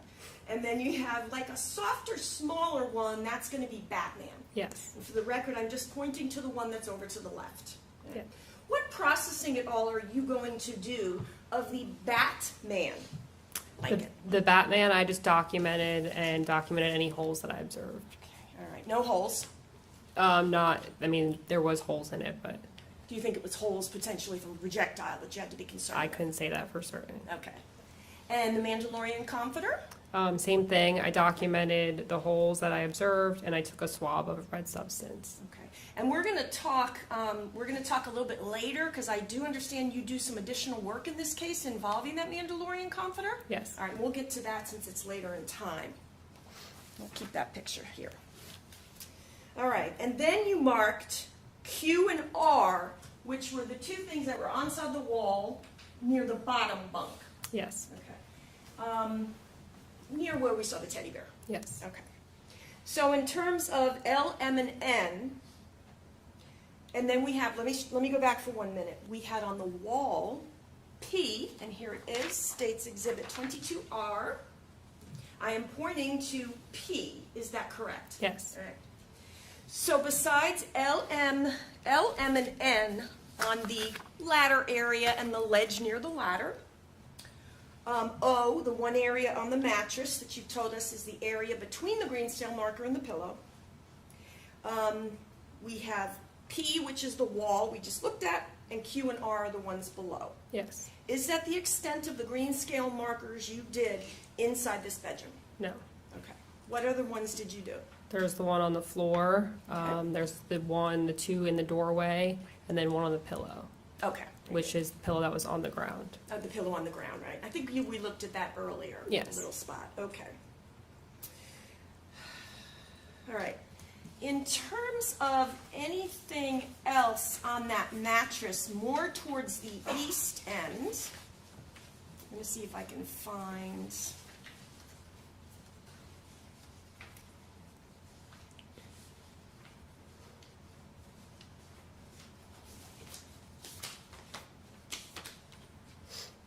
Did you collect, let me strike back since I have this, 22II.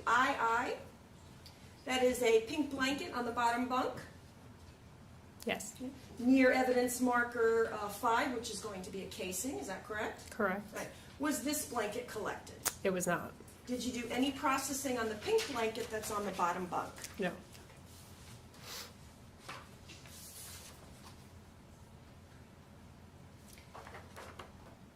KK is this the Mandalorian comforter that we are looking at in this state's exhibit?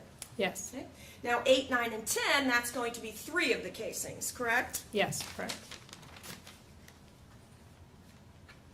And on top of the bed, we also have 6. So we have 4 casings on top.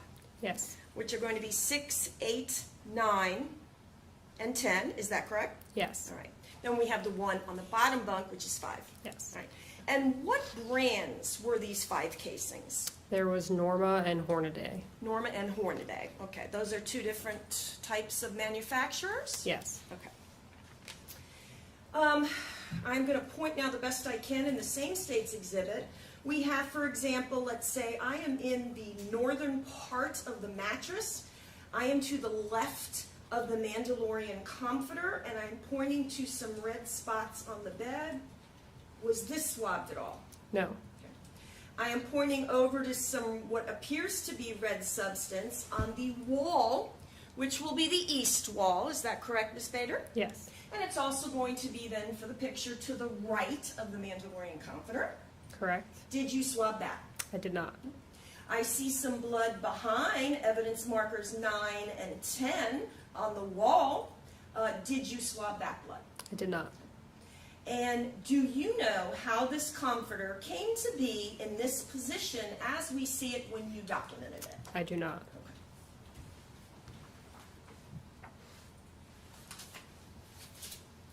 When you were looking at that Mandalorian comforter, we just looked at some areas of blood that were not swabbed. Aren't there a couple of other areas on the mattress of some blood around the comforter, like where it's folded, it'll lay this way and there'll be a little spot, that there was some additional blood? Yes. Okay. And that wasn't swabbed either? No. And for the record, that's all going to be on the east end of the bunk bed, the other side from the pillow. Correct. All right, let's talk.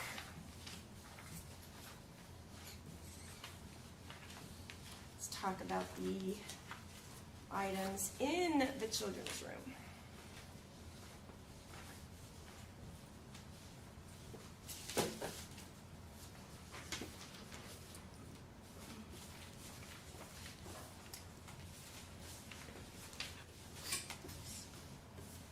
A standard procedure to take a picture of the casing.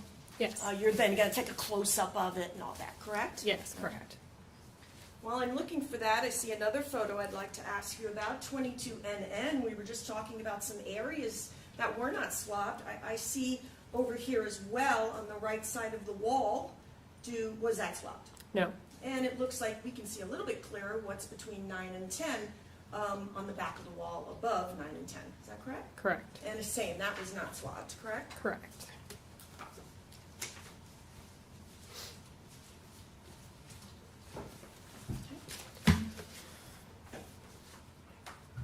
.22RR. Of course, all these photos are taken right by you, correct? Yes, correct. There's an area here where we have the comforter under yellow evidence marker 11. I see some areas of blood here. The best I can describe is it's almost like I described earlier, in almost an area of a U shape where the comforter is going around it, semicircular. Do you see this area I'm speaking of? Yes. And it is near the back of the bunk bed, near the wall, near the frame. Was any of that swabbed? No. Okay.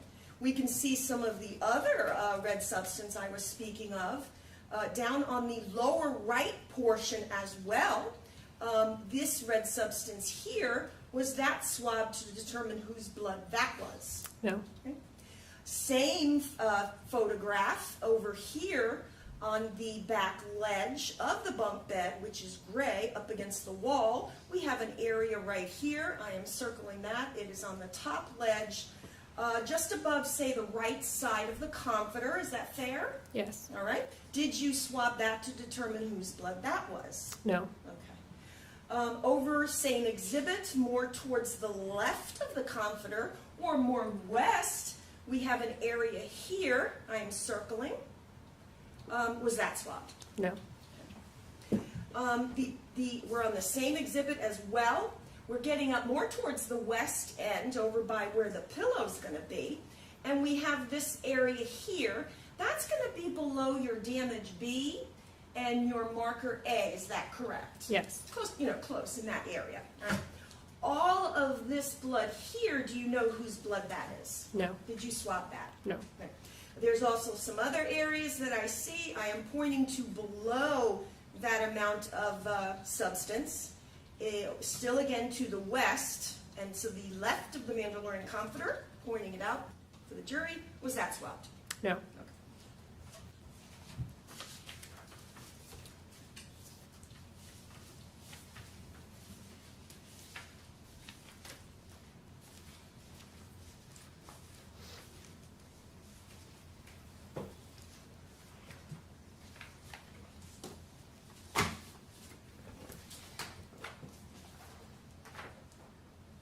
22 EEE.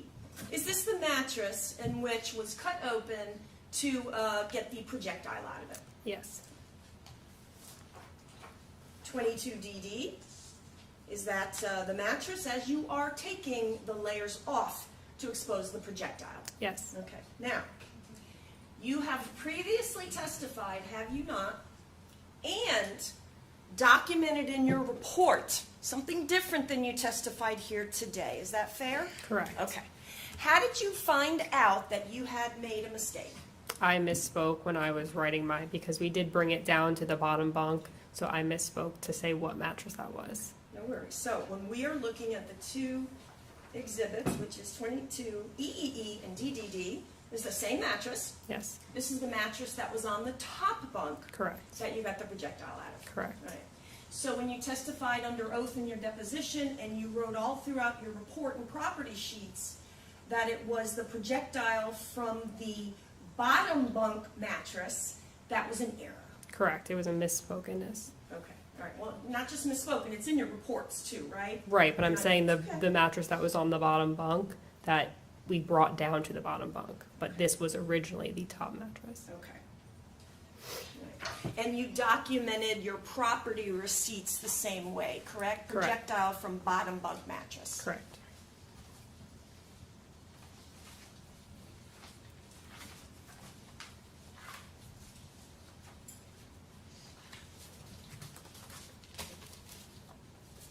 Another picture here, 22 RRR. Talked about this a little bit ago. Blurry there. There we go.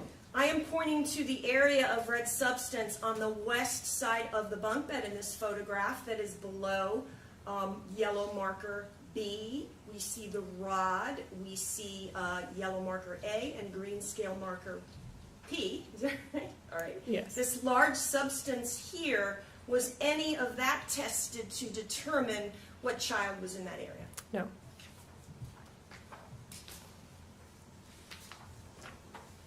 .22 SSS, we talked a little bit about this earlier, but on the eastern side, or to the right of the photograph, this area of red substance, that was swabbed?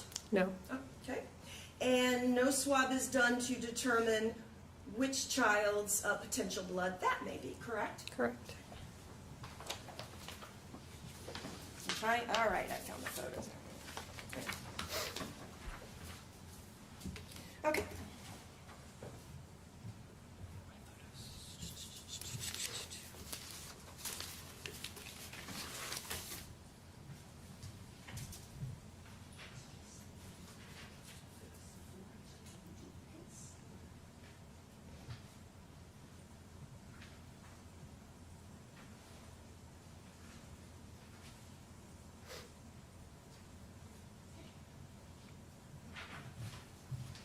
All right, so I want to talk now about what was recovered in the children's closet.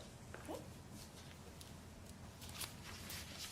I am going to show you what was marked for identification as Defense Exhibit 1. Ask you if you recognize this. Yes. Okay. And did you take that photograph? Yes, I did. And you processed and collected some of the items that were in that photograph, correct? Yes. Okay. Your Honor, at this time, I would move Defense Exhibit 1 into evidence and ask to publish. All right, it'll be received. Thank you. I don't have an objection to any of the photos. Okay. So Defense Exhibit 1, is this the closet in the children's bedroom? Yes. And you located a purse. Give us an idea approximately, because I see a lot of things in the closet. Give me an idea where that purse is in this picture. You can actually see the bag. It's that, That item. the brown suede. Okay.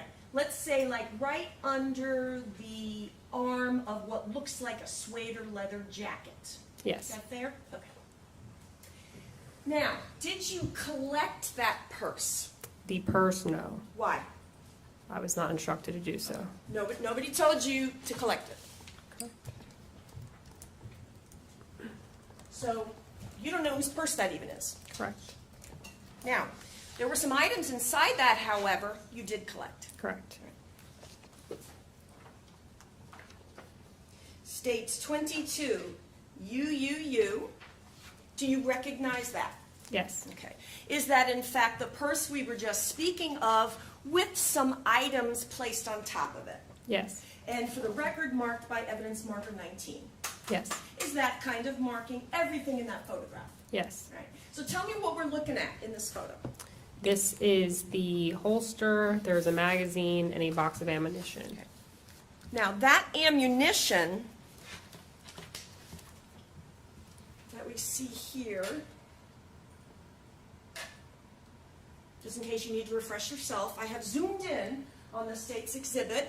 Please tell the jury what box of ammunition, what caliber you view from that purse. Norma 380 Auto. And go ahead and tell us, Miss Bader, if you don't mind, what are these other two items? One looking a little gold and one black. What are these? A magazine and a holster. Do you know what type of firearm can fit that magazine? I do not. What, if any, processing did you do with the box of ammo, the holster, or the magazine? I did not process that.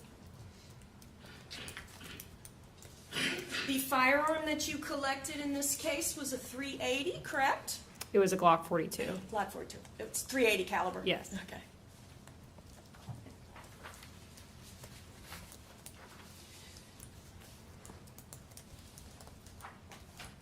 States 22P.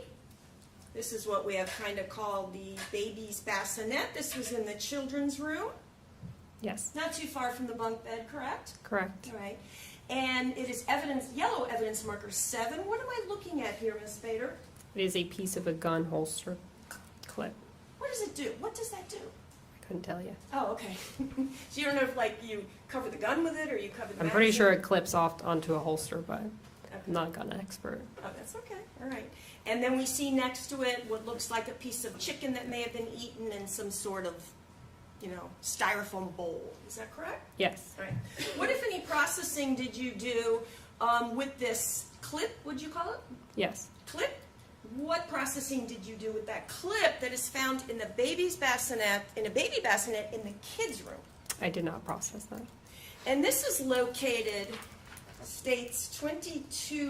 It says C. That was located not far from the bunk bed, correct? Correct. You had mentioned earlier an area of blood on the floor. That's kind of an area in which first responders put Jayla down. Were you aware of that? I do not know that. All right. And then you had seen a drop or two on a pillow that was on the ground. Correct. Right. Then there was some potentially like on the door jamb and on the door coming in and out of this bedroom. Yes. All right.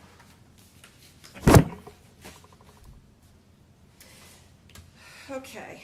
So, do you collect the box of .380 ammo, the magazine, and the holster in evidence marker 19? Yes. Okay, but not the purse.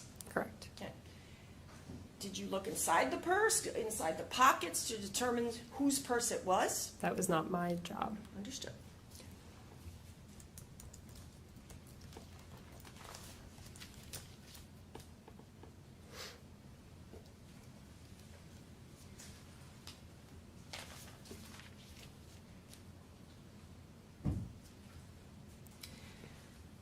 Did Detective Hobelman have any involvement with this lady's purse and the items inside of it?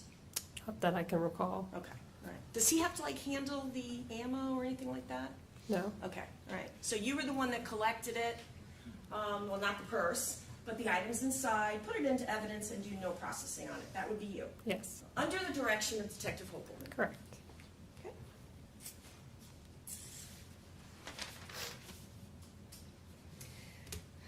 All right, so basically in this case, you had projectile, like a hole in the wall, which you marked as A, correct? Correct. And that's going to be a yellow scale marker? Yes. Okay. So we had yellow scale marker A. That goes through the bathroom wall, which is going to be marked A1. Yes. Okay.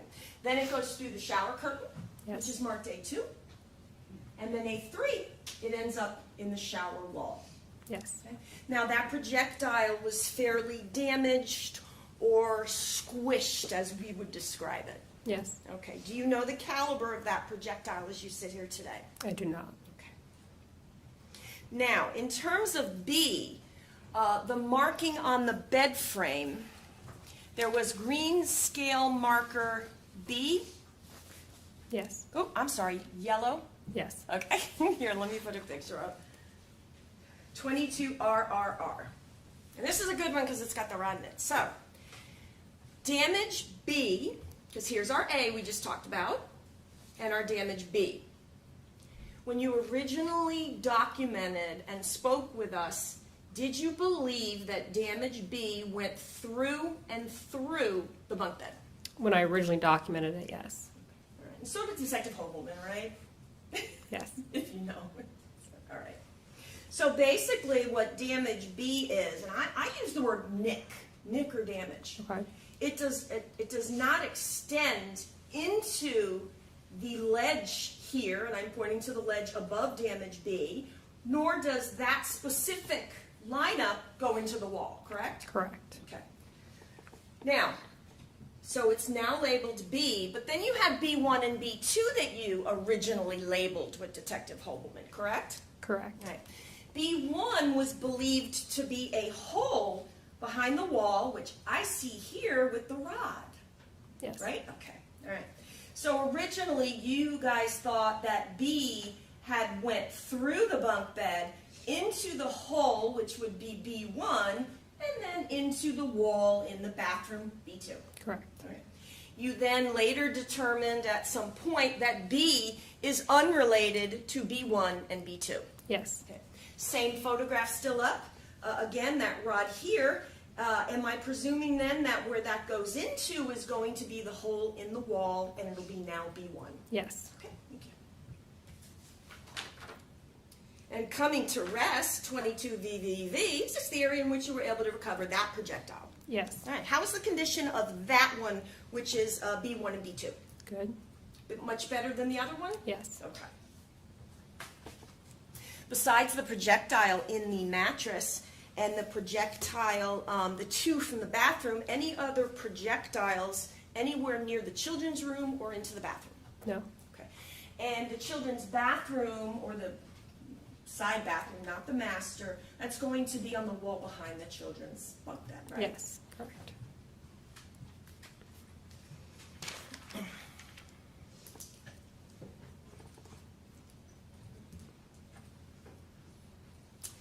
Master bedroom. You were talking a lot about items found in the master bedroom. Let's talk about that. First of all, you did not find any blood or any damage in the master bedroom, correct? Correct.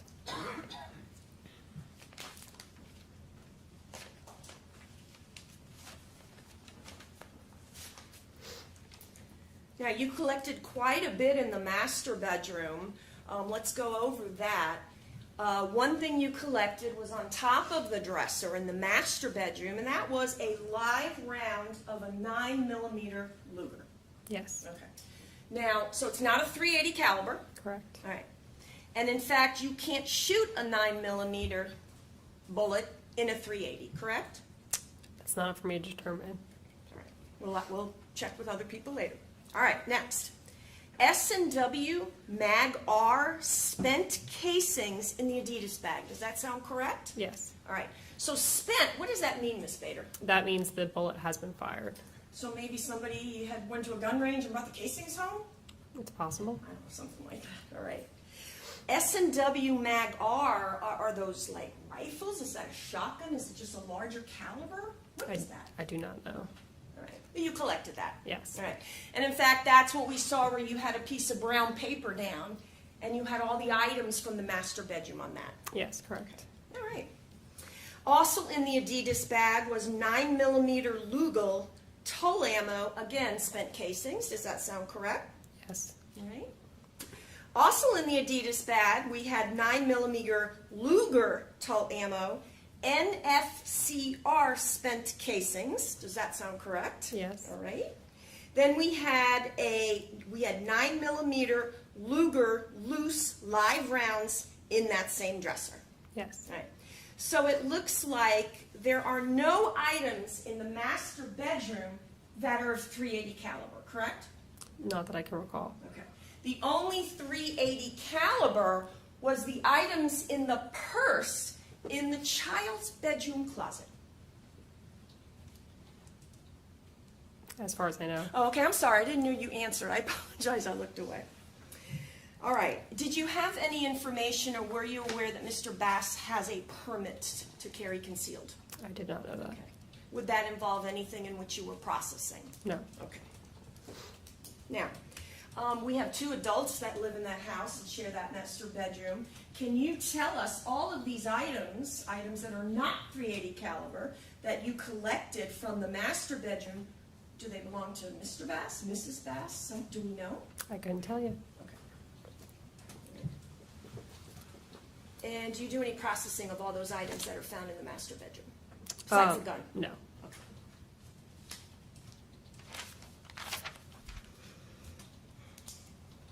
Covering stuff. Give me look at my notes. I don't want to have to repeat things I've already asked you. Now the damage that we talked about a little bit ago in the bathroom, where we have the B1 and B2, and then we have the A1, 2, and 3, you cannot say for sure that is related to this incident, correct? Correct. But you have to document what you see, correct? Correct. The shower curtain, in which was part of projectile A, I believe it was A2, where it had went through the shower curtain, was there an accompanying hole there? Yes. Was it collected? Yes, the one of the A3 you're talking about? Yes. Mm-hmm. Okay. Was the shower curtain collected? No. Okay.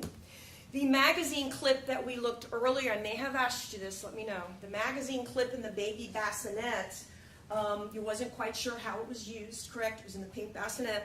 No swab, no prints done, nothing on that, right? Correct. Yeah. You did attempt to lift prints off the firearm that you located, the .380 caliber, or Glock 42, inside the drawer of the master bedroom, is that correct? That's correct. Are you able to lift any prints? Yes. Or take photographs? Photographs, yes. Okay. Do you know any results? I do not. And you do not handle that, correct? Correct. All right. Now that Glock 42, which is a .380 caliber, you did swab it for potentially DNA. I did. Did you note any red substance at all on it anywhere? Not that I can recall. All right. And what areas of that Glock 42 did you swab? Would have been the grip and the trigger, the slide and the sights, the barrel, and the magazines. Okay. Typically to do if you have a firearm? Yes.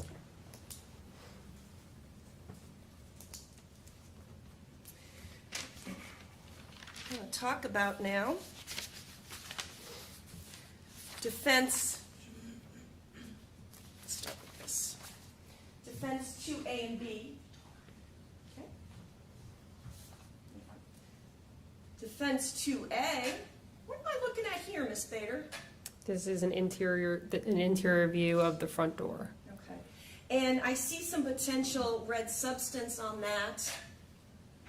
What, if anything, did you do with this potential red substance that is on the back of the front door? I photographed it. Okay. This area down here, did you potentially note any pattern potentially for fingerprints? No. Okay. You didn't note any pattern, or you tried, couldn't get any? I did not note. All right. There was, in fact, also some red substance on the door handle itself, correct? I do not recall that. All right, we have defense 2B. just a close-up photo, more closer photo you also took. Any objection to their admission? Oh, she had said no. All right, they'll be received. Sorry about that, Judge. That's all right. All right, we have some area down here as well that we can see better in defense 2B. Does that appear to be red substance? It's a discoloration.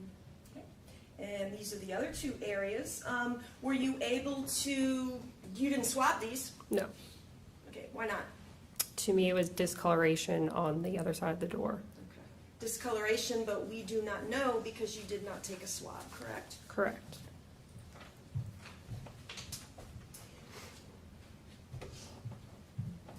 Defense 2C.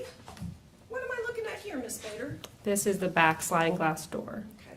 I am looking at this child's, what appears to be a child's like car toy that's pink, and it says sunshine on it. Do you see that? Yes. All right. There's some red substance, I don't know what it is, right here in this area. For the record, I'm taking my pen and I'm just circling a little area of some red here on the child's car. Do you see what I'm speaking of?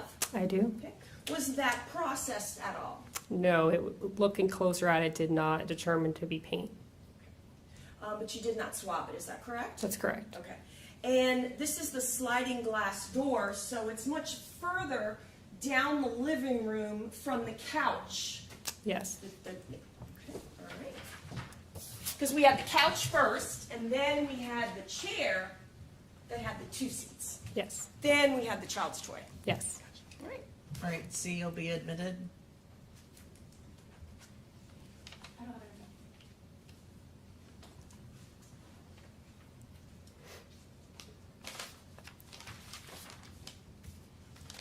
Just checking my notes, Miss Bader. Bear with me. All right. So let's talk about some work that you did in March of 2024. What were you asked to do in March of 2024? I was asked to examine the Mandalorian blanket as well as the Batman blanket, and I was swabbing a area on the Mandalorian blanket. Okay. And why were you swabbing an area? What were you swabbing it for? I was swabbing a red substance that I had done a phenolphthalein test on, which tested positive for the presumption of blood. Well, you did more than that, didn't you? I took photographs. Okay. Didn't you swab or look for possible GSR? I did. Okay. So when you have the Mandalorian comforter, how many areas did you test phenolphthalein for potential blood? In this one, I was requested for the area number 6. Okay, area number 6? Yes. All right. And who was marking those? Were you marking areas at the scene, or is that done later? It's done later. Okay, do you do it back at headquarters? Yes. Okay. All right, so you had a positive on area 6. Yes. All right. Took a swab for DNA. Yes. Took photographs. Yes. All right. Now, in terms of possible GSR, tell us about the camera that you used and the light source to try to bring out the GSR. Sure, so I used 2 cameras. One was called a Fuji IR, which only deals with IR, which is how you're able to see possible gunshot residue. And then we have a Crime Light Auto, which is basically a newer version of technology that is also able to have the IR filter, and you could see it through that as well. Okay. So you took how many swabs? Are you going to take swabs, or are you just going to No. have these photographs? Just photographs. All right. So do you know the results as to whether there was any GSR on the Mandalorian comforter? I do not. Okay. And Ms. Bader, was it the Mandalorian comforter and the Batman blanket? Just the Mandalorian. Okay. And who had you do all this extra work? That was a request by Detective Clay Holbman. Hobelman? Okay. And I know it goes without saying, but what is GSR? Gunshot residue. Okay, and that's residue that may be left if a gun is shot or a person's holding a gun or in the area of a gun. Yes, correct. Were you asked to do anything else to test for GSR in this case? No. You don't do anything with Miss Jayla Bass herself, correct? No. And you don't attend the autopsy? No.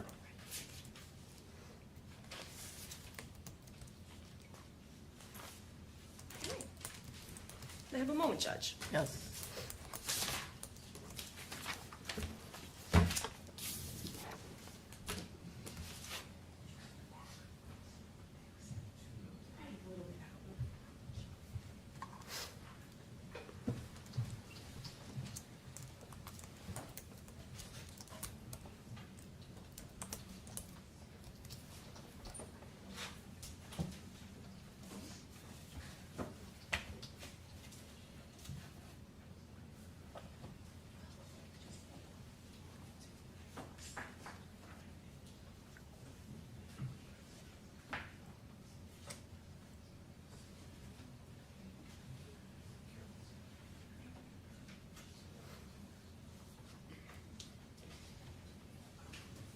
when we were talking about the processing on the Mandalorian comforter with the ultraviolet light. What does IR mean? Please tell the jury.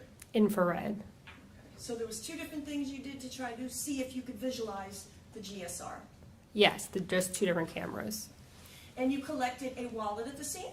Yes. Okay. And did you collect the items inside the wallet? Yes. Okay.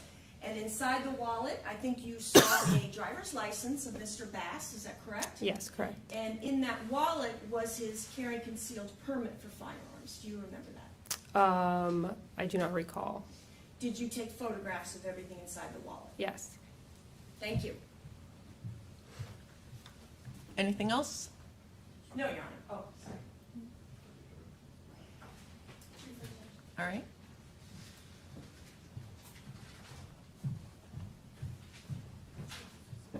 Defense counsel was asking you about some of the other live rounds that were found in the master bedroom. And she asked you, you wouldn't be able to determine who they belonged to. Do you remember that? Correct. And you agreed with her they could have belonged to the wife Shirley or the defendant. You remember that? Yes, correct. Now, along with the opposing counsel kept calling it a women's purse, but the bag that was found in the children's bedroom, do you remember what it looked like? It was leather, and it looked like it had two straps on it, like a backpack? Yes. So, would you be able to determine who the owner of that backpack was? No. So, you have no idea sitting here today, or when that backpack was found and you photographed, who owned it or who used it often, right? Correct. Would you have been able to determine from where it was found or the photographs that you took who brought that backpack into the kid's bedroom and hid it in that closet? No. Now, when you take an item like a firearm into evidence and secure it and swab it, help us understand. Do you swab the same areas every time for DNA? With guns, typically, yes. Tell the jury exactly where do you typically take swabs from on a firearm. So with the guns, we take separate swabs. We'll do a grip and trigger swab, slide and sights, the magazine, and then the barrel. Now, when you're talking about the slide and sights, I feel like grip is probably self-explanatory, the same with trigger. But when you're talking about slide and sights, help us understand what portion of the firearm are you talking about? So the slide and sights, the slide is the top of the gun that you would pull back, and then the sights are the little dots on top that you use to help line up your shot. So we have the slide, the sights, the trigger, and the handle. Specifically, what portion of the handle are we talking about here? The trigger, the grip. Sorry. Of repeat the that. handle. What part of the handle? Oh, the top part. Okay. Now, you were shown several photos of the top bunk of the children's bedroom, and your attention was directed to several areas of red substance. Help the jury understand, as a crime scene investigator who has done this hundreds of times, how do you decide what area or what substance to swab and what area or what substance does not need to be swabbed? So in certain areas, there can be a lot of blood in scenes. It depends. We have had blood. Me specifically, I've had blood stain training that you are able to. I can't state what a specific blood stain is, but I could kind of tell what it is, and based on that, you determine which areas of substances from each area should be taken, not necessarily each blood swab. When you are being trained on to be a crime scene investigator, it's help us understand, is it like you can take an infinite amount of swabs per crime scene that you attend? No. Okay, help us understand, what are the parameters that you're given when you go to a crime scene and you're being instructed and taught during this blood stain instruction of how to swab and where to swab? So we work with the crime scene detective, and we determine with them what areas of, because they also know more at the time than we do, and we just kind of walk through and determine the areas that are that should be swabbed. Yeah. And then any areas back at crime scene is just kind of like how we process things. Like the gun is typical of taking those areas to swab. At one point, you were shown a picture of a pink and purple blanket that was located on the bottom bunk of the children's bunk bed. Do you recall that photo? Yes. It looks like a little girl's blanket. Yes. Did you notice anything specific on that blanket, like show casings on top of it or red substance on top of it. Not that I recall. So did you locate anything of evidentiary value on that blanket on the bottom of it? No. May I have just a moment, Judge? Yes. I don't have any further questions. Judge, Alright. can I ask one quick question? Sure. I promise it's only one. This reader described the item that you found in the child's bedroom as a backpack. You, in fact, in your report and throughout your deposition, referred to it as a purse, correct? Correct. Thank you. All right. Anything else? All right, you can step down, ma'am. Thank you. She released from her subpoena? Yes, Judge. We would ask that she just remain under subpoena. All right. She can leave.